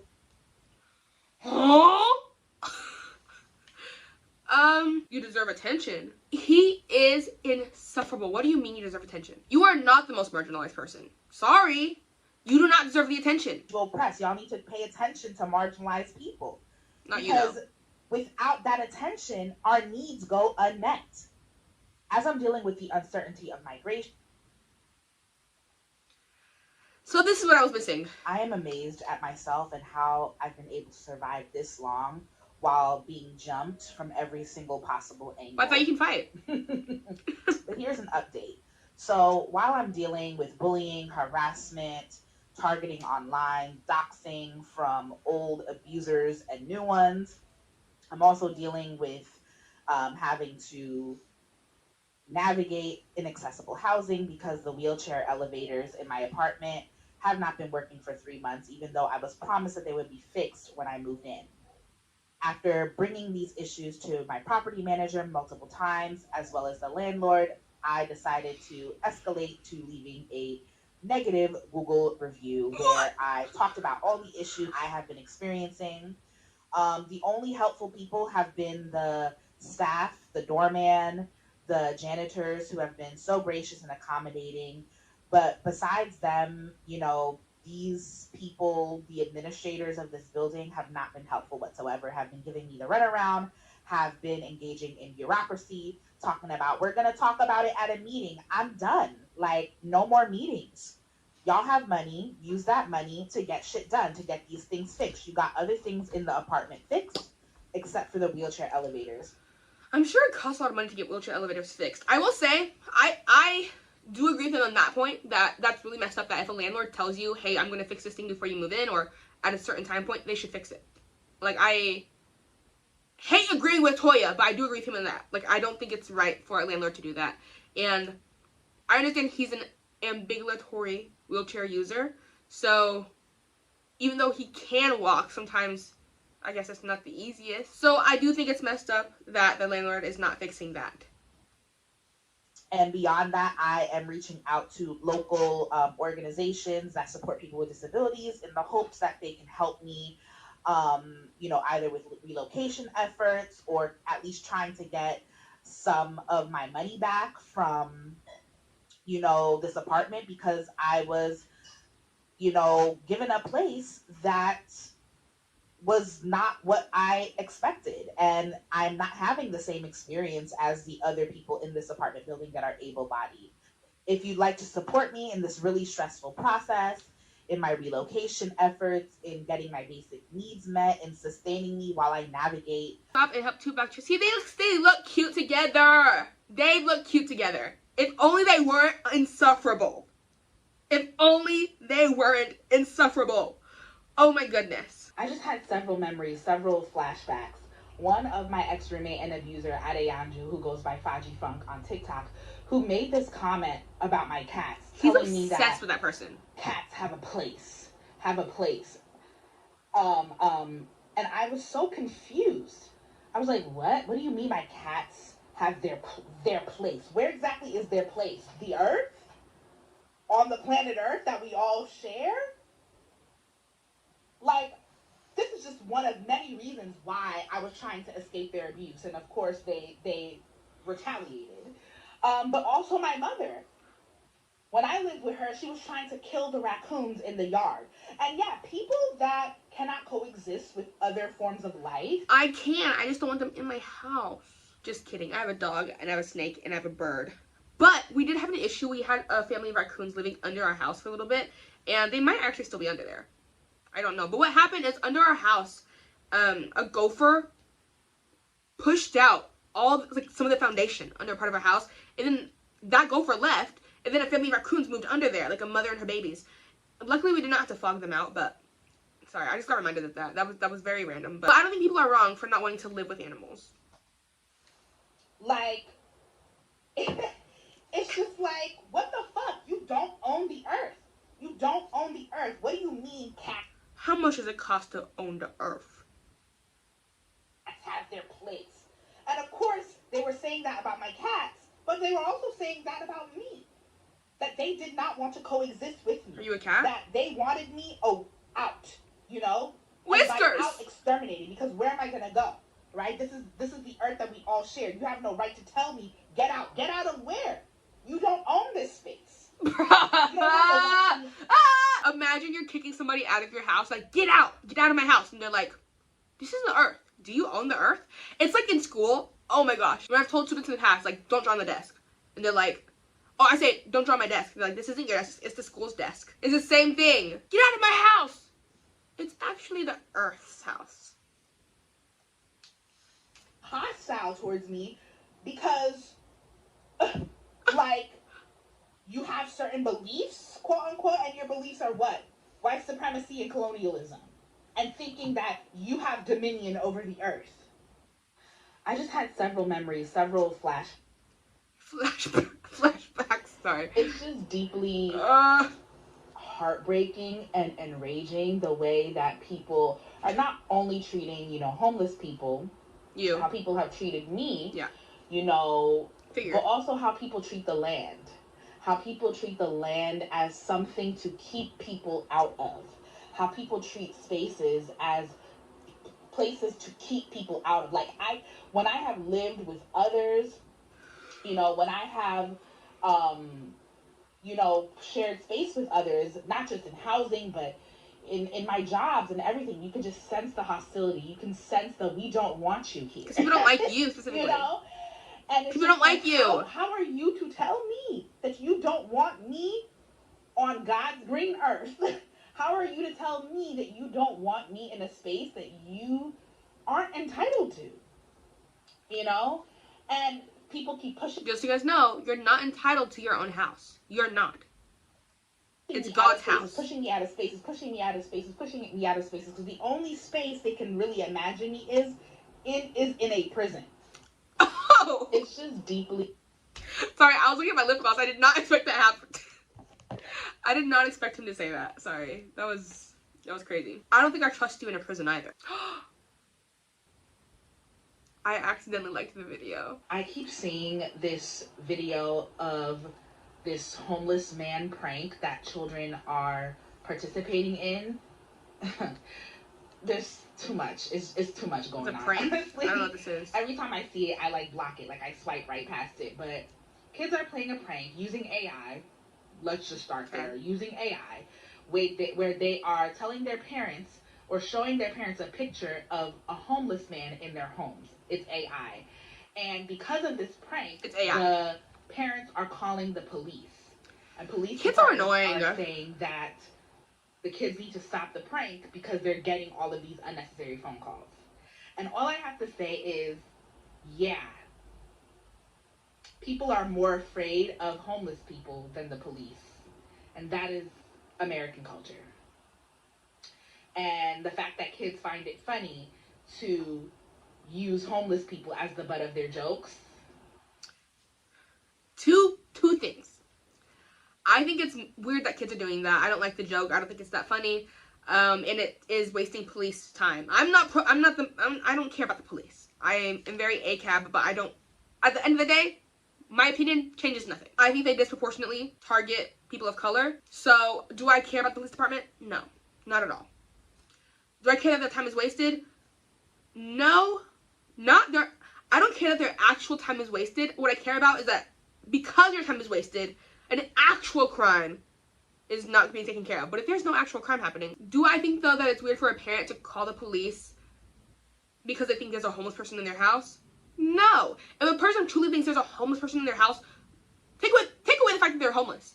If a person believes that a stranger is in their house, yeah, I'm calling the police too. If my kid is at home and I think there's a stranger with them in the house, I'm calling the police. Get out! I think the fact that they're homeless is just a kid's point of view of thinking that it's a funny joke. But I think the reason parents are calling the police is because it's a stranger. Why are you dancing and swimming and hiking and singing and smiling and breathing and you should be dead? I just realized who he reminds me of. I'm so sorry. This is not like an actual trying to be mean joke, but he genuinely... That guy from Jimmy Neutron. What's his name? Hold on. Carl! Does he not look a little bit like Carl? The hair, the stance. I think it's their posture. They both have very, like, forward-facing posture. And I think that's what it is. I want a good... Okay, now that I know his name.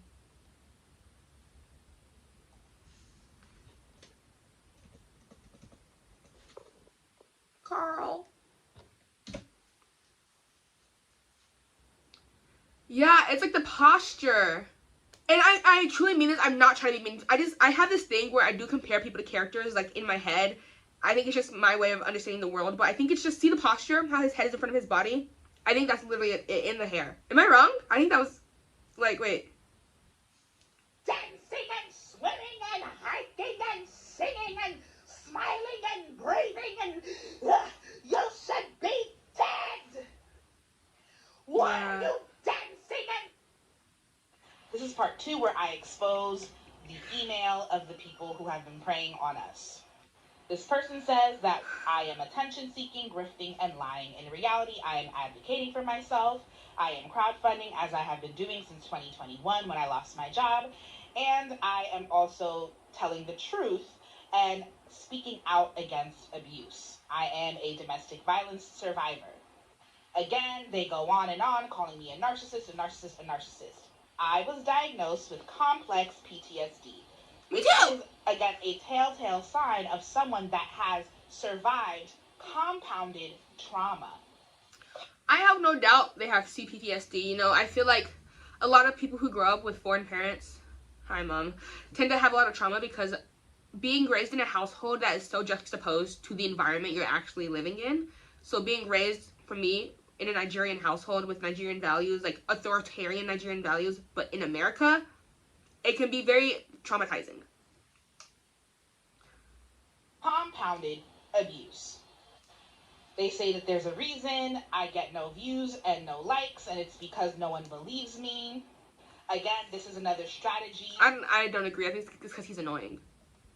To make me feel isolated and alone. When there are people that support me, there are people that believe me. I don't need the whole of TikTok to support me and believe me because I know the whole of TikTok does not share my values. They also go on to say that I am faking being disabled, that there are people that are actually suffering. Imagine a Toya and Sophia Chu boss battle. Wouldn't that be crazy? It's blatantly obvious that you don't have MECFS.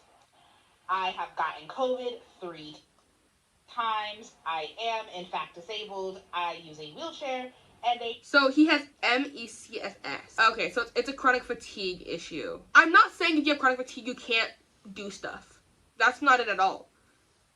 But he does not seem fatigued to me at all. Maybe he's using, if he has a chronic fatigue disorder, he's spending the most of his energy yelling on TikTok. I assume if you have this disorder, you don't have that much energy. If you have this disorder, please sound off below. I assume you don't have that much energy. So the fact that he's using the energy he does have to yell on TikTok is kind of disheartening. Put a finger down for how many of these symptoms you have. This is chronic illness girly things. Because I have an autoimmune disease and I feel like I have so many of these. So put a finger down. Okay. Severe fatigue that worsens after physical activity or mental exertion. Sleep disturbances. I have insomnia. Bad. And unrefreshing sleep. So I have all that. Okay. Cognitive issues. Memory problems. Difficulty concentrating. Muscle pain and weakness. Joint pain, sore throat, headaches. Headache, how often headache? Light sensitivity, sensitivity to light, noise, or chemicals. Absolutely. But that might just be autism for me. I don't know. Orthostatic intolerance. Yes! POTS, girlies, stand up. Actually, I don't have POTS, but I have a lot of the symptoms of POTS, and I have other autoimmune diseases, so I think it's just the same symptoms. Gastrointestinal problems. If I can put down, the only one I did not have is sore throat. I don't have a sore throat often. So I'm assuming he has long COVID. That's what he has. Like, it gave him this disorder. I saw him in the past talking about how he had to advocate for himself to even get diagnosed with this. So it looks like he knew what it was before the doctors knew what it was. Okay, so it looks like this, I didn't click on it, but it's from solvecfs.org. A lot of people who have MECFS got it from after having a long viral infection. So it seems like it's from COVID. So some people are invalidating that they think he's actually sick. I'm not saying that. He might actually be sick. I really don't know. But I will say if he is having this chronic fatigue and all these issues, why are you spending so much energy yelling on TikTok? Pain, just because I don't use those things all the time, does not mean I'm not disabled. Dynamic disabilities exist. MECFS exists on a spectrum. You can be mild and you can be very severe. People who are mild can still go to work. I cannot work a traditional job. However, between 2023 and 2024, I was severe. I was bedbound, and that's because I was migrating constantly due to homelessness. I was couch surfing. I was staying with people that I thought were friends. So that was incredibly debilitating. Now that my quality of life is significantly better, I'm not experiencing those same symptoms anymore. And it is possible for people with MECFS for our condition to improve. It doesn't mean that it's completely gone away. Like, if I push myself way, way past my limits, I can go back to being bedbound again. And this person is saying that me hiking and swimming and dancing are signs that I'm not disabled. Do you know any disabled people? Clearly not. Disabled people, we live fulfilling lives. We live lives where we do activities, where we accommodate ourselves. I want to make a video soon where I go to GoFundMe and donate to other GoFundMes that aren't Toya. What is wrong with these people? They also say that I'm trivializing genocide. Black people have been experiencing genocide since the beginning of modernity and coloniality, so I don't know what the fuck you're talking about. Disabled people have also been experiencing genocide, especially since the COVID-19 pandemic. And they also say that because I grew up with certain privileges, like living in suburbia and going to a private university, that I somehow cannot be experiencing genocide. And I address all these things in my Substack post that I made, which is that purity tests are fascism.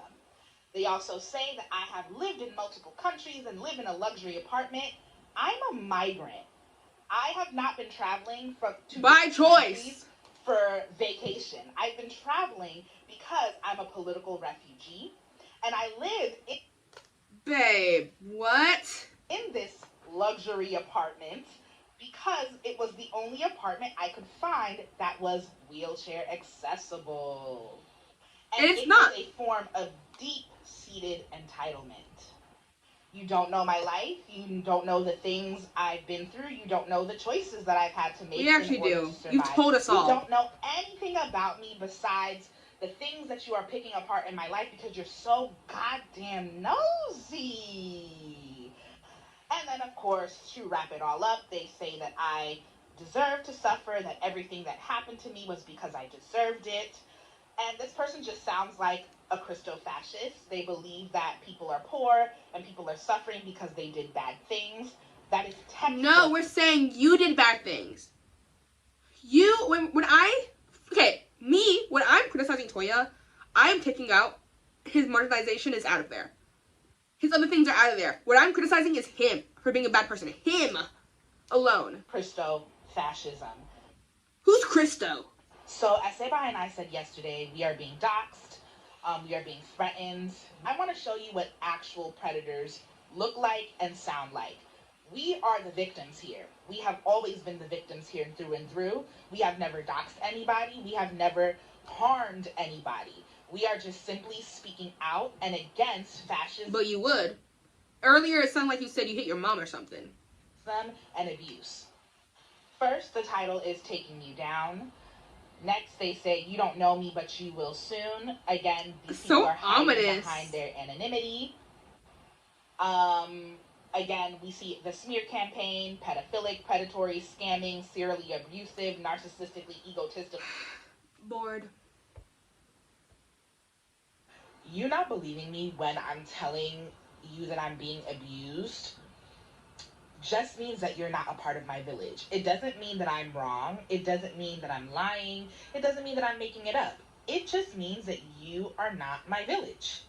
You do not have the tools to understand what abuse is like I do.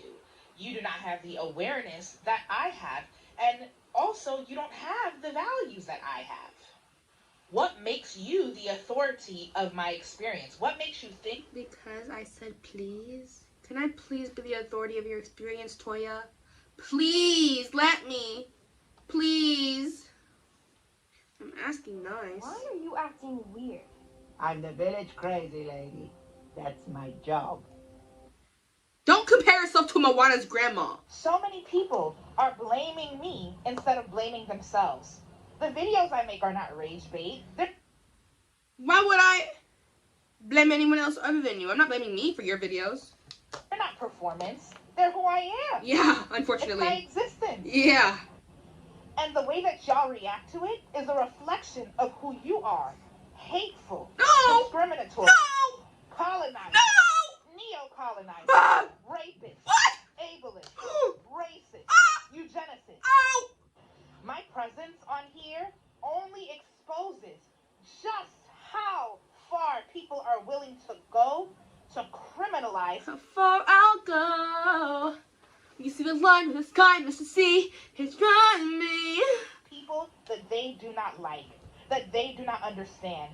My presence on here and people's reaction to it exposes just how fucked up America is, just how fucked up Americans are.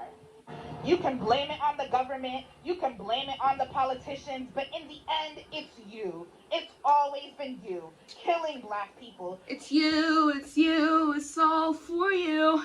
Everything. Killing native people, killing the land, poisoning it, exploiting it, raping it.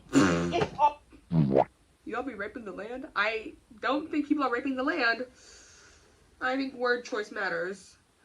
Always been you. So many people. It's always been you. But how sad is it? How sad is it that so many people is he in his wheelchair right now? Relevant by making fun he's gliding. Who are marginalized. People he's gliding. Media pages Period. And YouTube channels are of them making fun of fat people and black people and disabled people. How sad is that? That the only thing that you can put out into this world is hate. You cannot create anything beautiful. You cannot create anything of meaning. You cannot create anything useful. Your entire personality is one big hate train. No! Your entire existence is wrapped up in dehumanizing others. And you expect me to take you seriously? You expect me to respect you? You don't deserve respect. Please? You don't even respect your fucking self. Please respect me. And at the end of the day, you'll still be lonely, No. and depressed, No. and sad. How sad is it? Me when Toya doesn't respect me. Oh no. When y'all don't do your decolonial work, you force multi-marginalized people to pay for it. And that is an act of violence. I'm trying to when my stay mom awake. accepts violence and mistreatment from the cis men in her life who exploit her financially, emotionally, sexually, and then she doesn't have the capacity to take care of her own children, I am harmed because of it. When my friends put their romantic partnerships on a pedestal and accept and tolerate abuse from their romantic partners and then come to me to dump their problems onto me, but never reciprocate emotional care, I'm paying for it. I really agree, that's messed up. I don't like it when people, actually I don't care what people do. Y'all don't wear a mask and get sick and sicker and sicker. People whose immune systems are further compromised, like me, have to pay for it. When you, light-skinned people, care more about being in rooms with white people than being in solidarity with dark people, I have to pay for it. I am forced to carry the burdens of the world. No, you guys, I don't think they realize that about Toya. He has to carry the burdens of the whole world. Him alone, he alone solely has to carry the burdens for the whole world, and that's not right. We should not be making him do that, you guys. That is really unfair of us to do to him. So you gave Toya your burden, please take it back right now. Expeditiously, take it back. Because y'all refuse to do your work. Y'all refuse to actually value yourselves and be selfish in the ways that you need to liberate yourselves. And get mad when I do the same. Get mad. So why are you mad at me for being selfish and doing what I want to do to survive? Which is make videos about you. Huh? What if that's me being selfish? Huh? When I say, no, I don't want to be your friend anymore. No, I don't want to be your partner anymore. No, I don't want to hang around somebody that pretends to like me but is not attracted to me, that doesn't want anything to do with me and just wants to exploit my emotional labor. It's a disservice to myself to shrink myself and hide. I deserve... He just opens his mouth so big when he talks. He just be talking. How dare y'all, actually?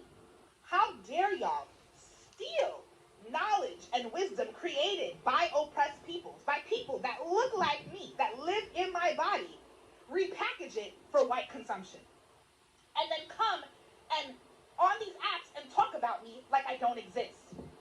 You talking about me like the nasty ass family members that love gossiping about the queer person in the family, about the disabled person in the family. How are y'all any different?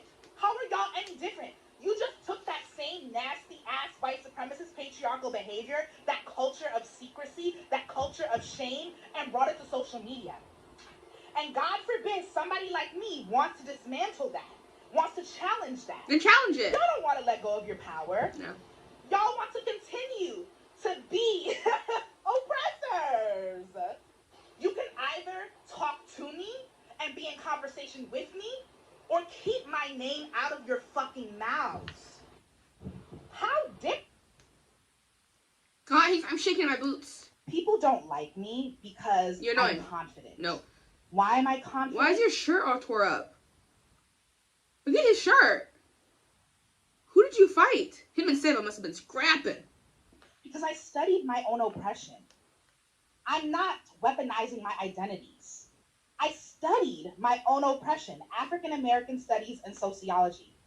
I studied religion, including Haitian Vodou. I took a class on my own country, where I'm from, and how Haitians were criminalized by the French and accused of doing black magic and eating people and all sorts of diabolical things, in the same ways that people are accusing me of nefarious things that I've never done.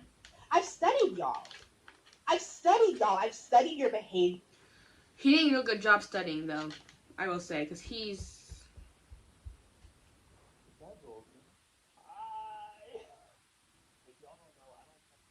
Hi, Niles. I used to follow you, and I actually unfollowed you because I noticed that you are invested in celebrity culture. And I want to break down your video bit by bit. First, by starting with the beginning of your video, where you are saying, "Hi, Julesy," and fawning over this light-skinned cisgender woman with a large platform, and naming how you... So why is he allowed to make commentary videos about people he doesn't agree with, but when I do it, I'm abusive? Is he not being abusive right now?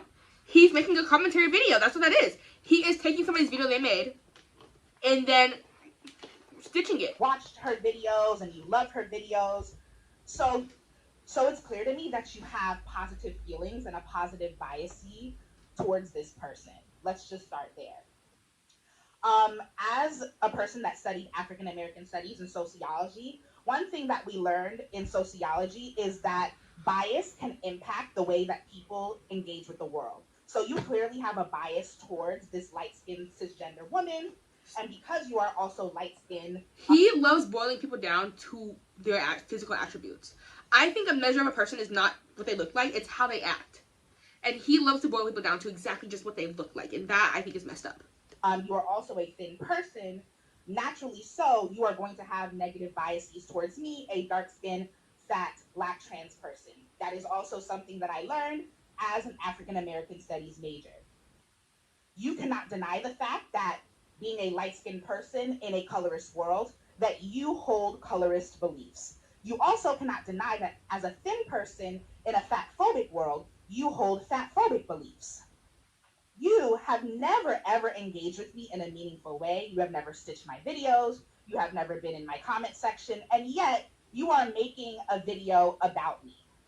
So that already tells me, for all of these reasons that I named, that you are not somebody that I would accept critique from, because it is clear that you hold a certain set of biases against the person who stole Siba and I's belongings was threatening us. Actually, many people have threatened us, saying that, oh, they know people. Who stole from them? Okay, Anne. I take pride in being the kid that sat alone at lunch, and I have survived all these years with bunches and bunches of bullies coming after me. Hasn't done a goddamn thing. Y'all know all these people, but you can't organize around housing and food and healthcare for yourselves. You want to come after the most marginalized person in the room. He's yelling too loud. Because you want to feel better about yourselves and your shitty lives. People will constantly... Who stole from him? Wait, somebody stole his stuff? People need to understand that celebrity culture is antithetical to revolutionary work. You cannot be a celebrity and push any boundaries. You cannot...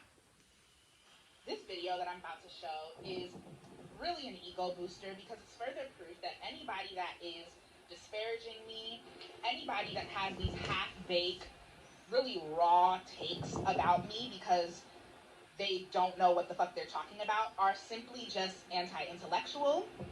I hate smart. Rest in peace. I hate smart. He's Charlie Kirk. I'm really sorry you never had the pleasure of finding out who Toya Oracle was, because you would have had a fucking field day. If you sound I saw that video. A right-wing podcaster like Charlie Kirk, when you are speaking about me, I don't care if you are black, if you are brown, if you are trans, if you are queer, you are aligning with the oppressor. No! You are aligning with the oppressor because you are so scared to actually do what I'm doing and say what I'm saying, because... I'm not scared to do what he's doing. I don't agree with him. If I agreed with him, I'd probably do what he's doing, but I don't agree, so why would I do that? It goes against everything that whiteness and patriarchy stands for. Here are the top 3 reasons why you should disengage from Tay Eamon, aka Black Transparency's smear campaign. Number 1, Tay has a fear of homeless people. I have a friend, hi Lexi, who's afraid of homeless people because 2 times in her life they have done things to her. One of the times she got carjacked by a homeless person while she was in the car with her mom. I forget what the other thing that happened to her was. What's the other thing that happened to her? But she has like an actual fear, like truly, like she's like on edge around them, and I find it a little bit funny because we were in a gas station once, and a homeless guy was like, "Can you buy me breakfast?" And I was like, "Sure." So I bought him breakfast, and well, actually, I think I was gonna buy him a Pop-Tart, and he was like, "Can I have this bag of donuts? It's only like $2 more." And I was like, "Fine." So I got him the bag of donuts, and the whole time she was just like she was not okay. Or when I was homeless.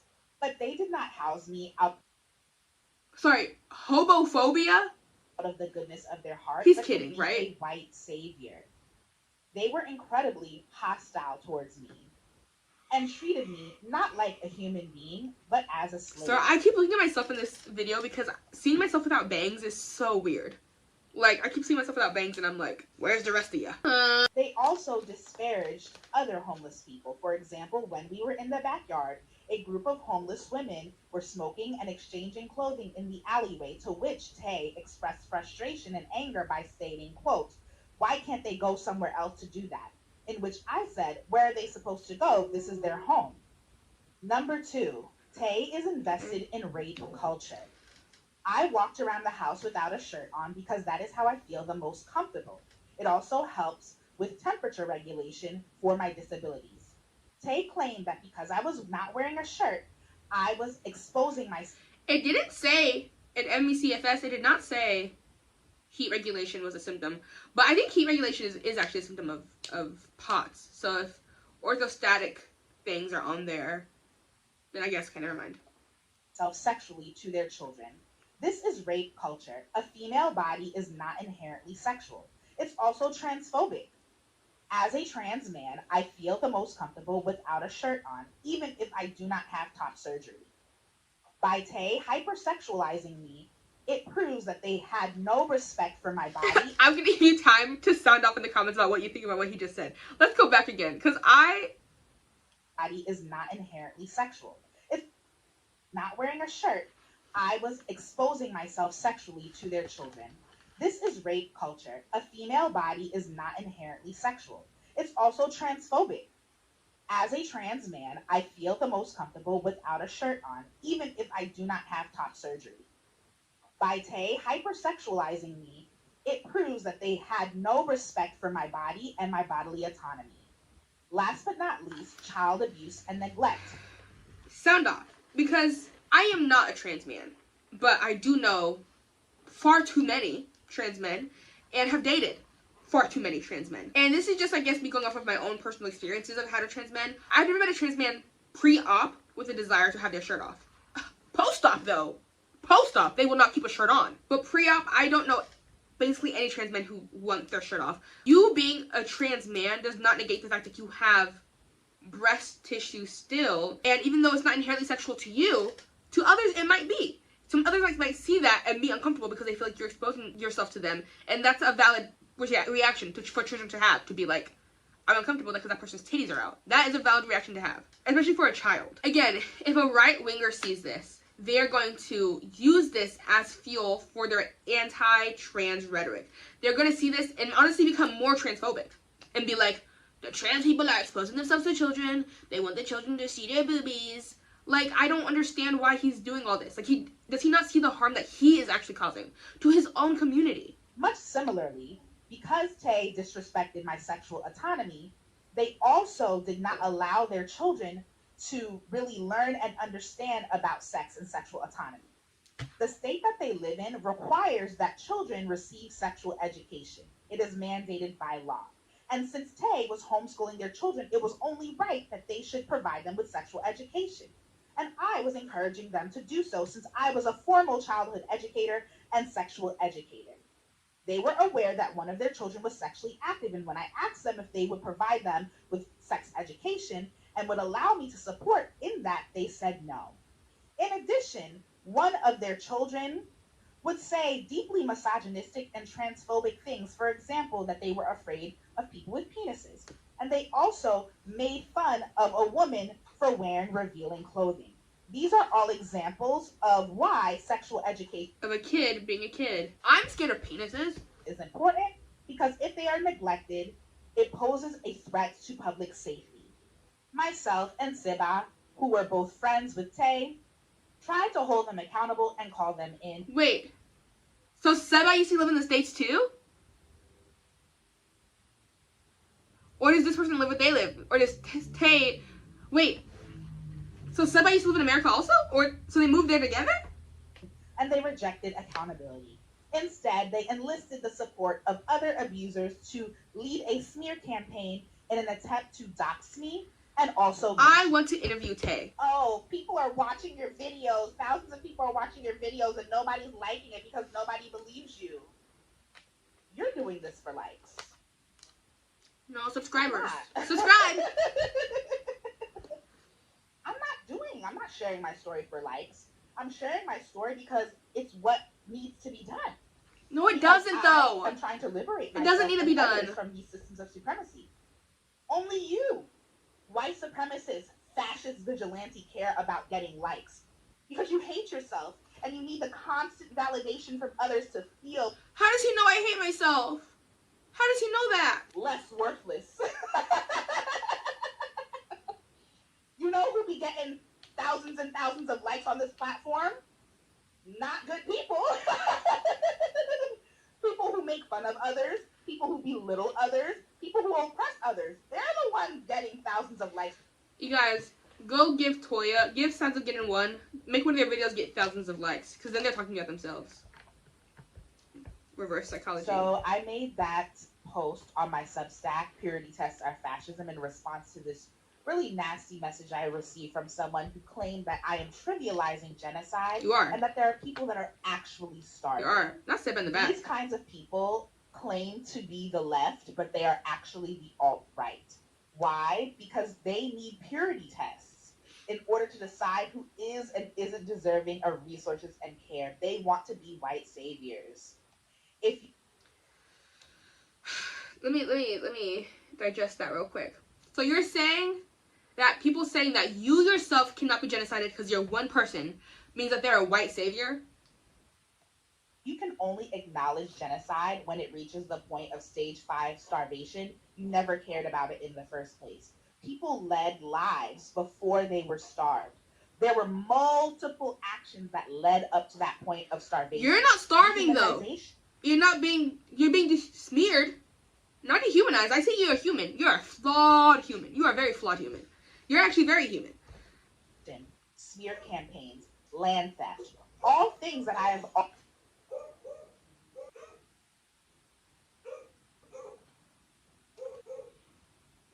think she's done.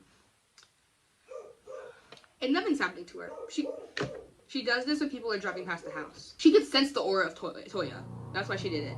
This has copyrighted music over it, so I cannot play it, but I'll sing it. I'll sing a song. Ooh, I love going slow, slow, slow. He actually kind of looks hard here. Wait, hold on, because the hair mixed with the outfit, the fit goes crazy. Like, he genuinely looks cool. I think he actually looks kind of cool here. But he's a weirdo, so I can't. Painful being isolated after abuse is really painful when you call out your abusers and people choose to believe them and people choose to withhold care and resources from you. But one thing, I sleep way more peacefully at night knowing that the community that I am building from the ground up is not a community that tolerates abuse. Did he make this? That's actually kind of cool. What is all that stuff? I don't know what these are. I don't know what that is. Kidneys? Oh. If I had $1 for every time an ableist called a disabled person with high support needs a predator of some kind, I would have enough money to get permanent housing, a custom wheelchair. Who's calling people who are like high support needs disabled predators? The only person that we're calling a predator here is you. Because you said kids should watch porn. Probably also a wheelchair accessible van. I'd have enough money to hire a full-time caretaker. I'd have enough money to get acupuncture and massages and all kinds of body work done to help with my chronic pain. I would have such an extraordinary quality of life. And that's how much y'all hate severely disabled people. Like, what? If your hate was money, it would fund the most beautiful lifestyle. I think people just don't like you. I don't think they hate. The most accessible and accommodating lifestyle for Boy. me. Isn't that... Boy. Boy, shut your bitch. And the way that wheelchair Rapunzel is being criminalized... Is that what this is about? And discriminated against because of these allegations. You don't know her. An example of why the disability hierarchy exists. I'm seeing disabled people who don't have as high support needs, you know, believing these allegations and piling on, you know, dogpiling this person or playing the middle ground, the middle road, and it's due to their own internalized ableism and the fact that they just don't have the same needs as wheelchair Rapunzel does. Somebody who walks, somebody who can get themselves from point A to point B, you know. Wheelchair Rapunzel has a history, like a live history that is searchable of her talking about how she loves underage boys. Without the assistance of others, is not going to understand the choices that disabled people with limited mobility have to make on a day-to-day basis. I have to ask random strangers, whoever's closest to me, for help on the street all the fucking time because it's not accessible to me. A child, though, and so to be naked in front of a child? The disability hierarchy exists. This is why it's important to center the experiences of severely disabled people, of people with limited mobility. Because when you don't, it leads to us being criminalized. Don't say us. You and Wheelchair Rapunzel do not have the same amount of disability. Wheelchair Rapunzel is in a wheelchair and cannot walk and cannot do things herself. I understand that. And I have empathy for the fact that she needed somebody to help her do stuff. Should she have used a child, though? Specifically in the way she did? Also made perfect sense to me, safety-wise, why wheelchair Rapunzel would entrust a child to help her into the tub and help her around in her house compared to like an adult stranger, because disabled people are also at higher risk for sexual assault. So, for example, if she did happen to be in an elevator with an adult person and that adult person decided to take advantage of her, you know, while she was in this vulnerable state, you know, I promise you the same people who... I understand what he's trying to say. I guess my question is, so Wheelchair Rapunzel doesn't have a caretaker? And also, she couldn't use the phone, call somebody, like, did she need to take a shower at that exact moment? I'm confused.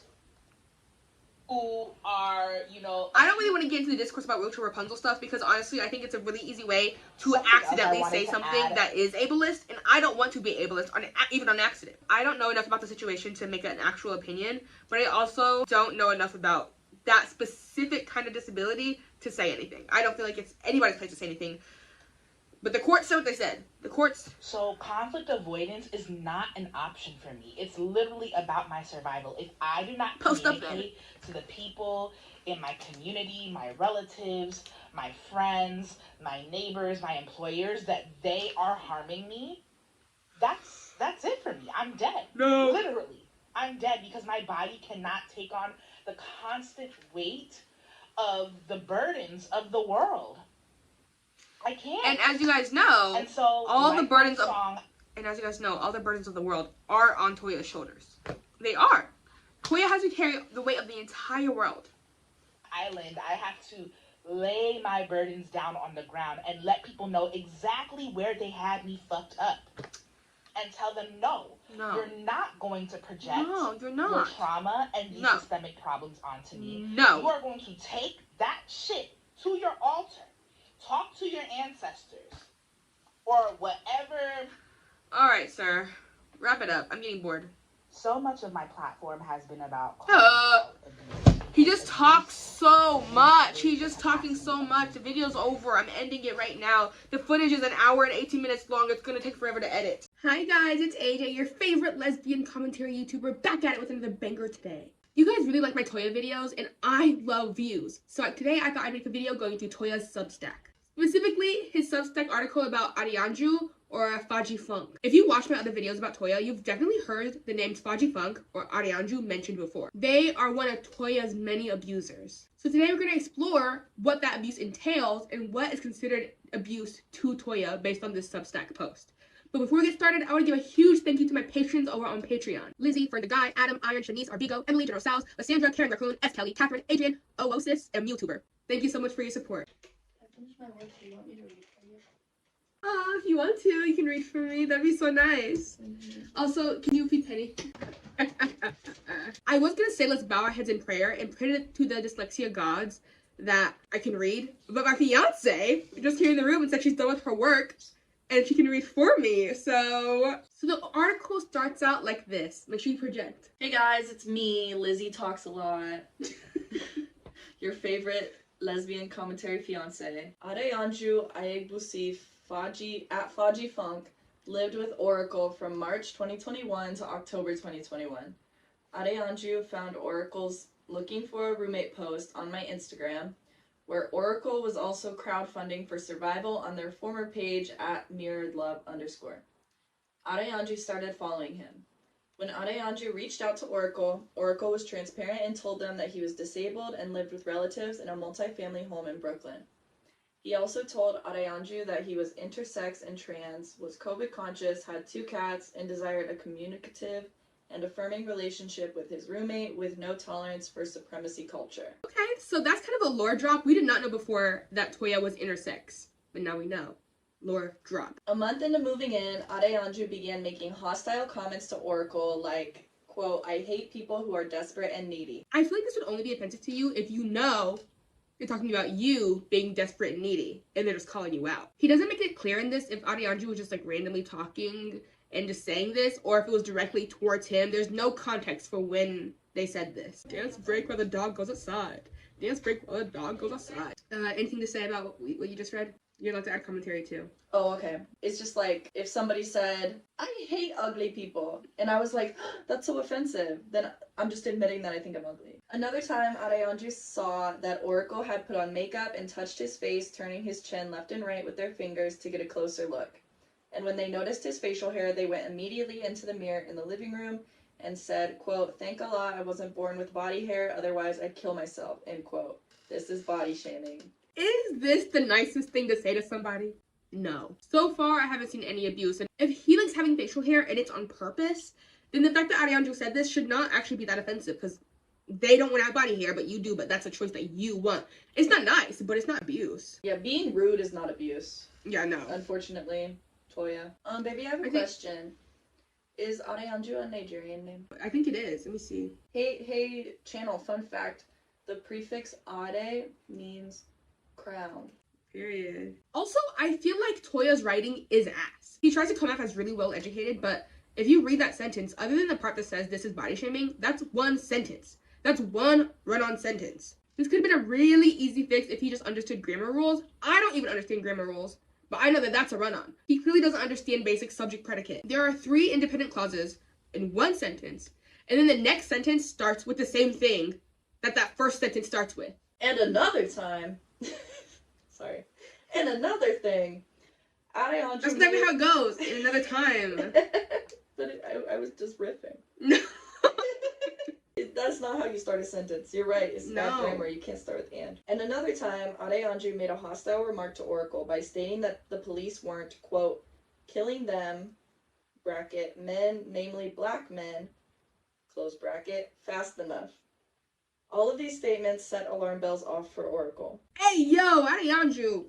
You're making my life really hard. Making my job really hard. It's not my job to defend them. I don't know them. but I didn't think I'd have to be anti them. That is a very out-of-pocket thing to say, but honestly, a lot of Africans do tend to be racist towards Black Americans, so it doesn't surprise me that much. Is Toya speaking in the third person? Yes, also? I get to that later in my script. Yeah, he's talking in third person and he fails. That's so cringe. Yeah, it's very cringe. Not only talking in third person, but calling himself Oracle. Bro. In capital. Oracle in all capital. This is TERFism, trans exclusionary radical feminism, which harms trans men who are often seen as predators in women's spaces.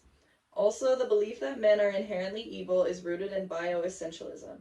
It was absolutely disgusting for Adeyanju to condone police brutality against Black men in the presence of a trans masculine person. All of these were examples of emotional or psychological abuse. It's just racist. What do you mean it's TERFism? I think that statement would be wrong to say in front of anybody.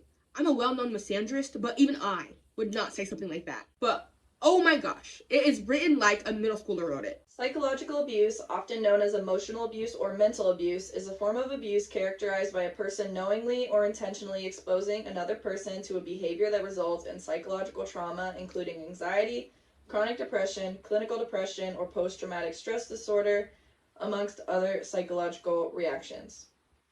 It is often associated with situations of controlling behavior in abusive relationships and may include bullying, gaslighting, abuse in the workplace, among other behaviors that may cause an individual to feel unsafe. Body shaming is the action or inaction of subjecting someone to humiliation and criticism for their bodily features. Yeah, okay, Merriam-Webster. No, literally, all he did was define. Thank you, Toya, for spelling it out. Literally, okay. Thank you. Now I know. Adeyanju also touched Oracle without consent other times. In the car when they were driving to the CBD store, Adeyanju placed their hand on Oracle's knee. Another time, Oracle was dancing in the living room and Adeyanju came up behind him to grind on him. Both of these are examples of patriarchal violence and hypersexualization. Hypersexualization refers to the act of putting all of the attention on someone's, especially people of marginalized genders, sexual attributes, and values. Alright. So the hand on the knee thing is iffy. I've never personally done that to somebody I'm not dating, but he doesn't give context again about how it happened. So it could have been as easy as them brushing something off of his knee and he's blowing it out of proportion. You know, we don't know the actual context. And then for Adeyanju going behind him when he was dancing, it's kind of like, have you ever had queer friends? I don't know.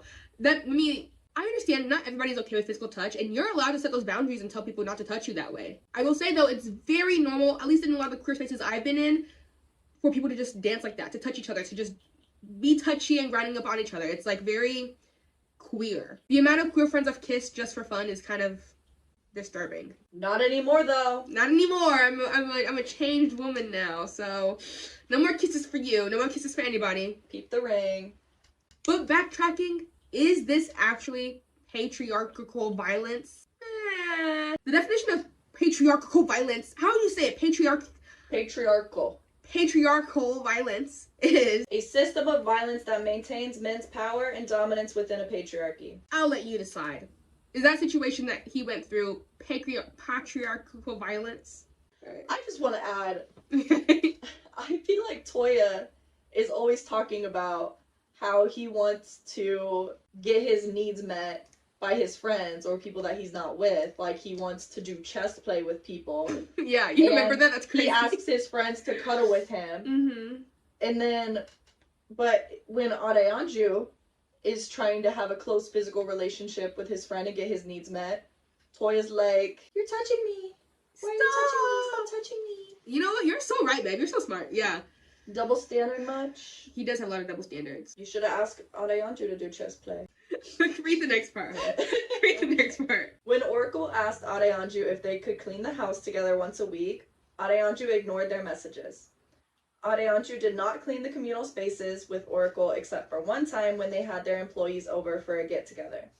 When Oracle asked Adeyanju for help with the domestic labor again, making a suggestion that Adeyanju ask their friends to come and help, Adeyanju told Oracle to mind his business. Sorry, that's so funny. Mind your fucking business, huh? Literally. If this is true, then yeah, Adeyanju was a bad roommate. But is it abuse? I've had people live with me in the past that were messy and were honestly just bad at living with other people, and I would not call it abusive. I would just say they're bad at being a roommate. This is labor exploitation, mammification, ableism. Many domestic workers are exposed to abuse, such as physical and social isolation, restriction of movement, psychological, physical, and sexual violence, intimidation, and threats. Fat people are often expected to clean up after their thin counterparts.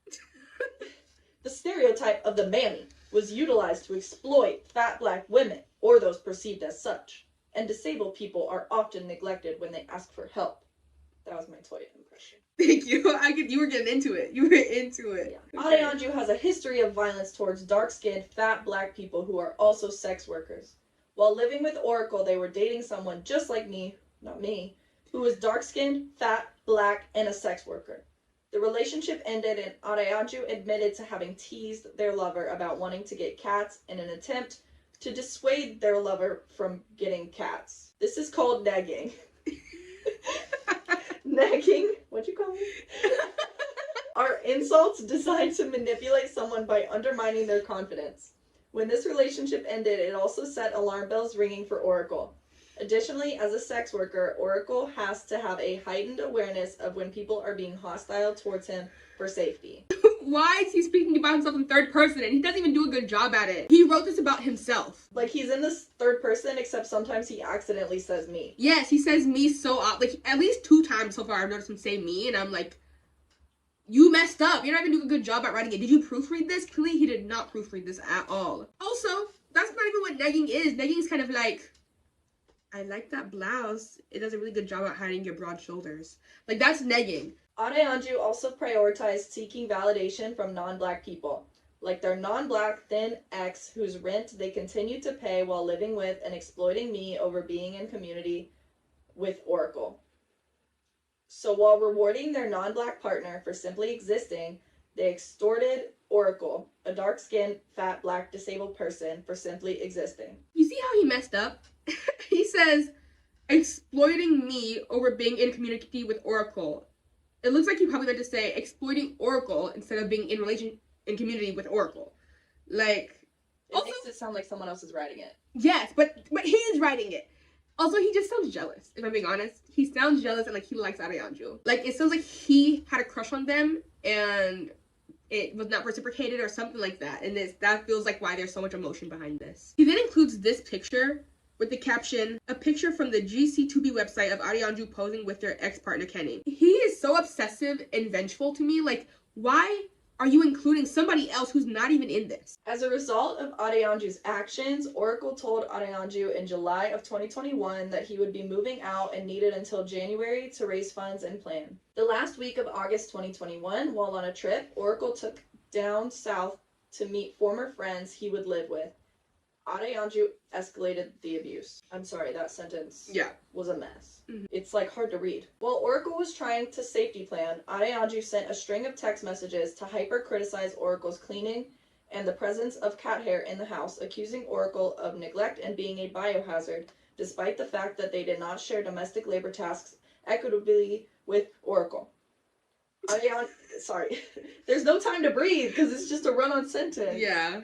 There's no pause. Adeyanju also told Oracle that his cats had ran out of food. Oracle had already asked someone to watch over his cats while he was away safety planning, but unfortunately the person was still at work and would not come until later. So Oracle asked Adeyanju for help once again and asked them if they could put food into the automatic food bowl for his cats. Oracle also told Adeyanju that he would talk to them when he got back. When the person who was watching Oracle's cats came to take care of them, they communicated to Oracle that the automatic food bowl, which has a food reserve container that Adeyanju was supposed to help fill, was completely empty, and that the cats had eaten through the food bag to get to the food. This means that once again, Adeyanju ignored Oracle's request for help and allowed the cats to starve. This is animal cruelty, and this was the last straw for Oracle. I'm scared. Also, the grammar in this is ass. At one point he says, Adeyanju also told Oracle that his cats had ran out of food. Wouldn't it be his cats had run out of food? The thing that confused me was, while on a trip Oracle took down south to meet former friends he would live with, Adeyanju, like, I don't know, it just, that sense. The whole thing is just bad. And he, like, is proud of this stuff. He's made TikToks before being, like, spending all night writing articles and blah, blah, blah, blah. When, if this is the article that he spent all night on, he needs to do better. I'm sorry. As messed up as it is for Adeyanju to do that, it's your cats. Those are your cats. That's your responsibility. And if you're living for an extended period of time, it's up to you to ensure that your cats are being taken care of correctly. It's kind of messed up to put that load and pressure on somebody else's shoulders. At the same time, I do feel like if Ariandra knew that they did not like cats, why did they move with Oracle? Why did they let Oracle move in, and why did they end up moving with Oracle? They knew they didn't like cats. But I bet the situation was kind of like Ariandra knew that they didn't like cats, but was like, Oracle seems cool. Maybe I'll, look past that because Toya seems so cool. And then they moved in with Toya and saw him being himself, and it made everything like 10 times worse. When Oracle returned home, Adeyanju withheld their half of September's rent, stating that they would not pay the rent until Oracle cleaned up and left. This is financial abuse. Adeyanju also started a smear campaign online telling people Oracle was a, quote, landlord and slumlord who had them living in, quote, biohazardous conditions. The only person that had desires of being a landlord was Adeyanju. Later on in this expose, you will read about how they escalated abuse against me. They used tactics commonly used by landlords: lacking boundaries, touching their personal belongings without consent, threatening to get their pets taken away, neglecting the home, and so much more. Although they were not a landlord, it was clear that Adeyanju desperately wanted to be one. When I first read this, I was a little bit confused about whose place it was at first, but it seems like it was Toya's place at first, and then they put an ad out about wanting a roommate for that place, and then that's why Adeyanju contacted Toya to move into that place. We've learned from the past stuff that Toya's parents, own buildings, right? Yeah. And that Toya has owned some of those buildings, too.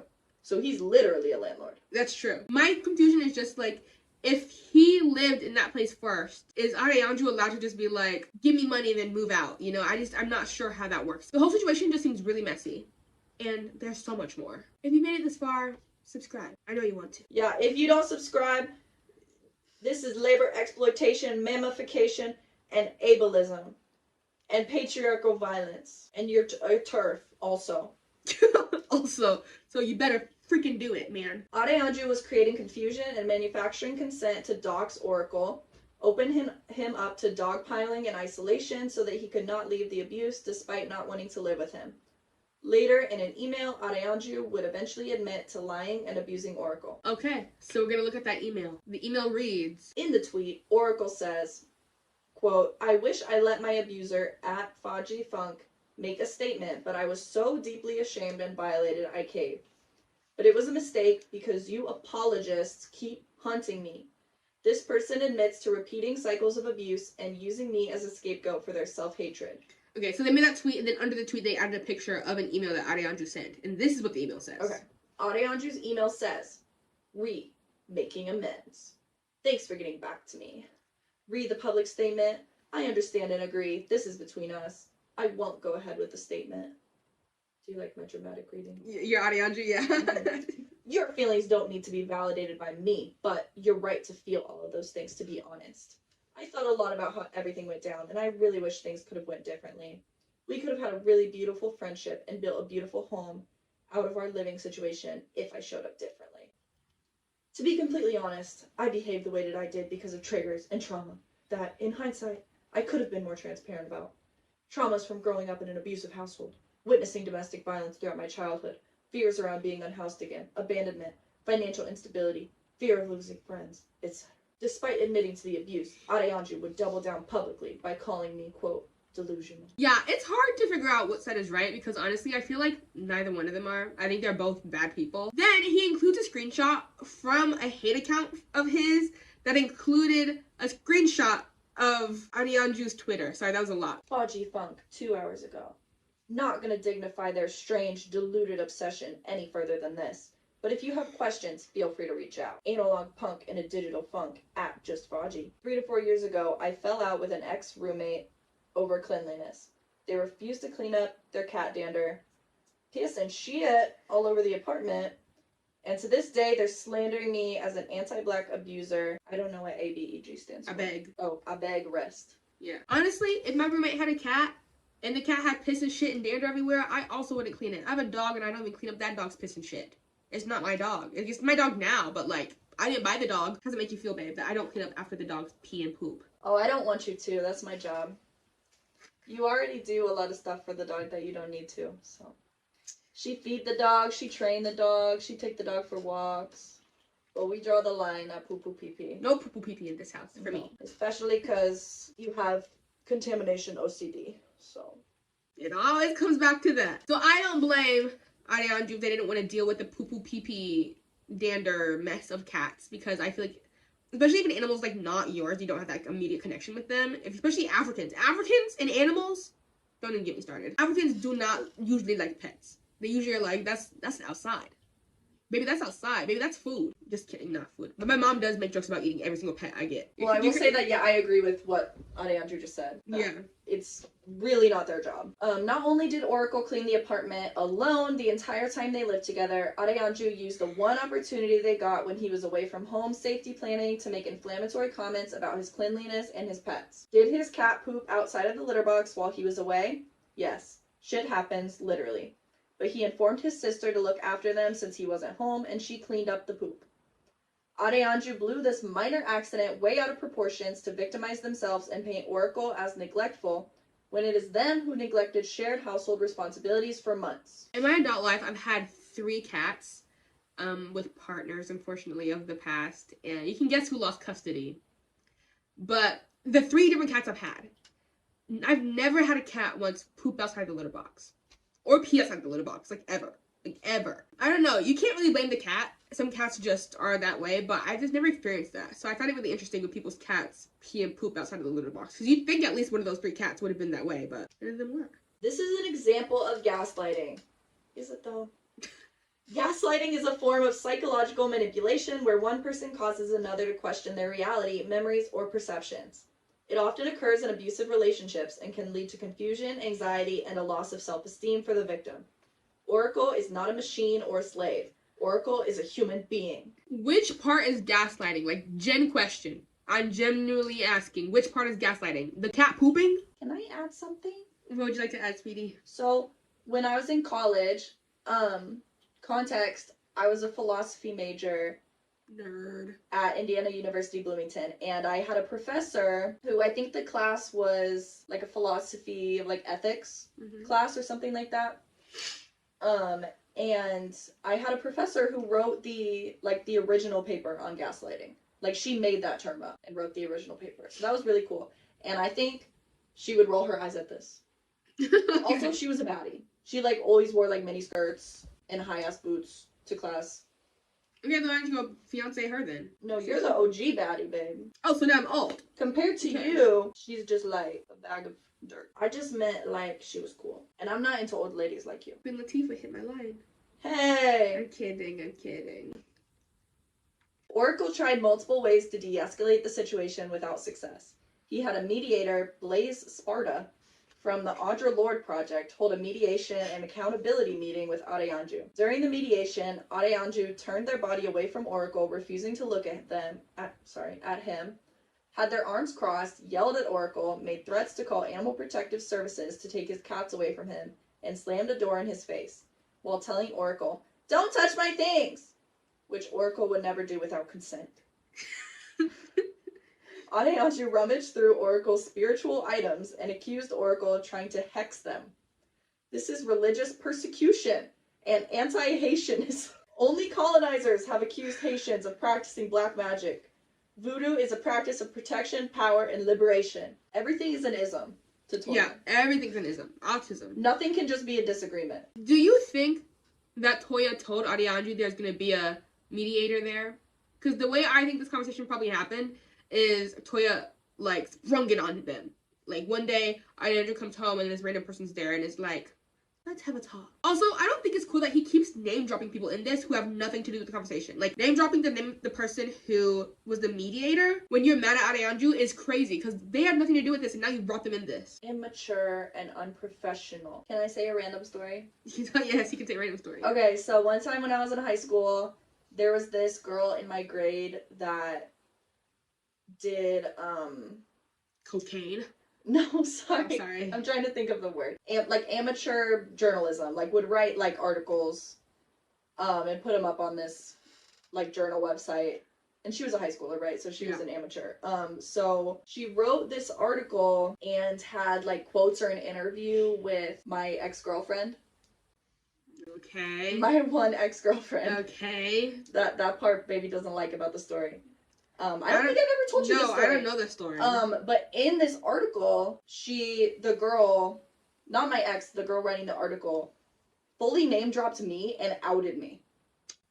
In the article, and did not like say anything to me about it or clear with me beforehand at all.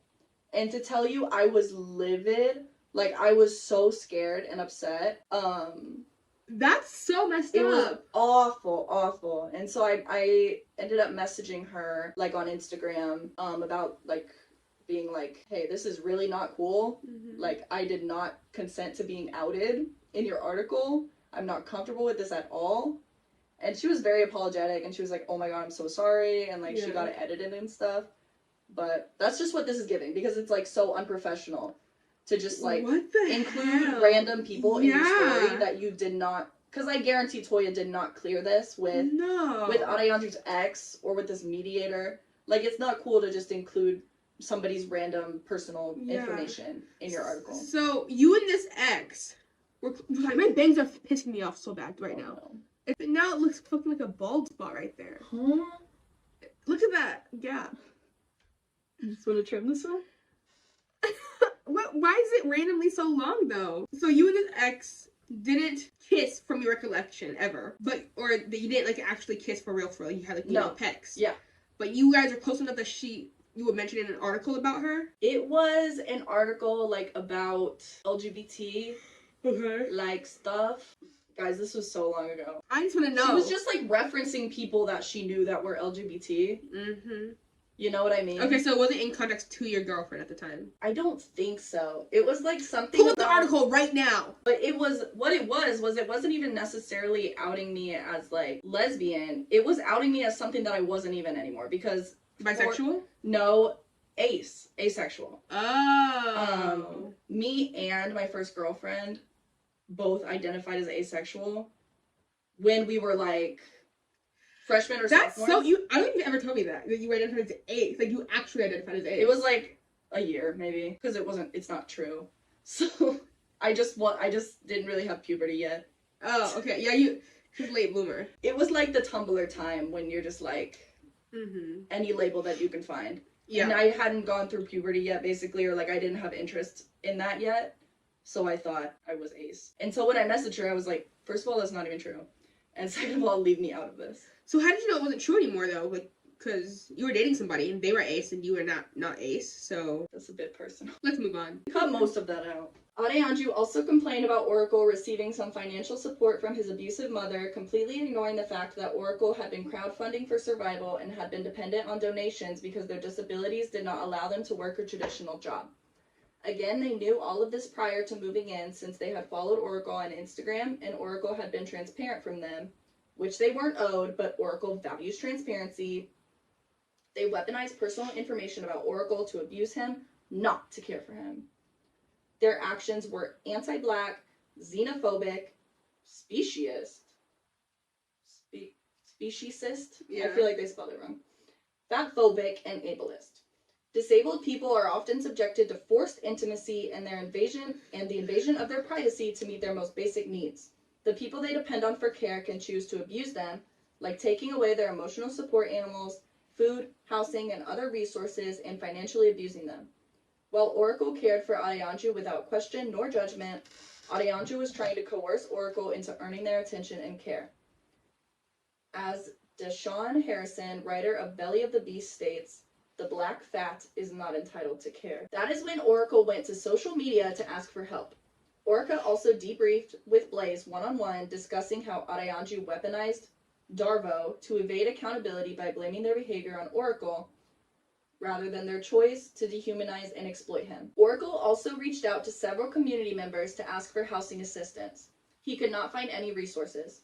During this time, Adeyanju's mutuals were surveilling Oracle's Instagram account, including but not limited to @MayoWasWorld and @NisiBlues. They are so toxic for each other. Also, it's messed up too. Tag the two people that were Adeyanju's friends. They don't have that much to do with this story. Why are you tagging them in this? Yeah, but they're so toxic. It seems like in a way they were kind of made for each other. Adeyanju then decided to publicly humiliate Oracle by cornering him on the rooftop of their home where Oracle was taking space from them, and blocked Oracle's only exit out and started to record him. Due to being overstimulated, scared, and enraged, Oracle chased Adeyanju out of his way through the only exit available and out of our home. The entire time, Adeyanju was on the phone laughing and jeering with a friend, calling Oracle sick. Adeyanju went again to social media to accuse Oracle of evicting them. The video went viral on TikTok, and Adeyanju gained thousands of followers who began to misgender and harass Oracle on his TikTok page that eventually had to be deactivated due to the harassment. If you have this video, I am begging you to please send it my way. I have not seen it, and I'd like to see it just purely for journalism. Imagine Oracle chasing you, though. He chased them in the wheelchair? If that's ableist, take it out. Is this a situation he mentioned in a previous video? Last video, I think it was, he said that in the past, people who have, like, been his abusers can't fight, so he chased them and they ran out. He was talking about, I think he was talking about the story with Adeyanju. He said he ran after them and they ran out because they can't fight. Nobody wants to fight you. This all occurred between the end of August and late September. Adeyanju eventually moved out around October 4th, and Oracle was hospitalized for thoughts of suicide, post-exertional malaise, and his body going into shock. The MECFS baddies below recently informed me that post-exertional malaise is actually one of the main criterias for MECFS. So thank you for educating me below. Okay, and then he provides picture proof of this happening to him. It's a screenshot of like a My Health chart portal saying that he was in the hospital for 5 days. 3 months later, Adeyanju would be called out again by their employees at their now dismantled organization, Post-Binary, for mismanaging organizational funds and committing wage theft. Wow, it seems like they got themselves in quite the pickle trying to chase that bag. It made me think of a pickle in a bag. To this day, Adeyanju has not been held accountable and continues to call their blatant abuse a, quote, conflict. The hostility was one-sided. The mistreatment was one-sided. Oracle did nothing to Adeyanju but care for them. Oracle engaged in mutual aid with Adeyanju, sharing funds when they could, giving Adeyanju rides to the supermarket and to gigs when he still had his car and the ability to drive. He lost that ability due to the worsening of his condition and had to sell his car due to financial abuse and inability to pay rent. Oracle gave Adeyanju emotional support as they grieved the end of a romantic relationship and experiencing transphobia at a modeling gig. What did Oracle experience in return? Anti-black, ableist, fatphobic, transphobic abuse. Just because I don't like Toya doesn't mean I'm gonna take Adeyanju's side. And I do think that genuinely that Adeyanju was a bad roommate and probably is also a bad person. I don't know enough about them to make that definitive of a statement. You know, Toya's a bad person and Adeyanju can also be a bad person. That's probably why they ended up meeting each other. But is everything they did considered abuse? I think, you know, words' meanings are not sessile. They don't stay the same. So if you're stretching the meaning of abuse, then it could be considered abuse. It's really hard to say, especially because Toya is not a trustworthy narrator. I would say that abuse requires the person to be in a position of power. Okay. And to me, it doesn't really seem like Adeyanju was in a position of power over Toya. I think they were on pretty much equal footing. It seems like they're both queer, marginalized people. They both didn't have that much money. But Toya's fat. Exactly. But so Toya thinks it's abuse. But if both people are on equal footing and both people are fighting with each other, it's just a conflict. It's just kind of fight. It's just kind of disagreement. It's just fighting. Adeyanju's abuse has gotten Oracle forcibly removed from Black COVID support groups. It got him chased off Twitter. Hundreds of people unsubscribed from his Patreon. He lost his housing. He was forced to sell his car to pay rent. Due to already struggling with long COVID from an infection he got before Adeyanju moved in, plus the impact of the stress of the abuse, he lost his mobility and has been an electric wheelchair user.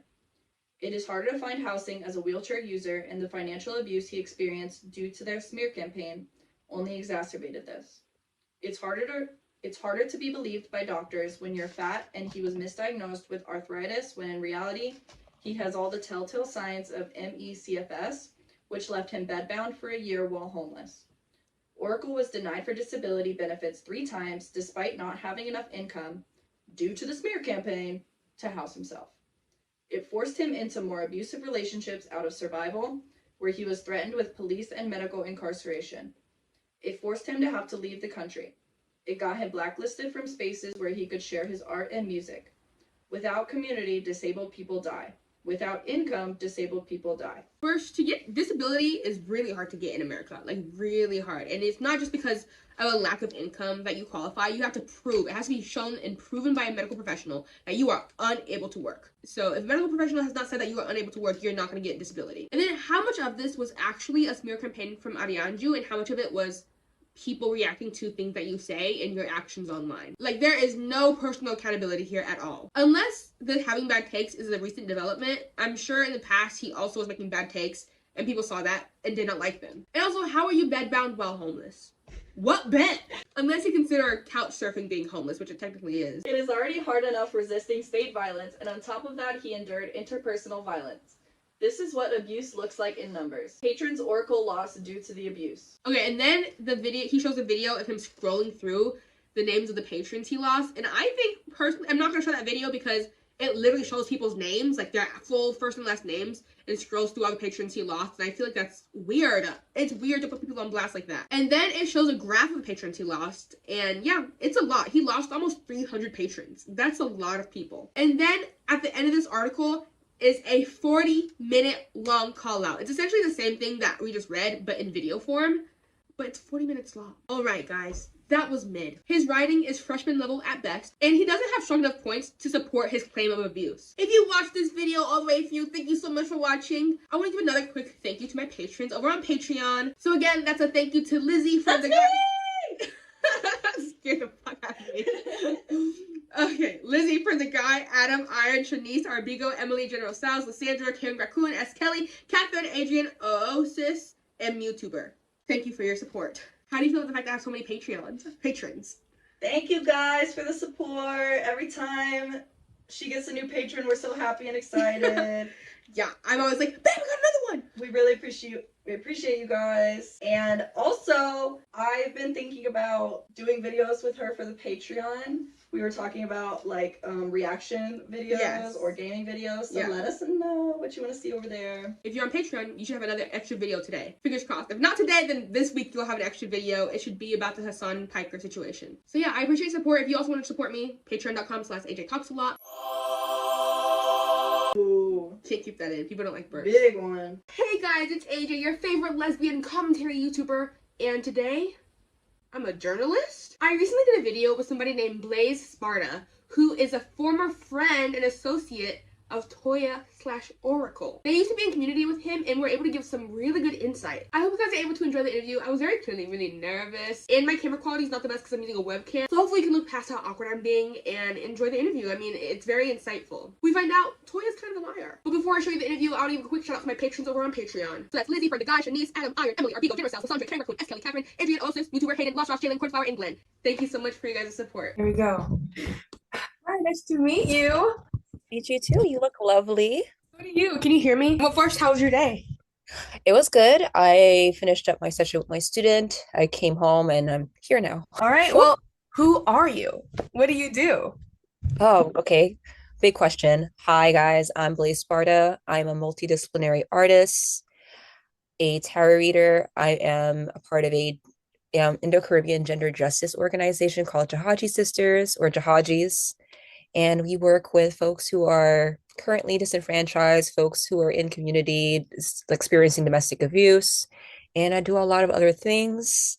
On the side, I'm a teacher and I'm also a resource mobilizer. So I support folks getting funding for their art projects. Yeah, perfect. So you're into like the nonprofit world? Yes. That's very cool. And so through that world, is that how you met Toya? Actually, no. When I met Toya, I was actually doing a art project. I had just come out of my own like very destabilizing relationship. I wanted to embrace my queer community and also my artistry.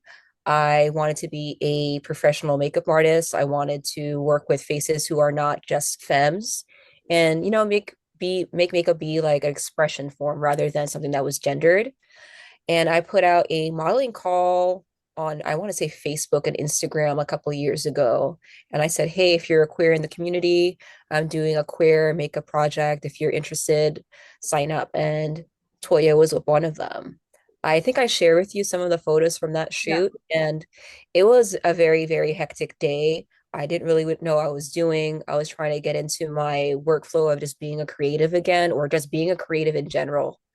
And yeah, so when they sat in my chair, I remember it being just like they were judging me a little bit because, like, obviously I was a very out of my depth. I had never done this something before besides my own face. So, and I also didn't look very professional. I came hair undone, no makeup, nothing. So I think there's this expectation when you're creative, or rather a makeup artist, that you're supposed to be like to the nines.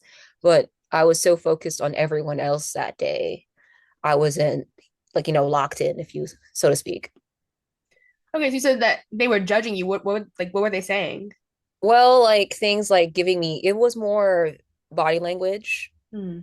So I was doing makeup with other people and they would be over my shoulders, like, maybe you should do that. Maybe you should do this. When it was my turn, Okay. um, maybe you should do this thing.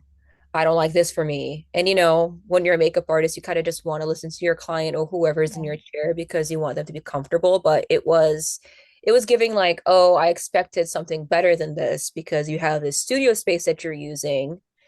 And it's the impression is like, how do you have these resources when you're not even like qualified for it? Yeah. Right. Very And frustrating. Yeah. that felt hurtful at the moment because, like, I think I was giving those opportunities because people saw my merit and my ability just for myself, or giving me an opportunity so I could build myself, you know? Yeah. So how did that transition into you guys actually being close enough for you to be someone to facilitate a conversation between them and their roommate? Great question. So they were actually very close friends with my ex roommate. I will not name names Okay. during the interview, but we all like, well, my roommate and I lived in Brooklyn, and they would, have queer parties, they would have kink parties. The person at the time was very sex positive and we're in the rope and like BDSM scene. So I think that's how they knew Toya. And I completely forgot about Toya by the time I was living there. So I was just like, oh, you know them? It's nice to see you again, type shit. And, there was never any animosity. We never really got close because, again, like, just Toya always gave this energy of just being a bit standoffish with at least me. And I couldn't really understand why. I thought maybe like, oh, maybe they didn't really appreciate the makeup I did for them, or they just didn't, we just didn't get along. That's fine. But it just seemed that they had a very certain type of person they want to be friends with, and it wasn't myself. And like our personalities just didn't mesh. But I was in the house I was living at. My roommate's partner was also a part of the Audra Lower project. I was trying to get involved more with community activism and just being a part of like work that was bigger than myself. So I went ahead and contacted ALP so I could learn about their mediation program. And that's how I got certified in community mediation. It was led by Chauvet Bishop and Kirby Joseph. Those are already people who are really big in that scene and have been really amazing for this community. So they facilitated my training. Once I finished training, then I was able to like, okay, this is work that needs to be done for a community. We need de-escalation. We need ways to have conversations that aren't hostile so we can just come to agreement. And it's the height of COVID. People are just in their houses all the time. Things like this could happen. So I did my work free of charge, Okay. and that's how I wanted it to stay. I wouldn't say that Toya necessarily took advantage of it because I reached out and offered because they put this plea out on their socials about going through some situation with their roommate, needing support, and I offered mediation. So like, hey, it sounds like you're going through a lot with them. I think it would be best for you in the situation if you just came together in a moment of peace and just try to talk your differences out and come to a compromise. Okay. So it looks like, okay, I'm sure you read the Substack article also. I'm not gonna have you say too much about Ade's part because I know that they're not in this. But as far as Toya's in this situation, were the things that they said accurate? No. Okay. So I actually only learned that I was involved when I saw your video and I heard my name drop, and I was like, because the first video you dropped, I was just like, oh my God, I know this person. That's kind of crazy. And then, I was kind of perusing and just following it from there. And then one of your videos, I was mentioned, I was like, oh no, because I take my work very seriously. And to have me be a part of or attached to allegations that were completely unfounded made me look back at that time that I did the mediation and realize that that was just triangulation. So when I did the mediation, I did not have any background on Ade. I did not speak to them before. And honestly, it was a slip up on my end because I should have reached out to Ade as well and get their perspective before the mediation. Mm. So I took Toya at face value because that's someone that was in my house. That was a friend of mine at the time, at least my friend's friend. So I wanted to give them the benefit of doubt because they're saying they're going through harm. They're saying they're being abused. They're saying that they're going through ableist abuse specifically. So I wanted to support them and, at least come get some sort of mediation out there. The accusations of them throwing things, going through their holistic and spiritual supplies, none of that happened during the call. During the call, it was just Toya saying their side, me allowing Ade to share their side, and then expressing or translating on Toya's behalf certain things that they were struggling with because Toya has a tendency to say things with exactness and accusatorily. And that could be very inflammatory to someone receiving them, especially, when things are a little bit stretched for truth, Yeah. And I just remember Ade just becoming increasingly more frustrated because, in retrospect, I could sense that they've had these conversations a lot. And when you have conversations with people who have narcissistic tendencies, they have a way of consistently repeating the same thing slightly differently to wear you out. Mm. And the prep before the mediation, when Toya told me everything, I was going in being like, all right, this is what Toya is saying. I need to understand where Ade is coming from. So I don't want to say too much because I don't want to call out Ade, but like I said, well, Toya is stating that you were doing these four things about the home and what they need, and it seems that you're just not being supportive.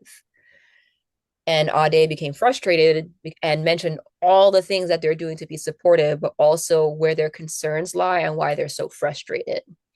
On the Substack, I recall them saying that Ade agreed that they were being abusive, and that wasn't true either. And I think they were referring to the email that Ade had sent them when Ade was just apologizing for their tangent that they did on social media for being not appropriate, which I do agree wasn't appropriate, but they explained where it came from. Not that it justifies it, but like they did apologize. But Toya took that one admission as a some difference of them admitting to all forms of abuse. And I'm not going to sit here and say like what happened after the call, but at least during the call, what they're accusing Ade of did not happen. We had a conversation. Toya made their demands, made their hurts say out loud, and Ade became visibly upset and hurt and more frustrated and got really angry. And it wasn't the angry like, oh, I got accused of something. Now I'm going to start accusing you of something. It was the anger of being exhausted, but going through the same exact rituals over and over again. And like I said before, it was triangulation. Mm-hmm. So Toya was wearing them down. I'm hearing was Literally. antagonizing and wearing them down. Right. That's very Saying they're interesting. ableist, saying that they're not being supportive of their disability. At the time, I didn't know Toya was lying about their mom being rich, them being rich in general, having funds from their family. I didn't know that Toya was using me to triangulate. So Toya does have money from their family. Like in that time period, they were receiving funds from their mother. Do you know how much?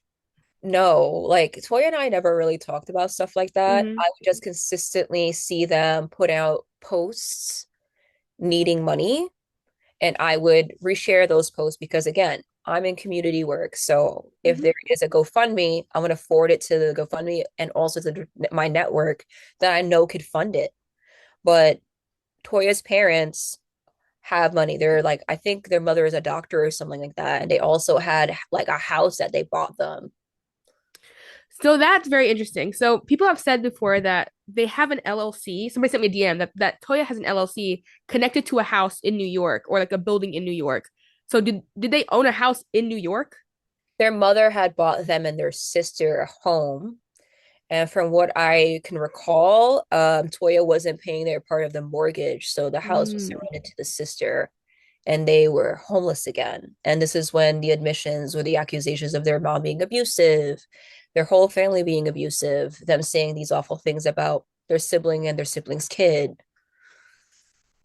Okay. So were you ever in Toya's actual apartment? Like with I didn't know. Okay, because people had a lot of questions about the state of the apartment because I know they were talking about how they clean so much and all they do is homework, but if you weren't there. I wasn't physically in the home. Mm-hmm. I listened to Ade though, and Ade did tell me a lot about what was happening in the home, talking about the cat feces, how they were not cleaning the cat litter, that they were just using their disability to get out of doing more work in the home.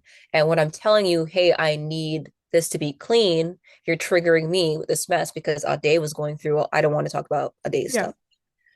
Ade has trauma around that. So during mediation, we were talking about like when you do X thing, Toya, Ade feels triggered and not listened to because this is triggering their own abuse from their life. We have two people whose demons here just don't agree with each other or they just don't mesh up.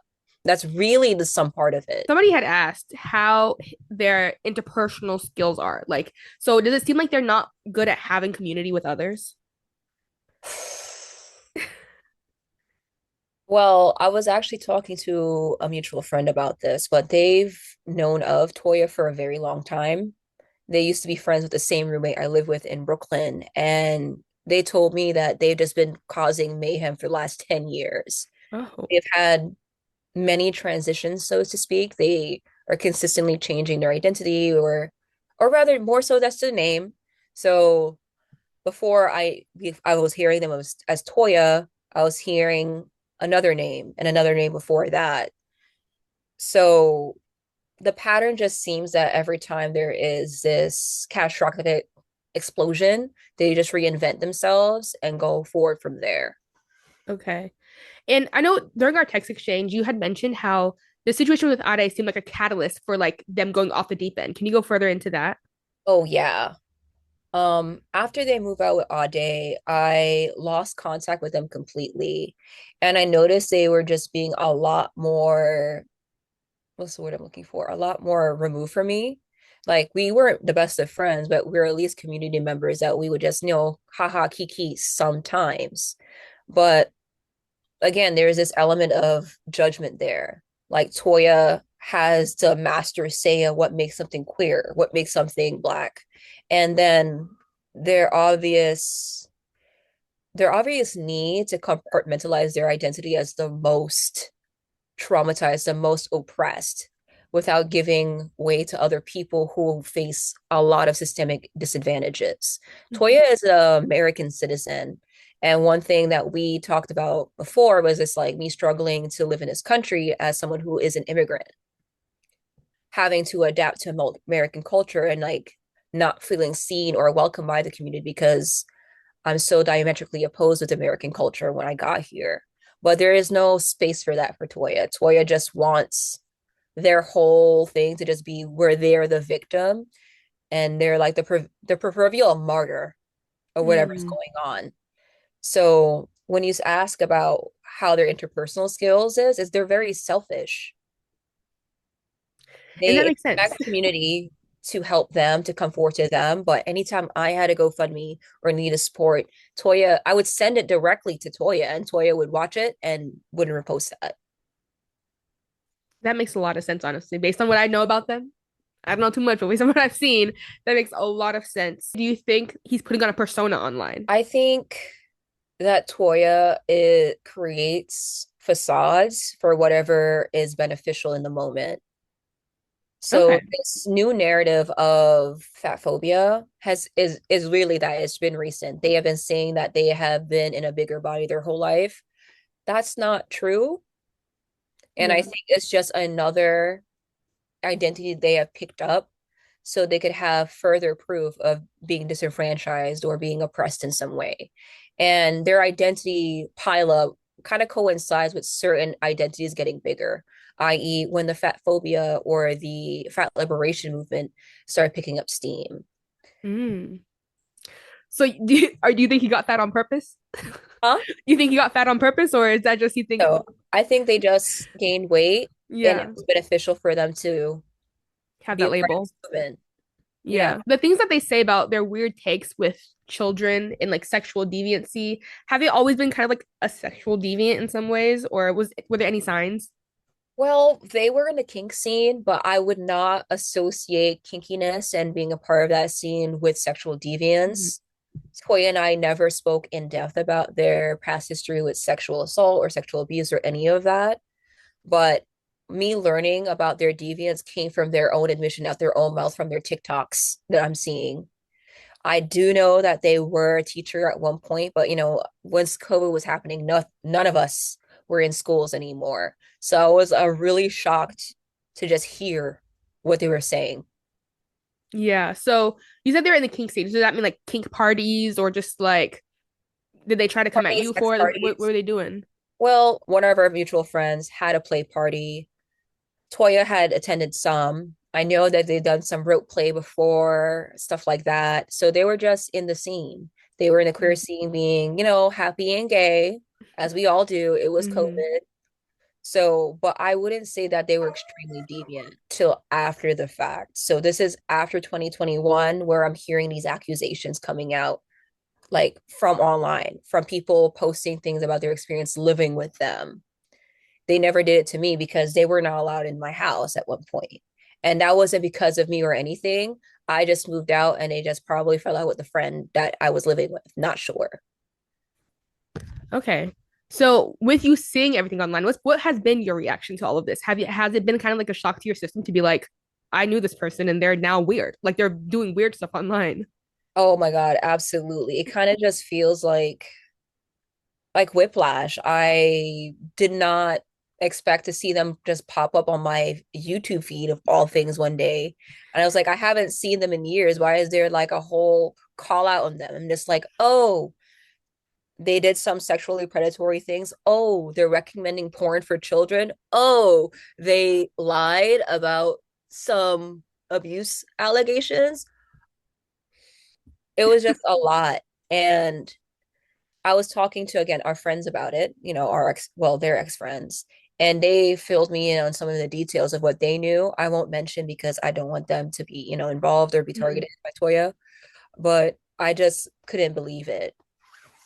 I'm Wow. kind of glad we never really got close and it was just a very surface level relationship, other than, them being in my chair doing their makeup and having that unproductive mediation. Hmm. So then was there a catalyst that ended the friendship or is it just like it fizzled out because they kind of were in a transitional period? I stopped talking to them because I just felt this immense judgment from them. Like at the time, I had a partner that was non-binary, but because they were assigned male at birth, I just felt like Toya had some like reservations about them, and they were also fair skinned. So I just felt like Toya was one of those people that judges Black people for dating people lighter than them or Hmm. not as Black coded, quote unquote, as them. My partner was indigenous at the time, indigenous Dominican. So I just and Toya is Haitian. So there Hmm. was just some feelings about them there, I believe. Other like just other than the judgment, the only thing that I felt from them is like they would only message me or send me things that were involved with them getting money. And at the time, I had Mm. nothing. And because I had no money, Toya wouldn't talk to me. And there was a period of time where it's just like, wow, I only can be around people who are actually there to support me. And then not when I'm just like able to give them something. So Yeah. Toya stopped being my friend because they didn't value my friendship. They didn't value my words. They didn't value my support. And they were willing to offer support. They were also just, again, judgmental about what a Black person should do to like live their life, especially a Black queer person. It seemed like I needed to fulfill some sort of like these check boxes and be on this echelon of like Black liberation movement or whatever to be valuable. And Mm. like I was somehow fake by not fulfilling their ideologies. Yeah, it sounds like to me that he was kind of using you, but also, or just using people in general, but also wants control over people, which I think is very odd. Like he seems to want control over what people do with their lives. I think they're just a little entitled. Mm-hmm. They feel entitled to say what is the truth. They feel entitled to tell you what you should be doing and how you should be acting because they believe they are the moral paramount. And there's a lot of pseudo intellectualism with what they say, and especially with how they act. When you read the Substack, you see yourself that they kind of posture intelligence in a way that's very hollow.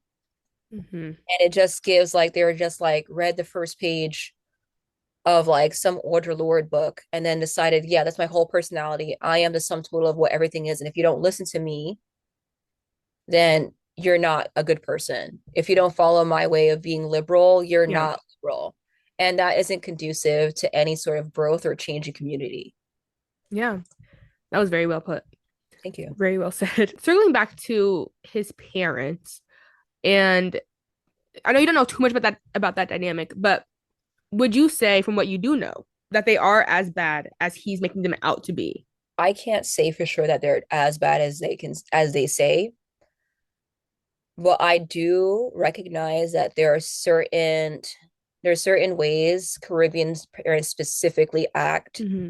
towards you when you come into this country or you live in America as an American born or American living child that can be very destabilizing and destructive for your personality.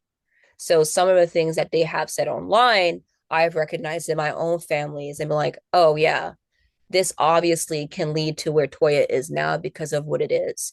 The anti-blackness, the colorism, the fat phobia in some ways. They are very, very harsh when it comes to appearances and how you act. So the counter to that when you go through that kind of abuse is that you want full control of who you are and what you are. And if everybody else doesn't listen to you, it kind of just triggers that feeling of when you're a kid and everything that you heard from your parent was that you're wrong.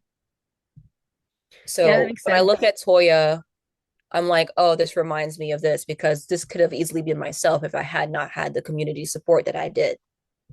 Yeah, I often find myself feeling that way too. When I first learned about them, my mom's Nigerian, and I was like, oh, I do relate to a lot of what they're going through, but also I would never think that kids should watch porn. But yeah, that's one That of the things. It's hard to. specifically is something that has always, that's the most upsetting thing about this. I Yes, think absolutely. that they're trying to get over their own trauma around sex and sexuality by Mhm. imposing it as normal when it is absolutely not.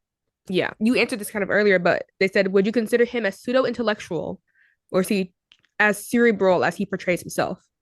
I think it is a facade. I think Hmm. that they do this to give themselves a sense of authority, and that's why they misappropriated my own authorities.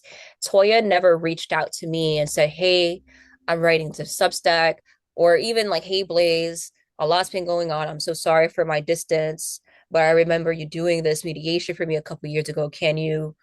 Are you okay with me talking about it in the Substack?" Of course they didn't, because I would have given an actual thing of what happened. I would have offered to say my own opinions and my own statements there. And I think they just went above me because they knew I would tell the truth. Yeah, and here you are, telling it. Period. Why does Toya only seem to care about his own victimization when he victimizes others? And why would he never wear a shirt? Well, did he used to wear shirts back then? I don't know. They did. They did. So this whole era of them being shirtless is really new to me. And I see it as like as something that's been tied into their flat liberation work, Mhm. which is like it's beautiful on its own, but there are some things within it that can be criticized. But I'm not the one that do can do that. I'm not someone that lives in a bigger body, so I can't say. But I think this ties back into their interest and their want to lead in the fat liberation movement. Because Mm. part of that, there are other creators that are also shirtless all the time. I can't recall their name, but I recall there is one other trans man that I know in that movement who is also always shirtless. Mm. So Interesting. I hesitate to say copying, but just like Yeah. mirroring these other people in movements so they could just have more like visibility. Mm-hmm. And Yeah, you think he's doing, I think he might be doing things like controversial on purpose to yes, get seen. attention. Yeah. I mean, that's what it all leads down to. He just wants the attention. So, for the first part of that question, like, why do you think it is he cares only about his own victimhood? I think this is again just holdover from his own childhood. They are like the black sheep of their families, so Mm-hmm. to speak. There are instances where they have talked in the past or in groups where they talk about how their interactions were with their sister and their mother, and it was like they're the least favorite child. They were unheard, they were unseen.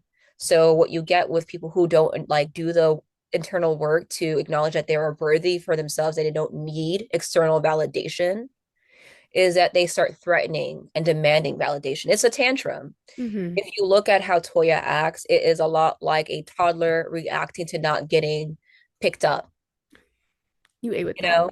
Yeah, yeah, you ate with that. Thank you. Is there anything that you'd consider a positive trait or an admirable trait that Toya has, aside from him, aside from all the bad stuff he has done?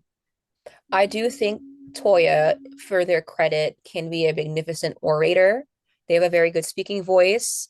They are a lot more intelligent than they appear, but I believe they use that intelligence in ways that are extractive, that can be exploitative, that can be reductive to how brilliant they really are, and that because of their narcissistic tendencies, they want to flaunt and be seen as a position of authority of the most intelligent person in the room, and that vegetates their brilliance.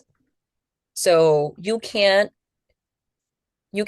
as an intellectual believe you're the most quantitate intelligence because that limits how smart you can get.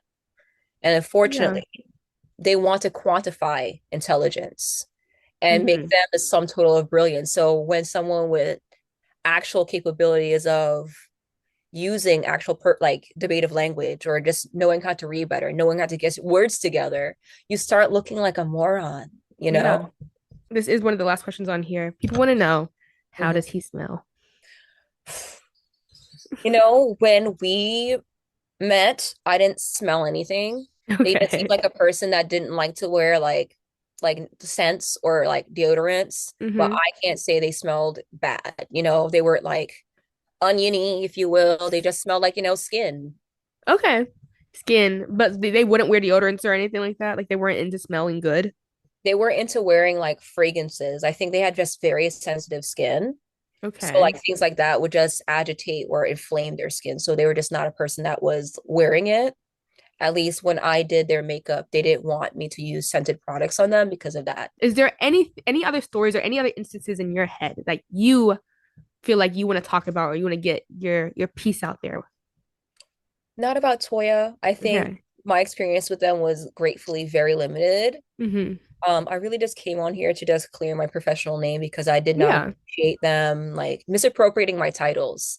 My only work with Audra Lower Project was them training me, and I had never been a part of that community specifically. I was never on staff or anything like that. I Yeah. had support with canvassing here and there, but I just think it is deeply detrimental to the work that we do Mm-hmm. to create stories and then have professionals be a part of it so you could see more I don't know the word, but just seem more like accurate, seem more Mm-hmm. believable. That's not fair. And I don't think it is fair to the people you're accusing. Yeah. Absolutely. Are there any works that you're working on right now or anything that you want to talk about that you're passionate about, like any projects you want to promote or anything? Oh, well, thank you for asking. So, my collective, Dream Seek Collective, and I are currently working on our first tarot deck. We've been shooting, and Ooh. I've been doing the makeup, and we all do collectively the styling for the project. So, if anyone is interested and in New York City, we still need a lot of people to shoot cards with. So, you have to just be queer, person of color to be a part of it, and willing to come to Brooklyn so we can beat your face and dress you. And I think I could just give you the info afterwards. Yeah. And other than that, there are a few projects that I'm planning for next year, both in farming and also doing my own gender justice work with Jahajis. So support your local community, guys. Support gender justice spaces. Jahajis is an amazing space that I would go ahead and try to support, as well as Drum. They're both in Queens. If you or anyone you know is going through domestic violence, Jahajis can help you with that, and they can always come to me. Wow, that's amazing. I really admire that you're like all about doing community work. I think that's really cool. Thank you. Community is why I'm here and capable of doing. Yeah. Wow. Okay, well, it was really nice being able to talk to you. I really appreciate you taking up the time out of your day to just talk to little old me. That I really Oh, appreciate that. sweetheart, you're gonna be bigger than you think. You're amazing, you're bubbly, you're light. Thank you for giving me the time of day yourself and for helping put my story out there. Yeah, of course. Oh my gosh. Okay, this was really fun. Our Zoom link is going to expire in like 5 minutes, so I'm going to let you get back with your day. Yeah, thank you so much. You're welcome, AJ. Thank you. Bye. Yeah, bye. When you have family members that have money while you don't, you get really, really familiar with the face of evil. There was one time I had asked my aunt, who's a doctor, if she could buy me a TV because So his mom's a doctor and his aunt's a doctor. Okay. Because poor people deserve to watch TV. Hello. And you know what she told me? She told me that I'm going to assume the answer is no. I had to promise to her that I would exercise for 30 minutes a day so that she would buy me the TV. And of course I wanted the TV, and I said, yeah, sure. And she sent me the TV, and then I promptly blocked her. This was back in 2022, I believe. And I recently unblocked her to send her the GoFundMe for Nakakande and her family. And she read it. She didn't respond. So I messaged her again. I'm like, if you saw my last message, please respond.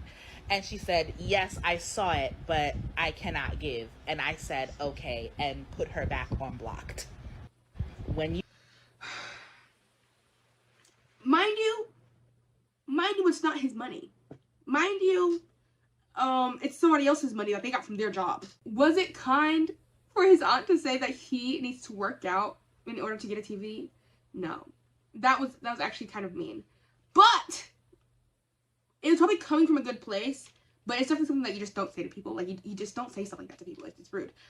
But does that mean that makes her evil? No. You got that TV, didn't you?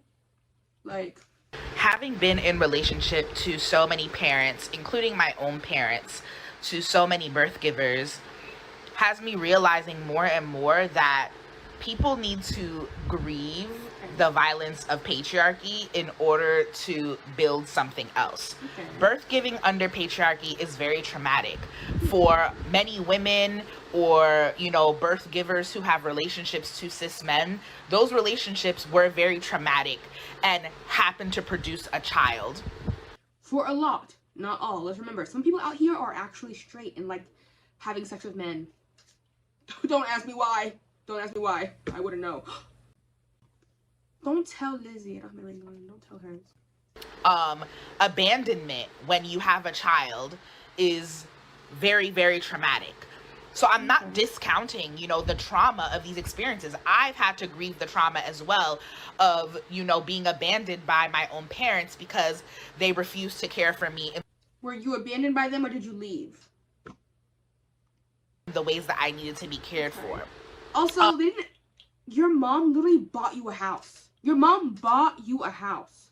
In what world is that your mother abandoning you? But when you don't grieve the trauma of experiencing violence under patriarchy, you are going to replicate the cycle. You are, for example, going to hate yourself and hate your body as a birth giver, you know, for producing a child under a system that you cannot care for. You're going to hate the child itself rather than hating these systems that created the conditions for you to suffer. You're going to feel ashamed about talking about. You're going to be ashamed of you. And why does it always lead back to that? I think it always leads back to with him. Everything leads back to. Everything leads back to, well, but, and if all this stuff is true, then this is why you guys don't like it when I talk about sex, because all this other stuff is true, so that's why you guys don't like it. It always leads back to that for some reason. Why is that? Exploring your own sexual desires under a system that taught you that your sexual desires do not matter, and that your sexuality is only good if it's producing a worker. All of those things need to be grieved in order to dismantle patriarchy. I personally don't feel any of those things. Does that mean I have grieved the patriarchy? Because I personally do not feel that at all. I don't feel like I need to produce a worker. When your parents were deciding to have you, were they like, I think we're ready to produce a worker. I think we're ready to produce a worker to society. Like, I'm not saying everything he's saying is wrong. I'm just saying he says it in such a weird way sometimes. Like, otherwise, that shame is going to just be passed on and passed on and passed on and passed on. Okay. You're ashamed of talking to your children about sex, but how do you think they got here? You think sex is disgusting, but what do you think a birthing process is like, if not blood and guts and the ripping of body parts and the moving of organs? It's a very gory process. It's not rainbows and sunshines and butterflies. I truly don't believe that, you as a parent, as a birth giver, are doing your children justice and truly nurturing your children if you cannot talk to them about sex, a natural process. I think this leads back to him eventually being like, and that's why children need to watch porn. Because if they don't, then how are they gonna know? How are they gonna know that when you were giving birth to them, you ripped? Vagina to anus, you ripped. Mind you, did you know that's a thing that can happen? You can rip from to asshole when you give birth. Scary! Scary! So again, is he wrong? He's saying, okay, childbirth is a hard process that can be very gory and gutty. Gory, bloody, it can be very scary. So that means we need to talk to our young children about sex because it's also gory. I'm trying to see why the two things make sense. You see, he says he does a thing where he tests two things and tries to make like comparisons out of them, and it just doesn't work because what? These two things, they are not the same. During life, if you participate in purity culture, which involves the fetishization of innocence, that also includes the fetishization of a pregnancy. People like this be like, oh, children are a blessing, they're a blessing, they should be kept pure and innocent, but completely ignore the fact that how they came into the world wasn't pure and innocent. You got into a car accident one time, so now I'm gonna hit you with cars forever because you got hit one time, so now you're gonna get hit for the rest of your life. I don't know how this makes any sense to him. How is he saying these words and being like, yeah, that's based? That's actually really based, you guys. Like, I think we gotta go back a little bit. I gotta go back, because what? Of a pregnancy. People like this be like, oh, children are a blessing, they're a blessing, they should be kept pure and innocent, but completely, ignore the fact that how they came into the world wasn't pure and innocent. Why does that mean anything? So just because you have to have sex to have a child, that child can't be pure and innocent? Like, I understand the part about how the fetishization of innocence and all this stuff and how, like, all this stuff, but I do think to some degree we should protect children. Just because they were made from doesn't mean we shouldn't protect them. You weirdo. Somebody for those kids to be here. And you had to push. And why is it that when you're thinking of children, the first thing you're thinking about is, and somebody to make that child. Somebody had this to make that child. Somebody did that. They did some of this. And that's how that child was made. Why are you thinking about that? When I see a child, I think, oh, adorable. Adorable. I don't see their parents and go, did you know they make you? Did you know that he put his womp womp and her wee wee? And well, she's probably reversed, right? It's his wee wee and her womp womp, and that's how they made you? No, only you think that because you're weird. No, I don't like him. That person out of your body to be here. And on top of that, how are you afraid of your child seeing a naked female body, a naked female chest, when that's the first thing your child knew? The first thing your child knew was a naked female body when it pushed that child out. And I'm assuming he's talking about because he's gotten in trouble for walking around shirtless in front of children. Yeah. I'm assuming he's talking about that. But there's a difference between family members and a stranger walking around shirtless in front of a child. And if you can't see that difference, I think you have other issues going on. I grew up with a naked mom. I talked about this before. My mama, always naked. Naked mother. And to me, it's just nothing. I'm like, okay, but that does not mean that if I see somebody else naked, I'm not going to be like, ew. If as a child I saw a random adult woman naked, I probably would have been like, oh, that's gross. Or maybe not that's gross, but I would have been like, oh, let me avert my eyes, ma'am. Sorry. That has nothing to do with the innocence of children or whatever point he's trying to make. First thing your child knew, especially if you were breastfeeding, was a female chest. So again, okay, why is it that y'all love to separate the act of sex and the act of, from giving birth? Why is it that y'all love to sanitize these natural processes? It's because of purity culture. It's because they're children. I understand that we've got to confirm this is not a joke to him. He actually believes these things, but I cannot fathom in what world and how he does, because it's a child. It's a child. It's a child. Sorry. I'm trying not to crash out, but it's just really confusing to me because how are you not seeing it? That this is so harmful. Not only if you actually end up doing something like this, but the wrong people hearing it and thinking that they're based in their beliefs because you have said it and they're like, oh, somebody out there believes it. Somebody out there thinks the same thing as me, so clearly I'm right. It is not purity culture to not explain to a child exactly how they were made in the process of giving birth to them that young. They cannot handle that. Maybe some kids can, but a lot of kids cannot handle that thinking. It'd probably be traumatizing. They'd probably feel bad about themselves. Did anybody here have a parent who constantly told them, my body was different before I had you? Didn't it make you feel like ass? To feel like you ruined your parent's body? I think it makes a kid feel really bad about them existing, to feel like their parent has to go through all that for them to be here. I saw this video, I don't know if it's true or not, but it was stating how Trump is trying to ban fat people from immigrating to the United States. And somebody was in the comment section talking about, isn't he fat? Wouldn't that be banning himself? And I'm just like, yes.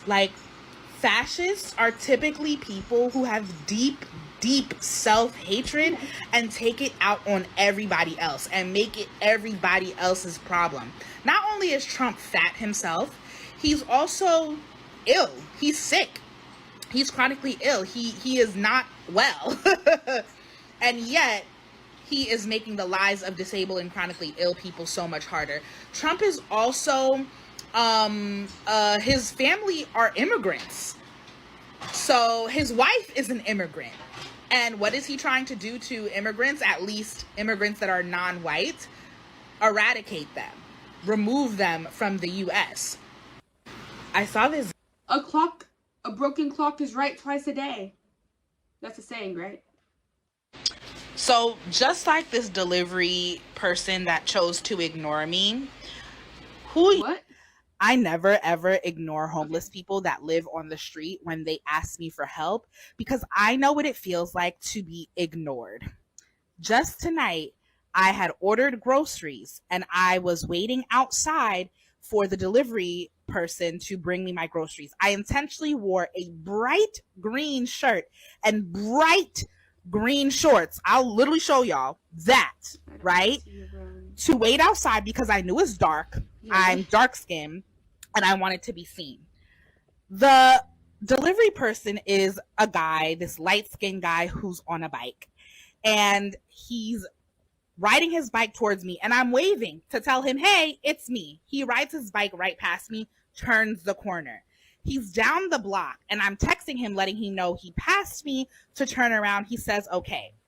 So when he comes back around, I'm still calling him like, hey, he rides his bike right past me. Like I'm not standing. I'm in my wheelchair in the pathway going towards the front door of the apartment complex. He rides right past me. Like I'm calling him. He's ignoring me. He starts walking my groceries up to the front of the apartment. And it's only when I call the doorman who's looking out the window and tell him, hey, like that's for me. It's only when the doorman gets his attention that he turns around to look at me and he says, oh, are you the person? I'm like, yes, I'm Toya. Yes. And he says, okay. And he gives me my groceries.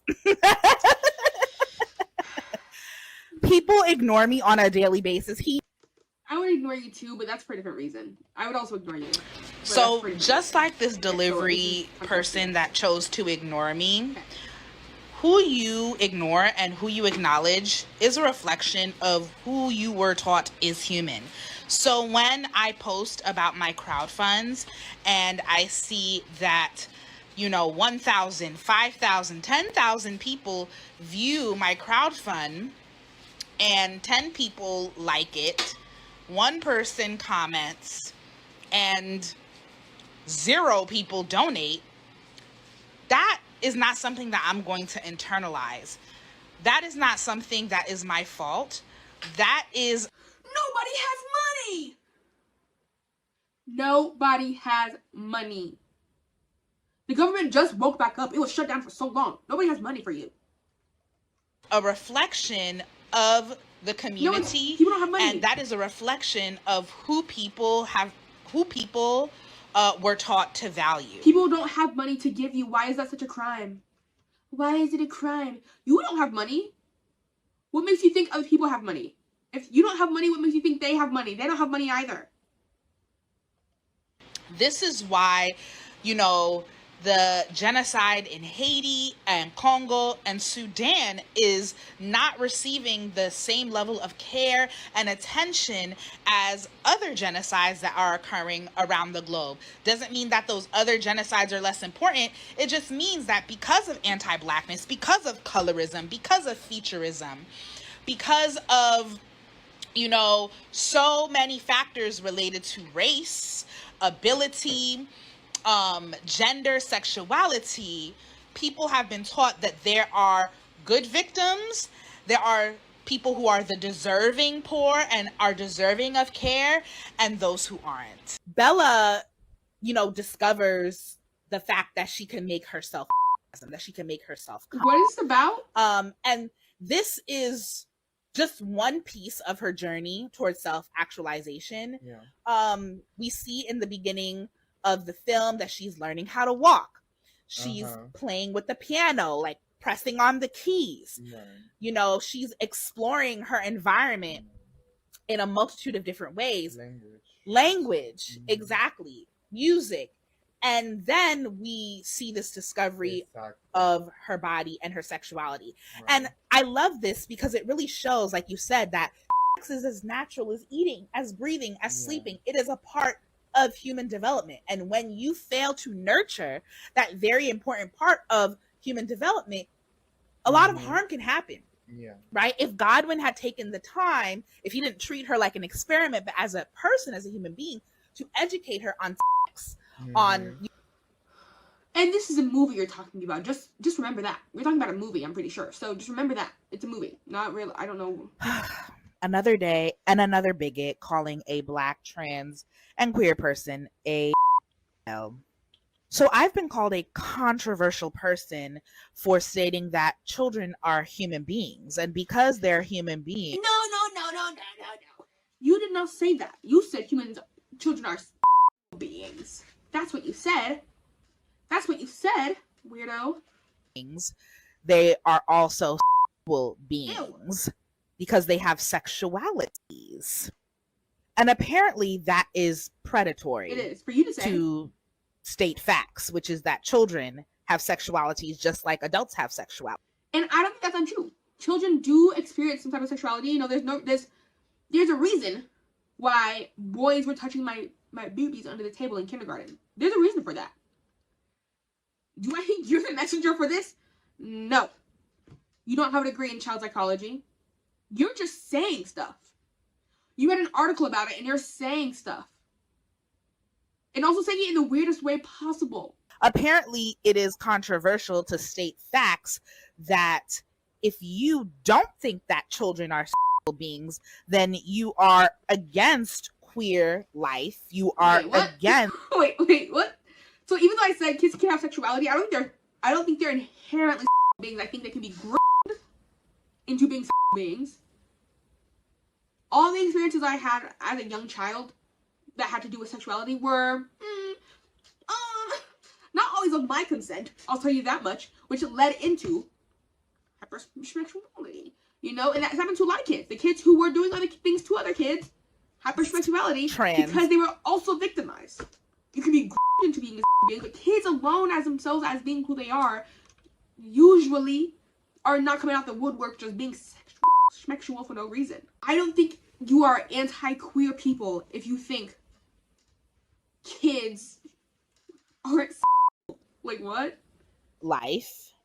You are against human life because is very much a normal part of human life. Adult human life. Those who don't believe this is true are the same people who are legislating anti-trans bills. No. Who are legislating I don't think it's true that kids should, whatever he just said, I don't think it's true. I don't know what he said, but I don't think it's true. But I also think trans people should have rights, actually.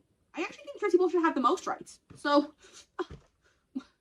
Against young people being able to start their gender affirming care journeys, stating that they're too young to know. They're too young to know. I knew that I was attracted to the same sex when I was 8 years old. I knew that I was not like the other girls at a very young age. I knew that I had sexual desires. Mind you, he also was abused as a child. I'm not saying that's why he knew these things. I'm just saying hypersexuality can happen when you are abused as a child, and he was in fact abused as a child. Is he the most accurate narrator for this? No. He sees things only through his lens, and he thinks it's facts because it's through his lens, and it's hard for him to see things outside of himself. He can't see things outside of himself. He sees things only in himself.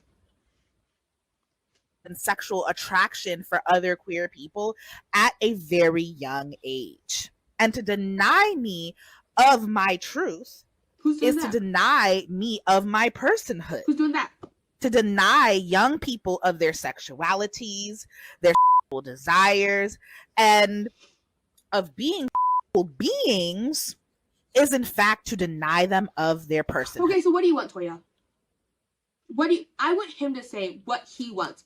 What is he saying the solution to this is? Letting young children watch and allowing them to do that, to do what they see in the with each other, just whenever, wherever. Is that the society that you want to live in, Toya? Because I am just so curious. What to you is the solution to this problem? To this huge, ginormous problem that we're facing of kids who want to be doing stuff and they can't do stuff because we're saying no. Fuck out of here, pervert. Trying to find housing as a disabled person is a full-time job. I do not know. The unemployed friend, you know. Housing when you're disabled is hard. Yes. Is it a full-time job? No, because you're not getting paid for it. But I can see how I can empathize with how hard it would be, especially if you have a mobility aid, how hard it can be to find housing that is accessible to you. How I did this before while also working like a traditional job. I was a teacher for 4 years, working from... Mind you, you're in a country though that I don't think is necessarily, I don't know what country he's in, but it's not in America, and I don't think it's a third world country. But based on what he has said, it doesn't seem like it's known for its progressiveness.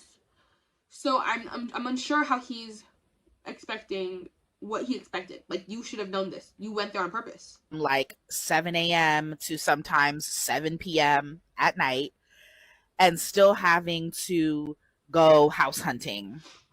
And now that I don't work, in the traditional job market anymore, or at all, I am still working full time, taking care of myself, which includes looking for a place to live.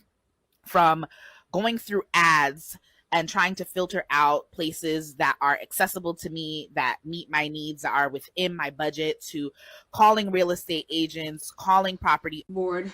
He just talked too much. Making another video begging y'all to please help us meet our goal. We haven't received any new donations in 6 days, and we still have a little bit over $1,200 left to raise to meet our house.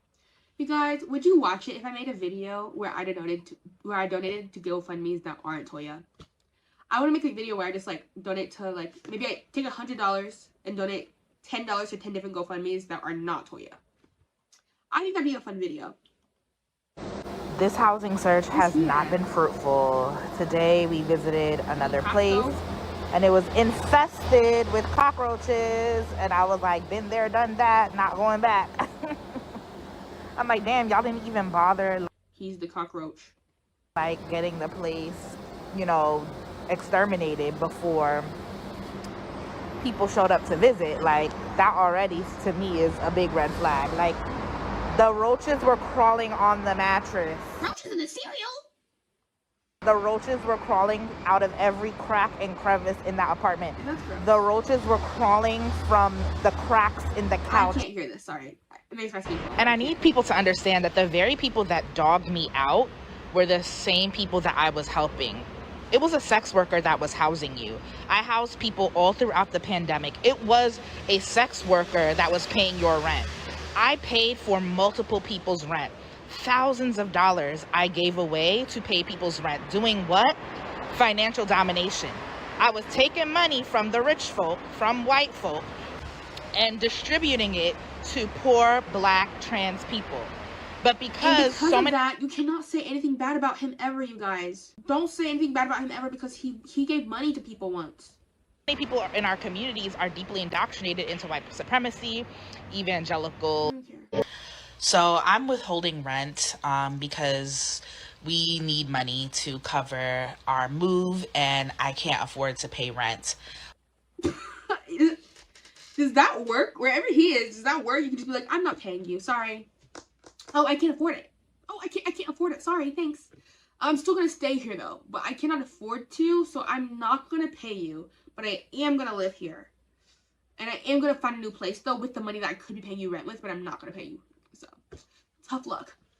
While also still figuring out where we're gonna live. Also, the apartment, the wheelchair elevator has been broken since the beginning of my lease, when it was promised that it would be fixed. The only reason I got the apartment in the beginning was because of this wheelchair elevator. But the property manager has been, arguing with me. Well, it's not an argument because I just shut it down. Because you owe them rent money. Real quick, I'm just like, this is discrimination. You cannot be upset with me for a problem that was there before you rented me the place. You rented the place under false promises, under false pretenses, and made false promises. So how is that my fault? But what I want to say is, somebody that isn't even making a lot of money, you're a property manager, you're going so hard defending the property owner who bought the place and decided to start renting the place, knowing that certain things in the building were not. He's just doing his job, man. Fixed. He's just doing his job. And you're trying to blame it on me instead of the owner, instead of, the contractors who have yet to fix the wheelchair elevators. Oh. But when it comes down to it, you rented me the place under false pretenses. And yeah, I have every right to withhold my rent. I have every right to, pursue legal action. Me excited to be back on T, also me writing in pain because 3-month shot is so painful. So he's going back on T, which is gonna make him really annoying. But also, what does 3-month shot mean? When you go on T, it's a 3-month shot Does it hurt or something? Leaving the US has shown me that reciprocity is possible. When I was in the US, I was constantly giving to my community but not receiving in return. But here, for example, my friend Seba went out to schedule a doctor's appointment for me because I'm not able to do it today because my spoons are low. So already I'm receiving support from her. While she's out scheduling my appointment, she meets a woman, she needs help paying for an Uber. So Seba doesn't have money to pay for the Uber, but I have money to pay for the Uber. So she asks me to send her the money to give to this woman so the woman can get an Uber, and I do so. And that— aren't you trying to buy a place? In a nutshell, perfectly exemplifies what community looks like. No, I don't know this woman, but she needs care, and I'm giving it to her willingly. Philanthropist. Toya, the philanthropist. Wow. I love to see it. Love to see it. And Seba, you know, we started living together this year. And she's already showed up for me in so many different ways. Dating and in love. But I've also showed up for her in so many ways, supporting her in her healing. So whenever I watch these videos, I get reminded I've seen both of their knickknacks and ning-nongs. I've seen him suck on Toya, on Seba's ding-dong tone. Supporting her through an accountability process. Also, anytime I go over a large bump, the wheel pops off. And on multiple occasions, people just on the street have come to help me repair the wheel so I could be on my way. Seba literally brought my wheel to a store, and the guy just fixed the wheel for us for free so that I can continue going on my way. That is community. That is community in a nutshell. You don't have to know me. You don't have to like me. But we all understand that we all need. And I think these are things that would happen in the States too. People help people who are in wheelchairs. People just don't like you because you say weird stuff. Things to survive. People say weird stuff. Nobody's interrogating me. No one's berating me. No one's judging me. No one's surveilling me. And reciprocity means that no one is exploiting me for their needs to be met. And I know that when I'm helping others, I will also get help in return. Doesn't necessarily mean it's going to come from that same person, but at least I know that I live in a community where there are people that are... Guys, we live in a society. And you can like... Because then he says things later on that are like, people are so mean to me all the time. People will never pay attention to me. But then he's like, I love that people pay attention to me here. When I'm here, people see me. I've never been seen before like I'm seen when I'm here. But when I was in America, nobody saw me. And then 2 videos later, nobody ever looked at me. I've never been seen in my life. Nobody's even glanced my way before. Okay. Yeah, I really love that episode from Lovecraft Country because it also is a reminder to me how much people hate like fat black people, especially if you are, you know, feminine or, you know, born female, etc., etc. It made me think about how so many, for example, wealthy musicians like Lizzo, who are fat black women, as soon as they get to a certain status or level, they start to lose weight. Because thinness is also associated with wealth and fatness with poverty. And even though not just like, ooh, my brain, I think this is true. Yeah, it is true. When you're poor, you don't have the money to make better choices. Oftentimes, you can only afford the easy, cheap, highly processed option. So it's harder to make the right choices when you're bigger. I mean, what? I mean, it's hard to make the right choices when you're poor because you can't. You physically can't. You usually don't have enough money, or you're too tired from working all the time to make the right option, or to make the not right. There's no right or wrong option. To make the option that is best for your body. Even if I have the money to pay for the apartment, people just on my appearance alone will deny me, you know, a home. No matter if I can actually pay for it. Solution? Get a retwist. I saw a great video that said that before capitalism, if somebody was wealthy in a community, let's say you're the best tomato grower in the community, you show your wealth by giving it away. All of the surplus tomatoes that you were able to grow that you don't need yourself, you give it to others. I don't hoard knowledge. I don't hoard food. I don't hoard money. I don't hoard resources. I gave all of those things away to my community. But people who love to bring up, my abundance are envious because if they were in my position, they would hoard those things. Yeah. And they do hoard those things. Y'all desperately want me to be. If you have a savings account, you are hoarding your wealth. You are hoarding abundance. Give the money away. Why do you have a savings account? For what? Why do you have a savings? Huh? Give it to Toya right now. Right now. Anti-materialistic. I'm not anti-materialistic. We live in a material world. I need material resources to survive. I need food. I need shelter. I need education. But the difference between me and a lot of people that love to criticize me is I'm not hoarding those things. I'm not hoarding wisdom and resources. I'm sharing it. I'm actively giving it away. Okay, notice how people are talking about physical things, okay, like money, and you're talking about a thought. You're like, I'm not hoarding anything. I had an idea and I said it to you. How am I hoarding anything? I'm doing the same thing as these philanthropists who give money out because guess what? I had a thought and I said it. Boy. If you are a multi-marginalized person, I would never ever recommend that you go to social workers for support because they are quite literally the cops. Last year, I lived with somebody who I learned went to social work school. They never became a social worker, but they were indoctrinated into that system and they human trafficked me. And I would love to know what he considers human trafficking. Because I have a feeling it's not going to be actual human trafficking. I think if he was actually human trafficked, it would have been brought up way before this point. I think he saw a video about human trafficking and he was like, wait, I can say that happened to me. I can say, wait, no. I have not seen this video before. Let me guess what he's considering human trafficking.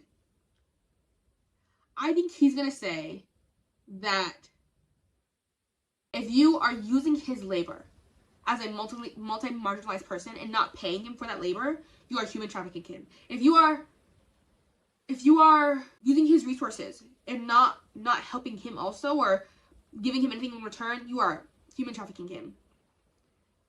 What else could it mean? Well, drop your comments below. What do you think he thinks human trafficking is? Not paying him for labor. That's human trafficking. I promise you. I promise you. Also, shout out to the social workers.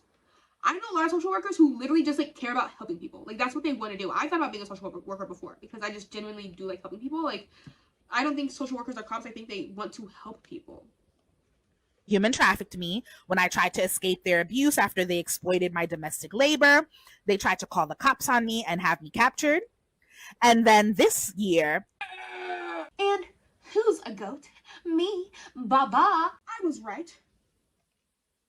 I reached out to a disability content creator named Penelope to share my crowd funds so that I could raise money because I was homeless. Okay. And I told her specifically not to share my page because I was being abused and I did not want my abusers to find me. Yeah. And what did she do? She got a message from one of my abusers and then she shared their wanted poster of me on her page and then victimized herself, saying that I tricked her, that I manipulated her, that I wasn't who I said I was. You can't be like, hey, can you tell people to donate to me, but don't tell them who I am. Don't let them know who they're donating to. Just tell them they need to donate to me. Don't tell them who I am though, please. Don't ask me any questions either. I swear I'm a good guy. Just don't ask around. Don't ask around about me. Just tell people to donate, please. You are the cops. Oh no. You are all the cops. All of you social workers are the cops. You exploit multi-marginalized people to build your careers, to build your platforms for yourselves. I think they just help those people, right? I don't think they're exploiting people by helping them. If that's the case, then doctors exploit sick people. If that's the case, then what? Bank tellers exploit people who have money. You can say that about literally any job. And you love playing white savior. You love being paternalistic and surveilling us and, telling us how we should survive your abuse. how we should survive the systems that you are complicit in upholding. As a sex worker, as a human trafficking survivor, as a domestic violence survivor, I do not trust social workers. If you are a I saw this video or post that said, you don't know any trafficking survivors because you're too busy calling her a crackhead and recording her on the street. And boy, ain't that the truth. Not for you, though. Because how did people respond to me as I shared about my experience being trafficked on the internet? They would take my videos and they would disparage me and they would take my content and, you know, make memes about them, etc., etc. People are too busy being complicit in the abuse. That's why they don't know any human trafficking survivors. That's why they'll never be in community with human trafficking survivors, because when we share our stories, people choose to not believe us, to humiliate us. Mind you, he's saying because they exploited his labor that makes him a human trafficking survivor. Mind you, that's what he's talking about. He has not been human trafficked. Disparage us, to smear us, to isolate us, to stalk us, to further harm us. The same people claiming. In the interview I did with Blaze Sparta, Toya's former friend, they talked about how they think Toya is just hopping onto any bandwagon. This is just paraphrasing. Hopping onto any bandwagon or any like new trending topic to get views and to attach himself to an identity that's not really his. And I think this is a perfect example of that. Also, I paused on a very crazy face, but this is a perfect example of that. He's like, wait, if I say I'm a human trafficking victim, people can't be mean to me anymore because I have survived human trafficking. To care about liberation for all. You're too busy making fun of survivors of complex trauma. I saw this video and I think that's enough for today. Thank you so much for watching, guys. Make sure to like and subscribe or else I will fart in your pillow tonight. Don't forget to hype the video, and thank you again to my patrons over on Patreon. If you'd also like to support me on Patreon, it's patreon.com/AJTalksAlot.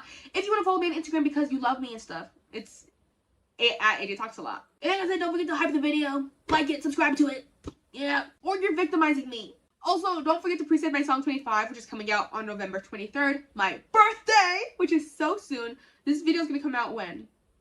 Monday. So this video comes out on Monday the 17th, which means it'll be out next Sunday.